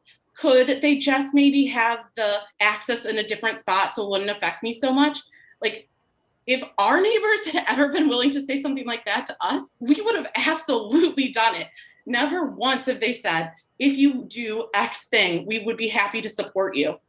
all of their things that they want us to do is pave the road into 2 lanes, which I still think they might even then oppose it. Some have said there is nothing you could do that would make us not oppose this.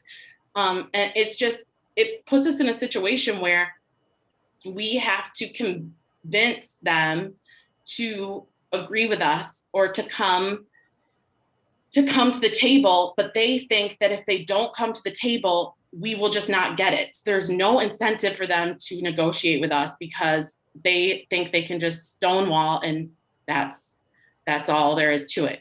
So I'm happy to answer questions about mitigation. I'm happy to offer mitigations. We're happy to reduce the events, the hours, to have no dancing, no amplified music at all. We're happy to put in decimal meters. We're happy to do the improvements on the road. We'd be happy to pay into a road maintenance fund. Even our vendors have said that they would be happy to pay into a road maintenance fund for every single event they've worked. But there is no road maintenance fund. Like, they're creating a situation where there is no way for us to be the good neighbors we want to be and to contribute to our road. And then using that as an excuse to oppose our permit. So please. I think that's the difficulty, right? Is we all have neighbors, and we can't control others. And I think at the end of the day, that's a good thing. But there had been mention maybe by John Pippin that we haven't gotten the entire procedure, and I'm not trying to take any of the emotion out of it. I can only imagine how moving and important this is for you folks. But if there is more of a presentation, I think we should move forward with that. And okay, thank you, Commissioner Newberg. I really appreciate that. Thank you, folks. Does that conclude the applicant's presentation? Adam, I'm not sure if Claire had more to say about the venue and the proposed use. We'll give her just briefly a couple minutes. Thank you. Hi, yeah, so I will keep it very short. I think that everything has really been kind of spoken on. One thing that that I'd really like everybody to note is, just because the traffic has been brought up so many times, the parking lot for the building has 6 parking spaces. So this shows you how little traffic, compared to what we might assume, is actually going to take place. There's not going to be one person driving themselves up and everyone's just driving up individually. It's either caravans or they have these buses, mini buses, that bring up the passengers from their location, and also to mitigate any driving under the influence. So that's not going to change on the plans. It is 6 parking spaces. The vendors park outside their house, and so the attendees have just a few places to park once they've arrived. And yeah, so that's one thing just to keep in mind, there's a maximum of cars that can come up and down for each event. The other thing I just do briefly want to speak on this. I work at the state capitol right now for a state house representative, and we have a lot of legislation that is passing through to try and promote ecotourism, and this is exactly what we're doing, what we're looking for at the state level. And so it's something that our state as a whole is going to be moving towards, and I think that this is really just kind of maybe a little bit before its time, but that's no reason for us to not support it as a community. And yeah, with the sound, I guess we already went over that. And then the last thing is just that with the concerns for the natural environment, I specialize in sustainable construction and restoration. That's part of the reason that Kate hired me for this project, is because she wants to be as mindful of the natural surroundings as possible. So using not only off-grid building methods with doing all solar, and of course catchment as much as possible, and then so sourcing repurposed materials, and also just with the design, keeping it as something that blends in with the natural surroundings to not inhibit anything moving forward with any concerns from the neighbors in that regard. And then also with the landscaping, she wants to use all native plants. So while we're talking about a possible 2-acre parcel, it's really a 1/4 acre. And then even on that 1/4 acre, it's all going to be landscaped with plants that are preserving our surroundings and not harming them. So that's really all I have, and I am also available for any further questions if we're still doing that. And just thank you all for volunteering your time for this. Thank you. Appreciate it. With that, if there are any, does that conclude the applicant's presentation? Perhaps if I could, Chair, just one point of clarification. 6 proposed We are parking running pretty spaces. long I know, I'm presentation, sorry, so- 6 proposed parking spaces, including. Hold on one second, just so we're not talking over each other for the purposes of the microphone. I would just ask that you can summarize so that we can move on to questions because of the length of this presentation. Thank you. Certainly. It was just a minor point of clarification. 6 proposed parking spaces at the venue, including ADA. There would be an overflow gravel parking lot next to the existing catchment tank closer to Wyona Ranch Road, and that's included in the 2 acres as well. Yep, we've got that in our application. Thank you. Deputy Director, Daryl? Thank you, Mr. Chair. Want to say thank you to Attorney Heokulani for joining us. It's a pleasure to see him. He has a lot of experience with commissions. He was on our Windward Planning Commission for a period of 5 years, and we appreciate his presence here today. What I'd like to ask, if there's any chance you had talked about, you had referenced a particular case that seems to have applicability in regards to this particular situation. I think it would be good if we could discuss that. We have our attorney present, and it might be good to see if we can get some clarity or some direction on the issue of legality regarding improvements on the private roadway. Thank you. Yeah, thank you, Jeff. Yeah, I'm happy to do that. And I think that I'm just pinch hitting for Alan, but I think between Alan and I, we can put something together and send that over, and be happy to talk to council about it. It's actually a pretty interesting area of the law. I mean, that's how strange lawyers are to begin with, but the appellate courts have done a fairly interesting job of laying out the standards and conditions that would govern this exact issue. So yeah, we can talk to it. I'll talk to Alan. He will be, I think he's probably out of surgery right now, but I'll probably just wait till tomorrow to talk to him. So as a point of clarification on that, we are here at the Planning Commission today to make a decision on this today. If it's something that you would like to be withdrawn in order for further consideration and further collaboration between the legal team and the county planning department, by all means, you're welcome to withdraw the application.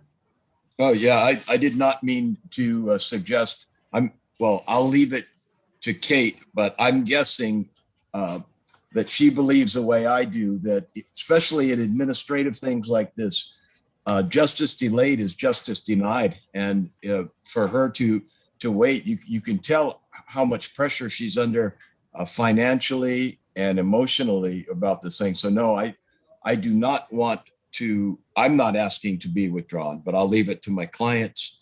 But I would at least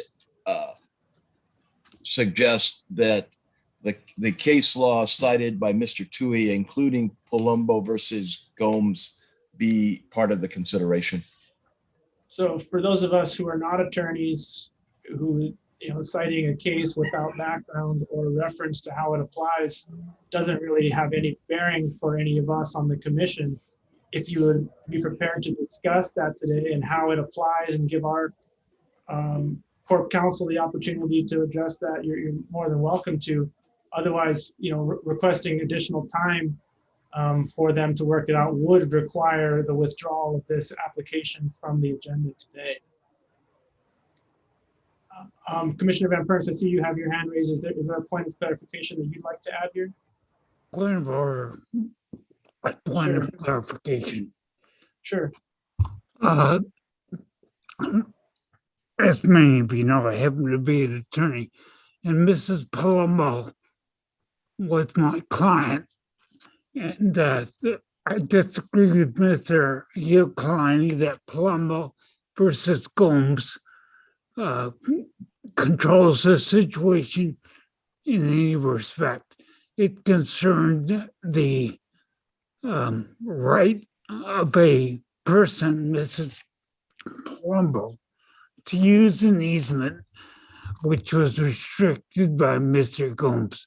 So I would say that that particular case supports the planning director's position here rather than opposes it.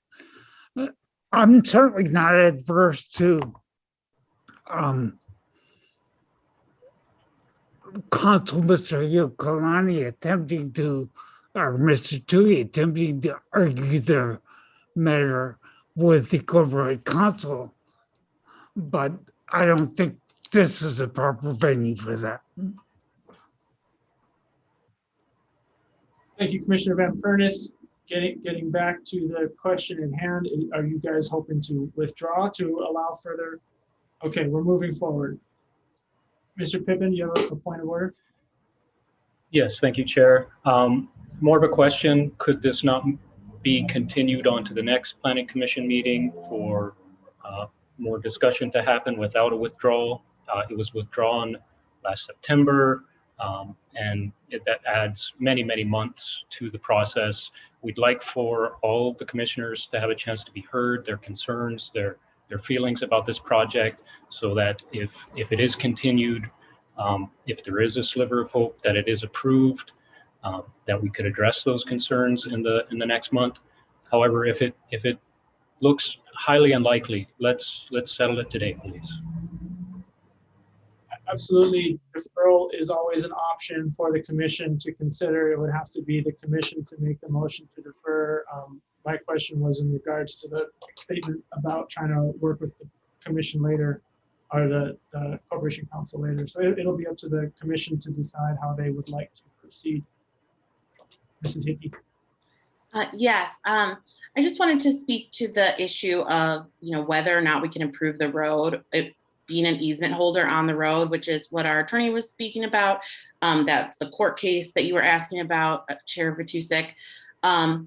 So my perspective is that if you all were planning to approve with the condition that we improve the road, then if we are not allowed to improve the road, then we won't be able to meet that condition, and it's basically a denial of the permit. So it would be, my preference would be that you would approve with the condition that we make the improvements, and if then we find out that legally we're not allowed to make them, which is not our position. We think we are allowed to make them, but if down the road we find out we're not allowed to make them, then that's the end of the road. We wouldn't be able to have the permit. Also, we'd like it if you conditioned the permit on us completing the road improvements before starting the use in the venue. Originally, we had asked for 2 years. John had said, well, how long do you think it'll take to do that? And I said, I think we'll be able to do it really quick. But he wanted to put something conservative in there, just in case. But we have already spoken with the company that would be digging our septic, and they've also said that they could do all of the road improvements that we have on our list of things to do, and we could do those first. So, if there's any way you're leaning towards giving us this permit and approving this permit, please just make those conditions and we will meet those conditions. And if we can't, then we can't have the permit. Thank you. Commissioner Carr-Smith, I guess before I start with Commissioner Carr-Smith, I will say that I think we are now ready for questions by the commissioners. Is that my understanding? Presentation is over. We're moving forward with commissioner questions. Commissioner Carr-Smith, please go ahead. Thank you. I was just wondering, so what step do you have to take so that you can become clear as to whether you can make unilateral changes to the road, improvements to the road, or not?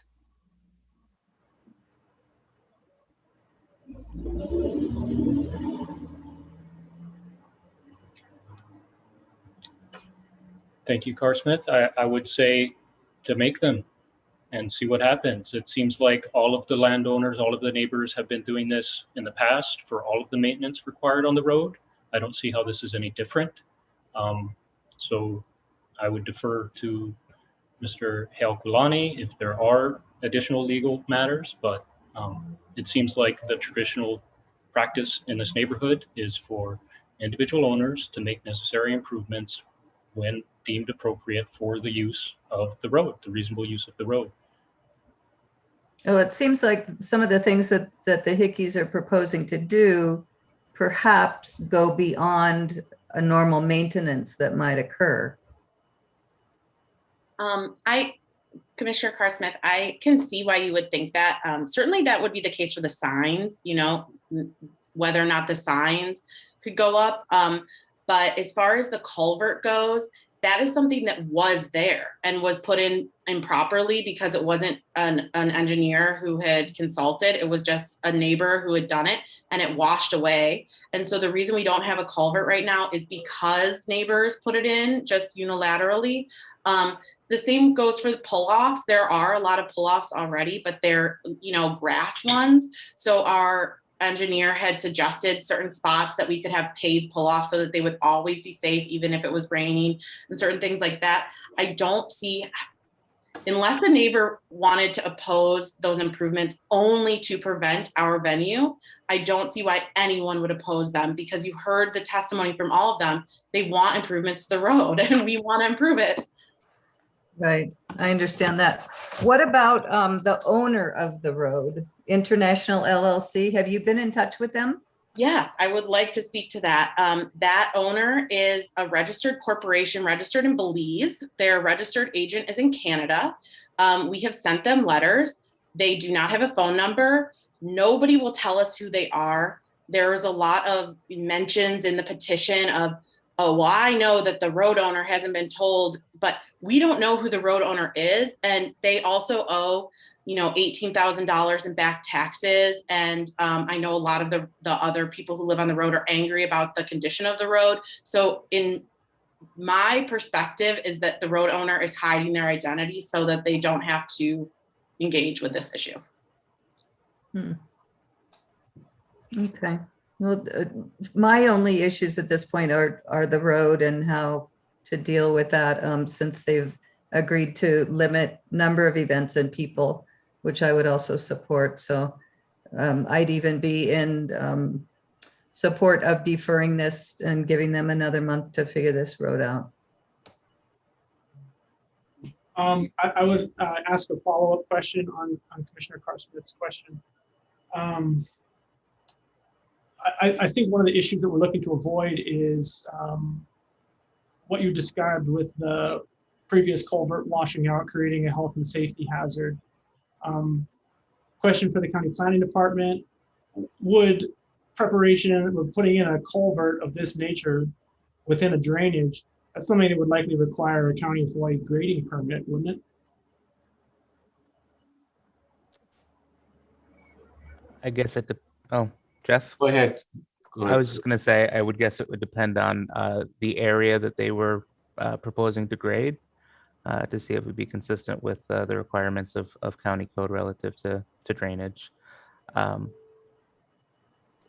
I mean, they might be able to do it without hitting the maximum square footage or cubic yardage of material, but I can't imagine that you can install a culvert within a road without triggering some sort of permit. Whether it be MPD. Well, again, this is a private road lot. And so, you know, just like any other piece of private land, it would have to meet the size requirements to trigger the requirement of a grading permit, right? So even affect drainage? I believe that's the case. Okay, I mean, so that would be a issue that can be brought up in terms of the, oh, Jeff, go ahead. Yeah, I mean, normally engineering division in public works, you've got to check with them. You never know if you're going to trigger some sort of grading permit. Whenever you're diverting the flow of water it's going to, it could have an impact on, the adjoining parcels or even parcels further down. So that's where you really need to make sure before you do any improvements that you check to make sure that you don't need a permit or you do need a permit. But again, diversion of water, they get complaints about that all the time.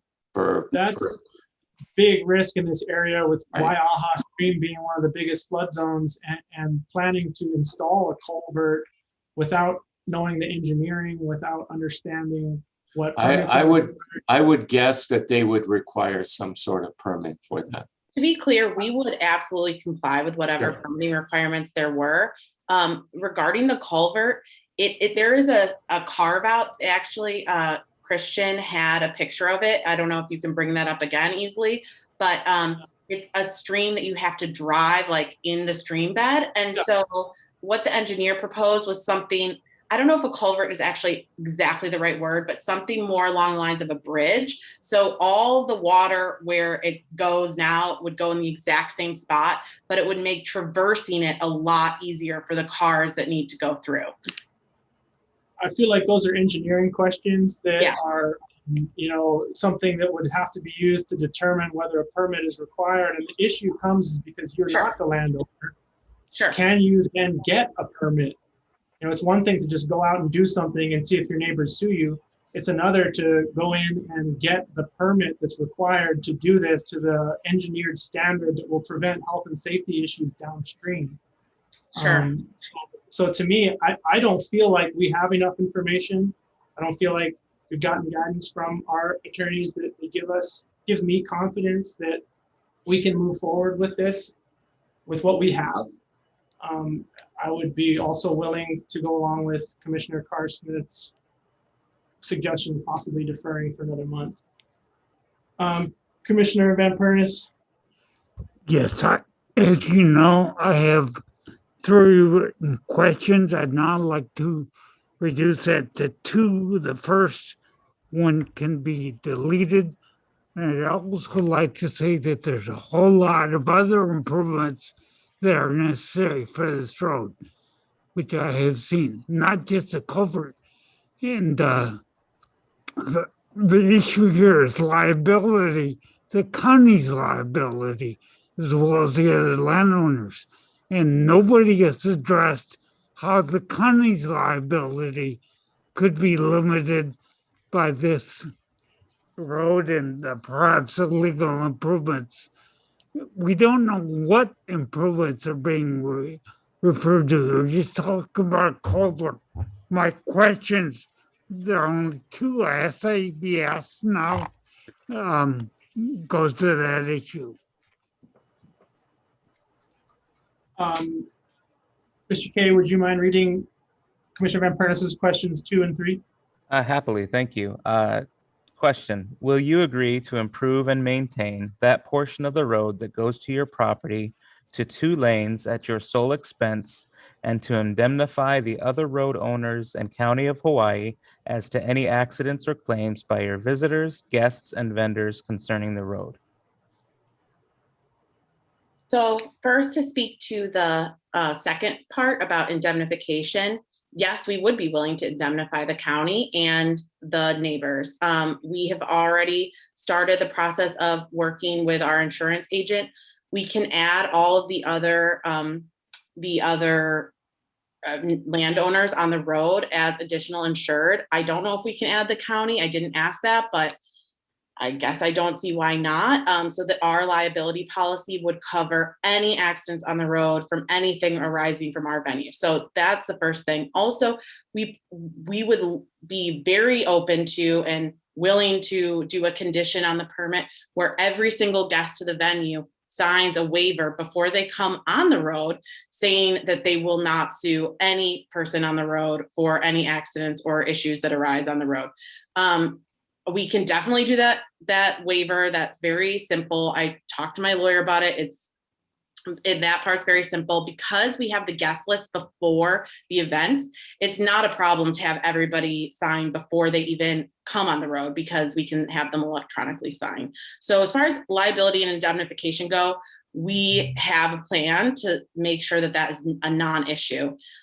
For paving the lane to the road to 2 lanes, I would just ask, well, no, we aren't willing to do that. And in large part, that is just incredibly expensive. It would be $1 million.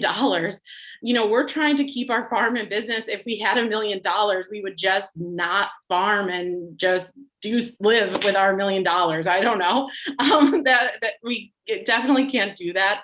But also the proposed additional traffic on the road, if you flip to page 155 in the background report, is only page 36, sorry, in the background report. It's only a 3% increase on the current use of the road. So I don't know why we would have to pave the road to 2 lanes for a 3% increase in traffic on the road.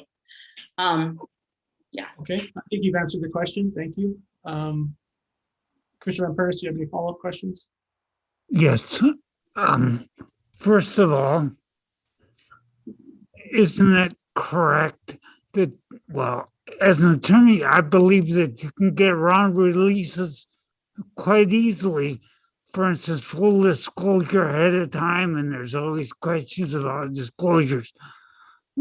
And how do you keep the adjoining or other landowners from being sued and having to incur attorney's fees, even if there is an indemnification?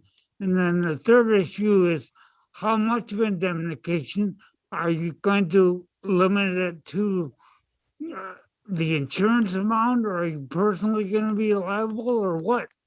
It seems to be a legal thicket that you're asking for. I mean, well, to answer that question, I'm not sure if all the commissioners know, but I also am an attorney.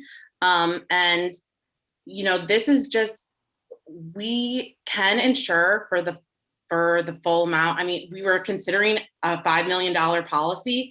I don't foresee there being an issue that would go above that, but we could go higher if there's a higher policy level that the commission would like. As far as waivers go, we have an arbitration clause currently in our contract, and we would have an arbitration clause in any of our waivers. An arbitration clause would address the issue of attorney's fees for any of our neighbors, because they would be forced to go to arbitration and would not be able to sue our neighbors because of their signing of the arbitration clause. So that would hopefully address that. And also, any judge worth their salt would throw out a case that sued all of the neighbors if there was already a waiver in place saying that they could not sue the neighbors. So that's our plan. Also, just to say, if you look in the report that we provided, even in the current state of the road, there have only been 5 accidents on the road in the last 15 years. And those 5 accidents have all been what are called minor by the Hawaii County Police Department. Also, none of those accidents have been on the days we've had events, and we've had over 100 events like I testified to, and they have never occurred on a day we've had events. So, you know, I think we are willing to take every precaution that we can take, but also we're taking precautions for things that are very unlikely. Thank you. Yeah, we've got that information in our packet. Commissioner Van Pernis, we'll proceed to question 3. Follow up briefly before question 3. One accident with one of your buses filled with people will quickly exceed $5 million. It'll probably even exceed $10 million. And maybe I'm not worth salt, like you say, but arbitration clauses and waivers are not guarantees that there won't be litigation, and that it can be limited to a certain amount. I mean, in that situation, sorry, first, Commissioner Van Pernis, I'm really sorry. I didn't mean to say anything disrespectful to you. I meant judges would throw out the case, not the attorneys. As far as buses go, any bus company also has an extensive amount of liability insurance. What we're talking about are insurance companies suing insurance companies. our insurance company, the bus insurance company, all the insurances going with each other. This isn't a situation where they would draw in unrelated parties. That's just not, it's not a situation that we're facing or that we see as a problem. Thank you. One follow-up question. Yep, last one, and then we'll move on to Number 3. Go ahead. Doesn't the ownership by the other, I'm sorry, doesn't the ownership of the other parties who have 1/10 liability guarantee that they're going to be sued along with you? That's not my reading of it. I think that in any case where there's a lawsuit, the lawyers representing the people who are suing, those lawyers will decide who the best people to sue are. And I don't think that when you have a multi-million-dollar insurance company, insurance policy of ours, you have insurance policies of the bus company or whatever in this situation, the car insurance company of the drivers. I don't think that any reasonable attorney would also draw in completely unrelated parties just to have it thrown out and have Rule 11 sanctions against them for bringing, lawsuits that they shouldn't bring.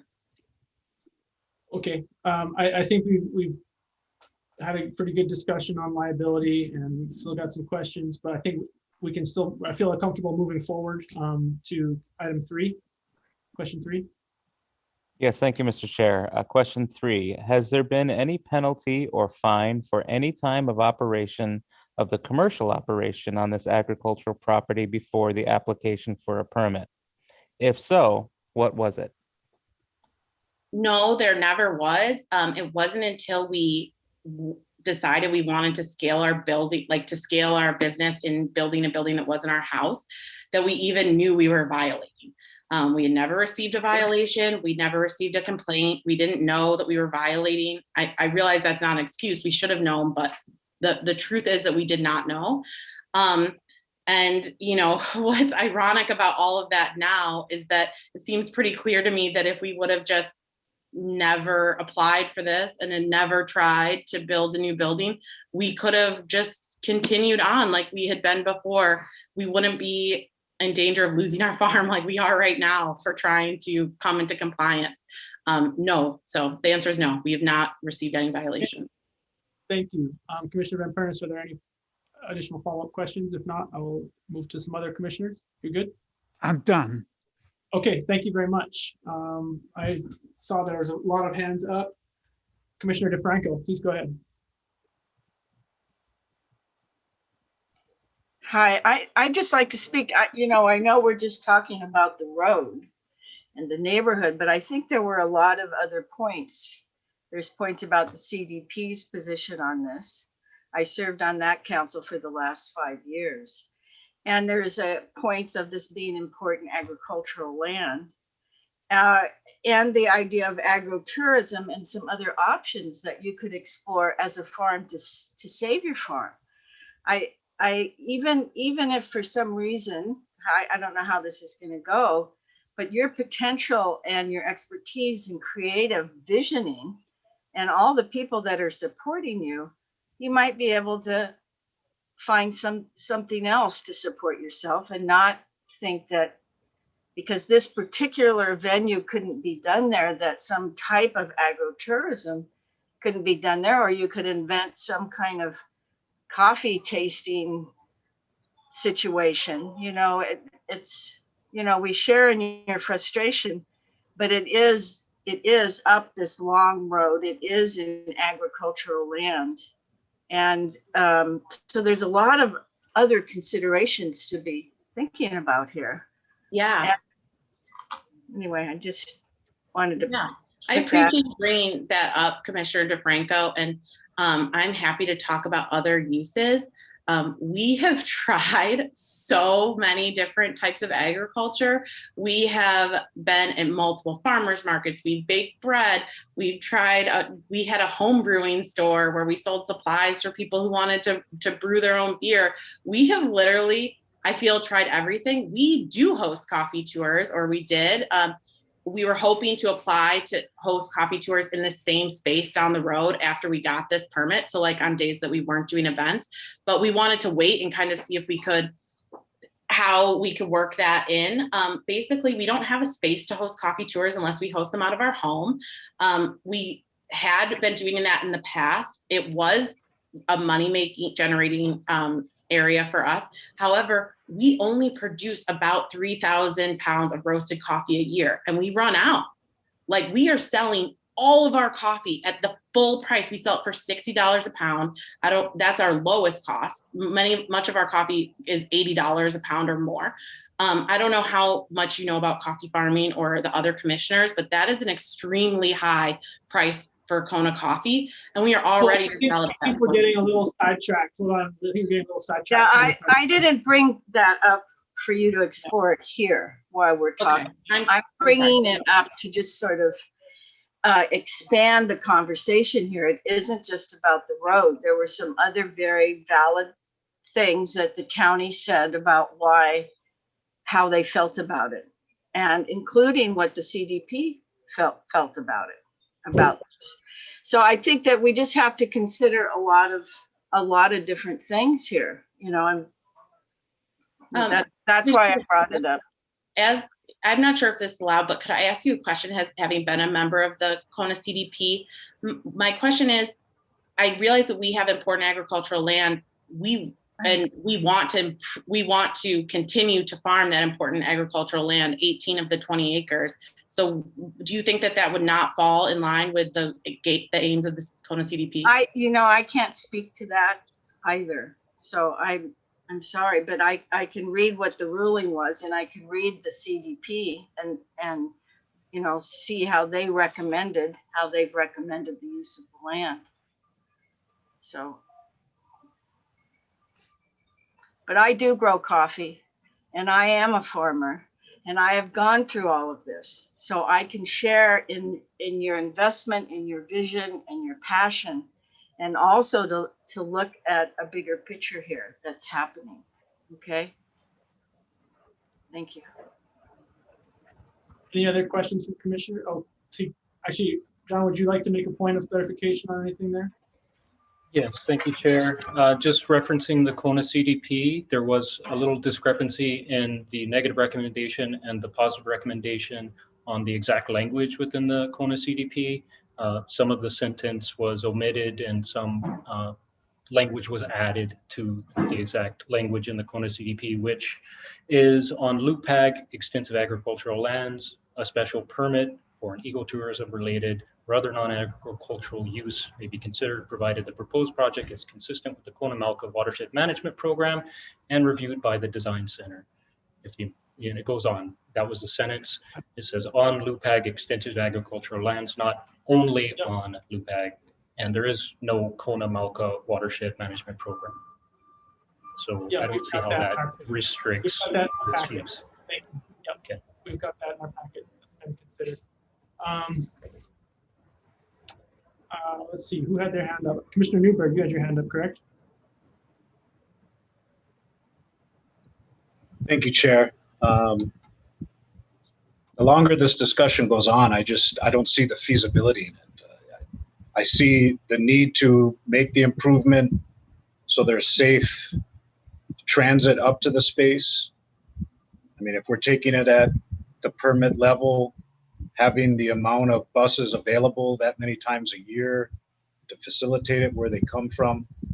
And I just wanted to end with a statement here that in regards to ecotourism, we all say the word, I just wanted to look it up, and it says the responsible travel to natural areas that conserve the environment, sustains the well-being of the local people, and involves interpretation and education. And I think when you look at that, sounds great. But when they say local people, I don't think they're saying one property amongst quite a few on a 1.5 mile of road. From the heart, I just don't see how this is feasibly possible between comforting your neighbors with a reduced amount, not having to have more than one event every week, and then trying to make a road safe, yet have it all pencil out. I feel for you. I just don't know if this is the way to proceed or if this is the location that's viable. And that's just how I see it. Thank you. Thank you, Commissioner Newberg. If there are there any additional questions? I'd like to take questions from the commissioners, and then we can propose a motion and we can have further discussion on it. Okay. Seeing no further questions for the applicant, is there a motion that can be made by any of the commissioners on the agenda item? Commissioner Van Pernis. Yeah, I would like to discuss it, but the motion is to deny or to have a negative recommendation on this SP P 21-000222. Point of clarification, it would be to deny, not a negative recommendation, as we are the issuing body, but understand the intent. Is there a second?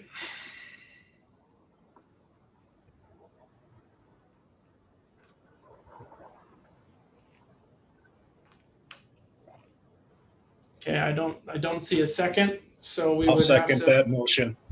Okay, we have a motion by Commissioner Van Pernis, a second by Commissioner Newberg, that we deny the special permit application. Any discussion? Commissioner Van Pernis. Yes. You may recall that the applicant said that she wants to see ag property preserved. That's ag property other than hers. She wants commercial activity on her property. An analogy or a reference to the school, the Penaloza school that we dealt with today, is somehow comparable to this. It is not, because it's in an urban expansion area. It's not a prime agricultural property like this is. There's all kinds of new information or new positions or different things that have been mentioned by the applicant. And it's also just yesterday, we were still receiving information and documents. So I think that's not enough time, and all this new stuff requires the denial, and they can apply again with all their new stuff. I don't know. I haven't seen all the new stuff. Some of it's came in just yesterday. I would hope the applicant and the planning department would give us a little more time to look at this sort of thing. And another thing, they bought agricultural property here with the road. They knew what they were buying. They knew that they were not necessarily absolutely entitled to any kind of a permit. They bought that property. They bought this road. They're only farming in coffee 8 acres. They may be farming elsewhere, but I don't know that they can't make a living farming properly. They say, well, all the other landowners shouldn't be listened to because they're just rich guys living in big houses up there. Well, Wendy Mitchell worked as a social worker, and her husband worked too, and they farmed on the side. So we should be talking stink about them just because these people choose to try to work coffee and weddings rather than elsewhere. Commissioner Van Pernis, let's try to avoid putting words into their mouth. Okay. You're welcome to state your opinion, but please don't try to state theirs. And all of the neighbors bought agricultural rural land and the peace and quiet and other things that go with it. What about them? You go a little bit commercial here, a little bit commercial there on ag land, and pretty soon it's all gone. Isn't this bad precedent? More and more special permits, overcoming zoning, pretty soon you destroy the ag zoning. We're here, the commission is here to represent West Hawaii, not the Hickeys. And we need to consider all of West Hawaii, not just the Hickeys. Thank you. Thank you, Commissioner Van Pernis. Is there any other discussion on the? I just wanted to follow up, if I may, Hickeys. This isn't easy for myself. I can see the passion, and this was not easy for myself to second. And this may seem like a strange time to tell you to not lose hope. I'm just looking at the entire entity involved and where it is, and looking at how it began. I'm sure it started with a few events, but somewhere around 30 events a year or so, adding up to about 100 events. And I can only imagine the pride you took in your area and your venue and being there. I just don't see how it goes from that to an application of what we have in front of us and making that a palatable decision to move forward. And so in closing, I just want to say this wasn't an easy thing for me to second in denial. And I wish you folks the best in the future. Thank you. Commissioner Carr-Smith. Thank you. Well, I understand the need to diversify farming. I understand how challenging that is. And based on testimony and your presentation, I understand the need for a venue in the area. I support all the locals that work on your venue in the past and their plea for this. I totally get that. To hear a florist offering to give a portion of her earnings toward the road, it's like, oh my God, it shouldn't come to that, right? Yeah, so I'm not supporting the motion. I would have supported a denial because I thought that there was some progress made. So I won't be voting in favor of this. And last, I want to apologize for the extra words that one of the commissioners felt the need to insert about how we're representing West Hawaii and not you. You are a part of West Hawaii. You're a part of the community, and you should be treated in an equal fashion. So that's all I have. Commissioner Carr-Smith, would you be in favor of approving the application or deferring the application as a? I had already written my motion to defer and all the reasons why, but we've got a motion on the table, so. Thank you. Commissioners, is there any other discussion? Okay, seeing none, let's roll call. Okay, thank you, Mr. Chair. Commissioner Van Pernis, the motion on the floor is for denial. Commissioner Van Pernis. Aye. Commissioner Can you Newberg? hear me? Yes, sir. Commissioner Newberg? Aye. Commissioner Carr-Smith? No. Commissioner DeFranco? Aye. Commissioner Kanuha? Aye. Chair Vatusek. Seeing that my vote is meaningless on this one, I do agree with Nancy that I would be in support of deferral. I don't see the application as being in a place where we can approve it, but if they had more time, so I'll vote no. Thank you, Mr. Chair. Motion to deny carries 4-2.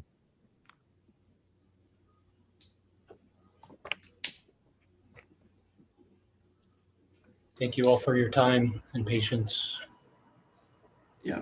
Thank you all. I really appreciate you taking the time to hear us out. I just want to be clear for the next applicant that comes before you. We are not going to be able to make it as farmers, and your decision today is the end of our farm.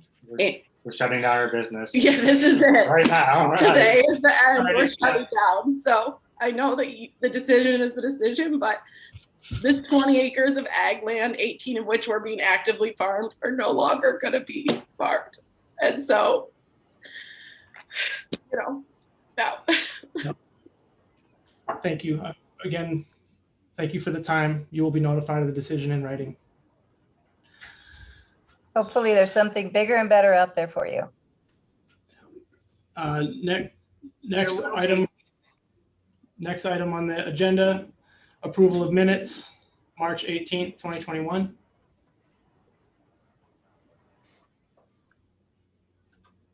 Is there a motion to approve the minutes? So moved. Moved by Commissioner Carr Smith. Second. Second by Commissioner, was that Vice Chair Newberg? Yes, sir. Yeah. Second by Vice Chair Newberg. All those in favor? Aye. Aye. Any opposed? No. Okay, moving forward with announcements. On the agenda, we have administrative matters scheduled next. I'm going to shift the order of that to bring the announcements up to allow the planning director and deputy corporation counsel to make an announcement. Oh, I'm sorry, Maya. Chair Vitusic, can we take a real brief recess so that I can bring the planning director back into the meeting? Absolutely. We'll take how long do you think we need? 2 minutes, 5 minutes? 5 minutes. 5-minute recess. Thank you. If I may, just so everyone knows, I'll have an announcement after everything as well. Thank you. Okay, it is part of the announcements. Can do. Yep.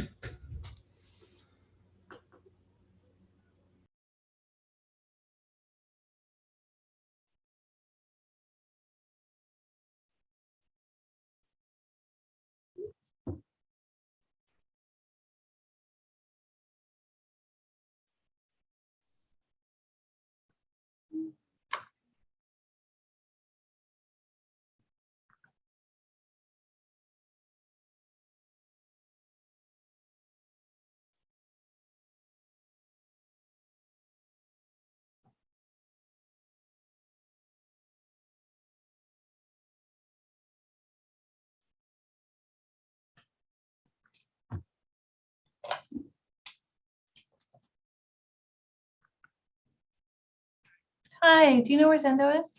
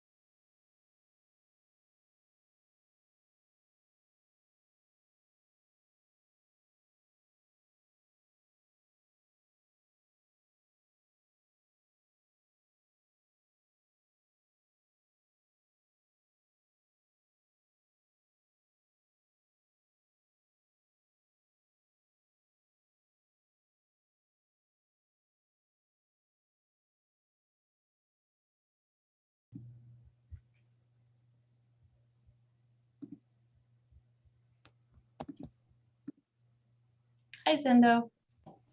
Hello. Can you hear me? Great. I got you. How are you? Good, thank you. We're in recess right now in order to get you back into the room. Okay, so I am in the room, in another room, in a room. I'm like in 3 rooms. Feeling like I'm boxed in here.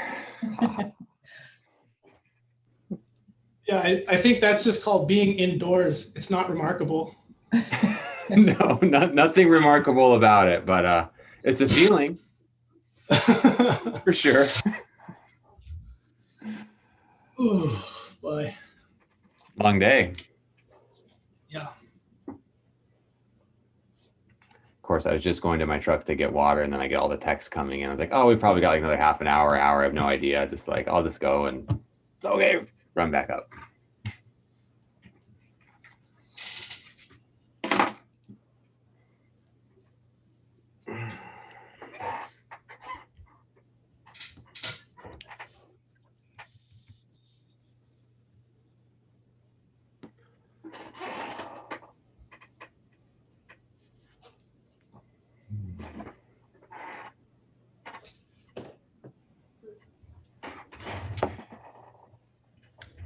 Thank you for your leadership, Mike.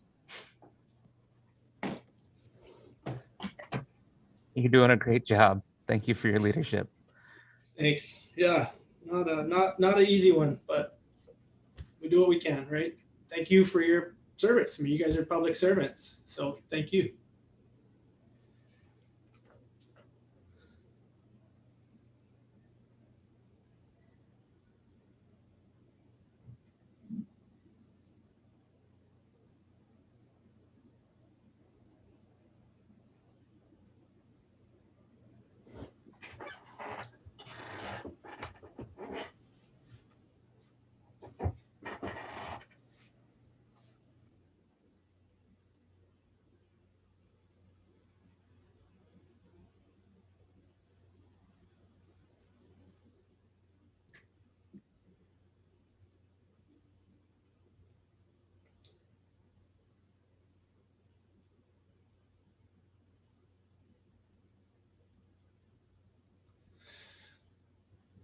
Are we back? We have everybody? Okay. Yeah, after that, just want to thank all the commissioners for what you're doing. I know we have to make very difficult decisions that affect the outcomes of people's lives, and we don't take that lightly. And I just, again, want to thank you for your service. Everybody here is a volunteer, and we have a hard job, but thank you all for doing it. Moving into announcements. Director Kern, would you like to go first? Yes, please. Thank you, Mr. Chair. So yeah, wanted to have this discussion a little while ago. Wanted to just basically talk to you folks about how I'm handling my conflicts of interest or potential conflicts of interest, as well as what I know Commissioner Van Pernis was trying to bring up last time, which is perfectly fine, just not really, I guess, agendized the right way. So I'll just start with the simple part was, I think it's already been said in the paper, but I believe it was December 10th, 3 days in, I was signing a stack of subdivision like tentative approval letters, and I inadvertently signed a tentative subdivision approval letter on a rezoning that I had originally done that actually come before you folks. It wasn't intentional to do anything. There was no upside. There was no gain other than making me look like a fool and getting me in hot water in a nice front page article. Obviously, that was right before we had all the sound protocols in place. Hopefully it never happens again. And I apologize because it just doesn't look good. It doesn't look good to the department, doesn't look good to the commission. It's just not something that's positive. So I take full responsibility for that. I'll also be talking with the Leeward Planning Commission as well, letting them know kind of what happened and why it happened and what we're doing moving forward. So that was it. Nothing more than a honest accident, honest mistake, and wasn't an approval. It was a tentative approval. We actually my staff found it prior to anybody else knowing about it, and we said, yeah, that just needs to be rescinded. Let's go ahead and rescind it, knowing it was going to come out. And then even before it might have come out, I was going to say we should announce this to the commissions and basically let everybody know, hey, this happened. We found it. We rescinded it, and it was redone. So obviously just trying to do things right. I did request a informal advisory opinion from the Board of Ethics. That started, I forget, but I know I went in front of there in December, I believe, and it got continued. It got continued a few times, and this last Monday was my final hearing there. So went to them and presented to them what protocols we have in place, and asked some various questions to kind of get confirmation. So I guess I'll tell you folks what those protocols are. So I've given my the clerks and my staff, my secretary, a list of all my former clients. So anything that comes in, they review it against that list, and nothing of that goes to me. It would all go to the deputy director or somebody else, but not to me. In Laserfiche, we have master controls for TMKs and for projects, and I have no access to any of the former projects that I worked on, so I couldn't even access anything within the county file system in that way, and have no intention to. So it goes basically through three filters, if you will: the clerk, my secretary, and then Jeff takes a review at it as well, and it goes through. They all have the list. It's been working really well. One of the concerns that I had around it was, time. Is it taking up too much time? Is it a pain in the butt, etc.? And in talking to the clerks and talking to Rochelle and talking to Jeff, it's not. It's really minor. It's not a big deal. The other efficiencies that we're working on, it's really a non-issue, and it's not a pain in the rear end, according to what they say. Something else that I put in place was to recuse myself from working with any former clients or past employees for at least a year. And so that's something that I have put in place. The Board of Ethics would have said that it wasn't absolutely necessary, but they thought it was really, great that I am doing that, and just showed that I'm trying to do my very best to, be beyond reproach and be as good as we can be. So that's the process that I have in right now. So even if it was a former client that I'd worked with, or even a former employee, I don't deal with them. They just deal with Jeff or whoever else in the department, and I'm really focused on something else.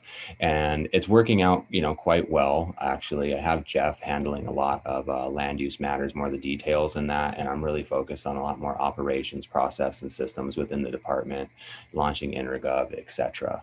So it's while it's a little bit of a pain, it's working and not a burden. And I feel with those protocols in place, we should avoid anything like that again.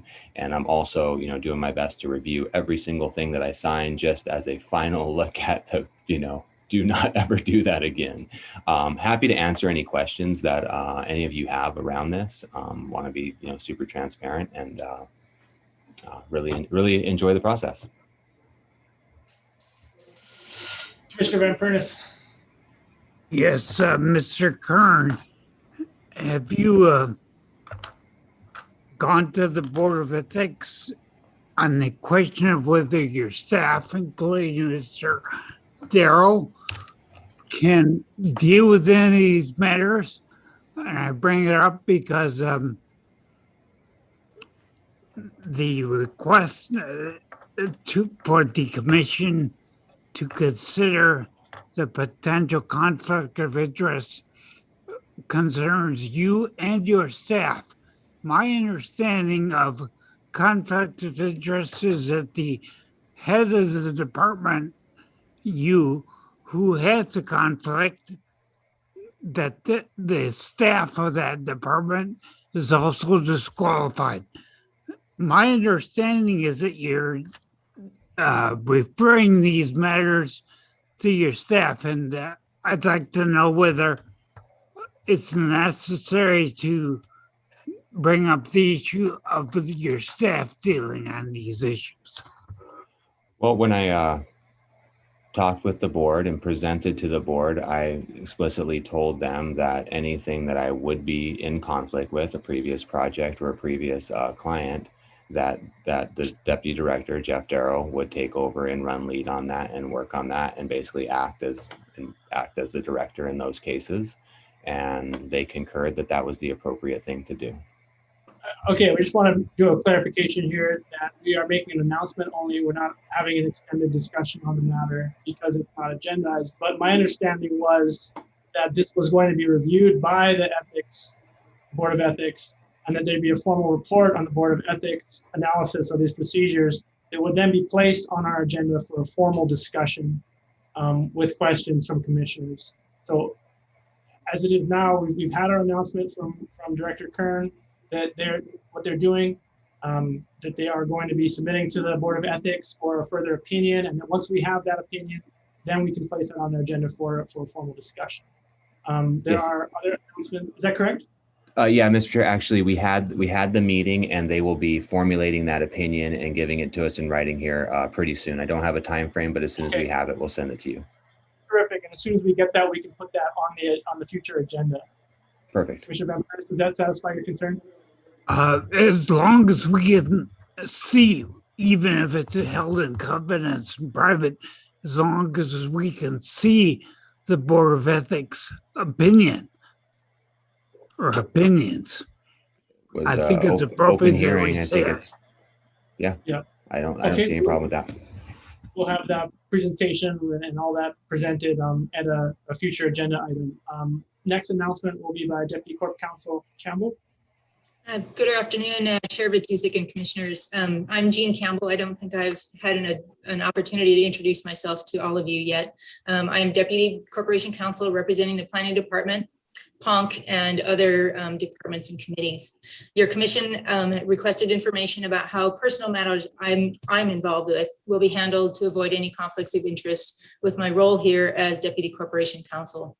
I also made a petition to the Board of Ethics for their guidance and appeared before them on Monday of this week, and I'm happy to share their guidance with you. There are two pending matters before the county which involve property that I own in my personal estate planning trust, the Campbell Trust. One is a pending subdivision application being handled by the Planning Department. I filed this application through West Thomas and Associates last summer sometime. Corporation Counsel Strantz and I discussed this during my interview process back in January. And we agreed that while it was unlikely that any matter relating to a ministerial approval process like a subdivision would come to our office, in the event that it did, I would be screened from this matter should that ever happen. Another attorney in our office will handle any legal matters should there be any relating to my subdivision process.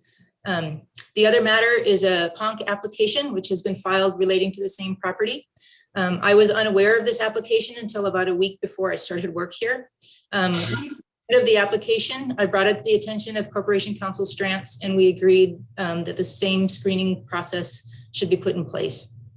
While all decision-making power regarding PONC recommendations comes from the commission itself with no input from our office, nevertheless, we decided, and the Board of Ethics also recommended, that I should be screened from all matters relating to the application concerning my property. And I should not serve as counsel to PONC for any meeting at which they are going to evaluate the application relating to my property. Should the application be recommended for acquisition, I'll be screened from all further matters relating to that project. Another attorney in our office will represent the commission at the particular meeting where this particular application is going to be evaluated. And should it move forward, the other attorney will also handle all legal matters relating to the application and any potential acquisition process. The Board of Ethics guidance was that with appropriate screening in place like we have, I'm able to continue to represent both the Planning Department and PONC on all other matters.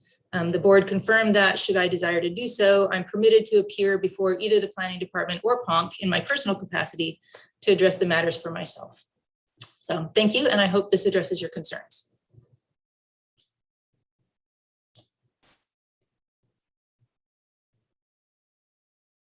I think you're muted, Mr. Chair.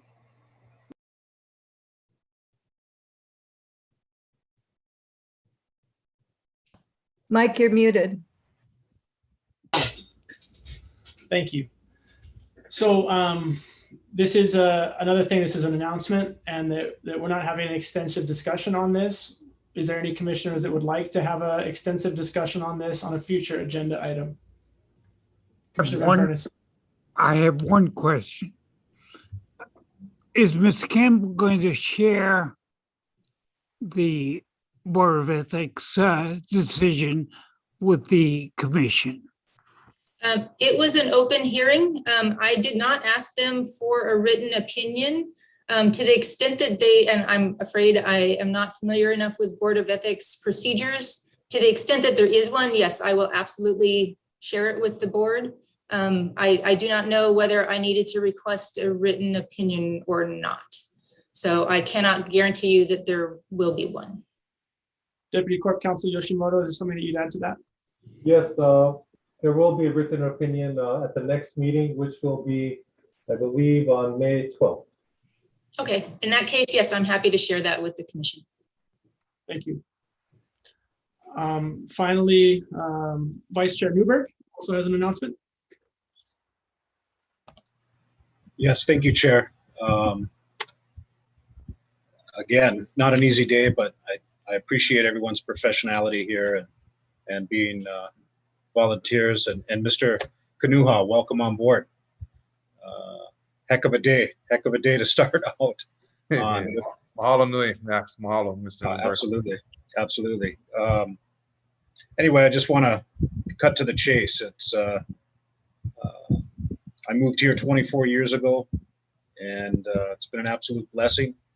With that said, COVID has shifted myself and my family's entire world. Both my wife and my parents have all have gotten COVID and thankfully recovered. But it has pushed us to make the decision that this summer we will be relocating to the mainland with our 3 children.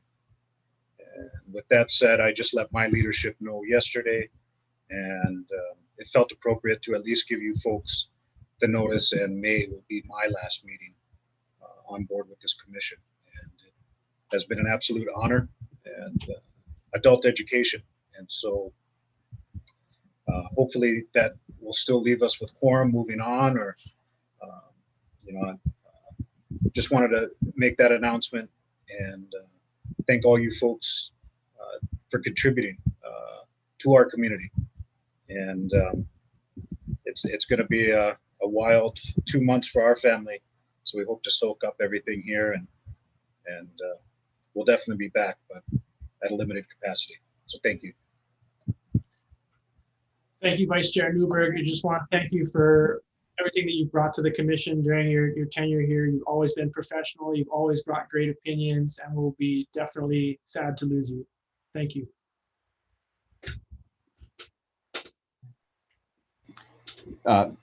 Max, you will be back at the next hearing, right? So we can give you more of a formal aloha at that time.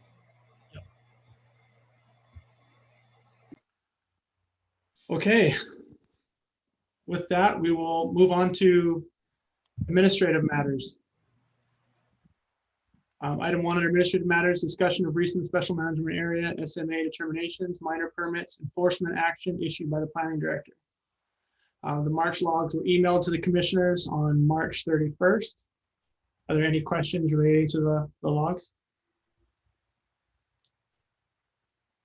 Okay, seeing none, is there a motion to adjourn?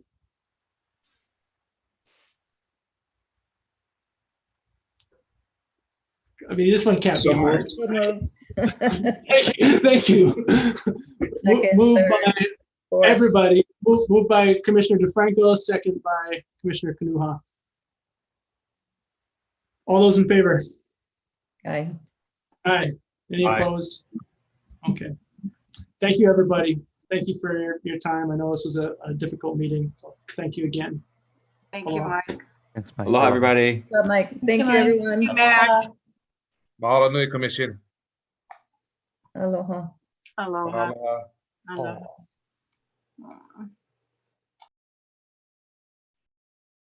Thank you, CJ. Aloha, Maya. Thank you. Have a great rest of your evening. You too. Take care.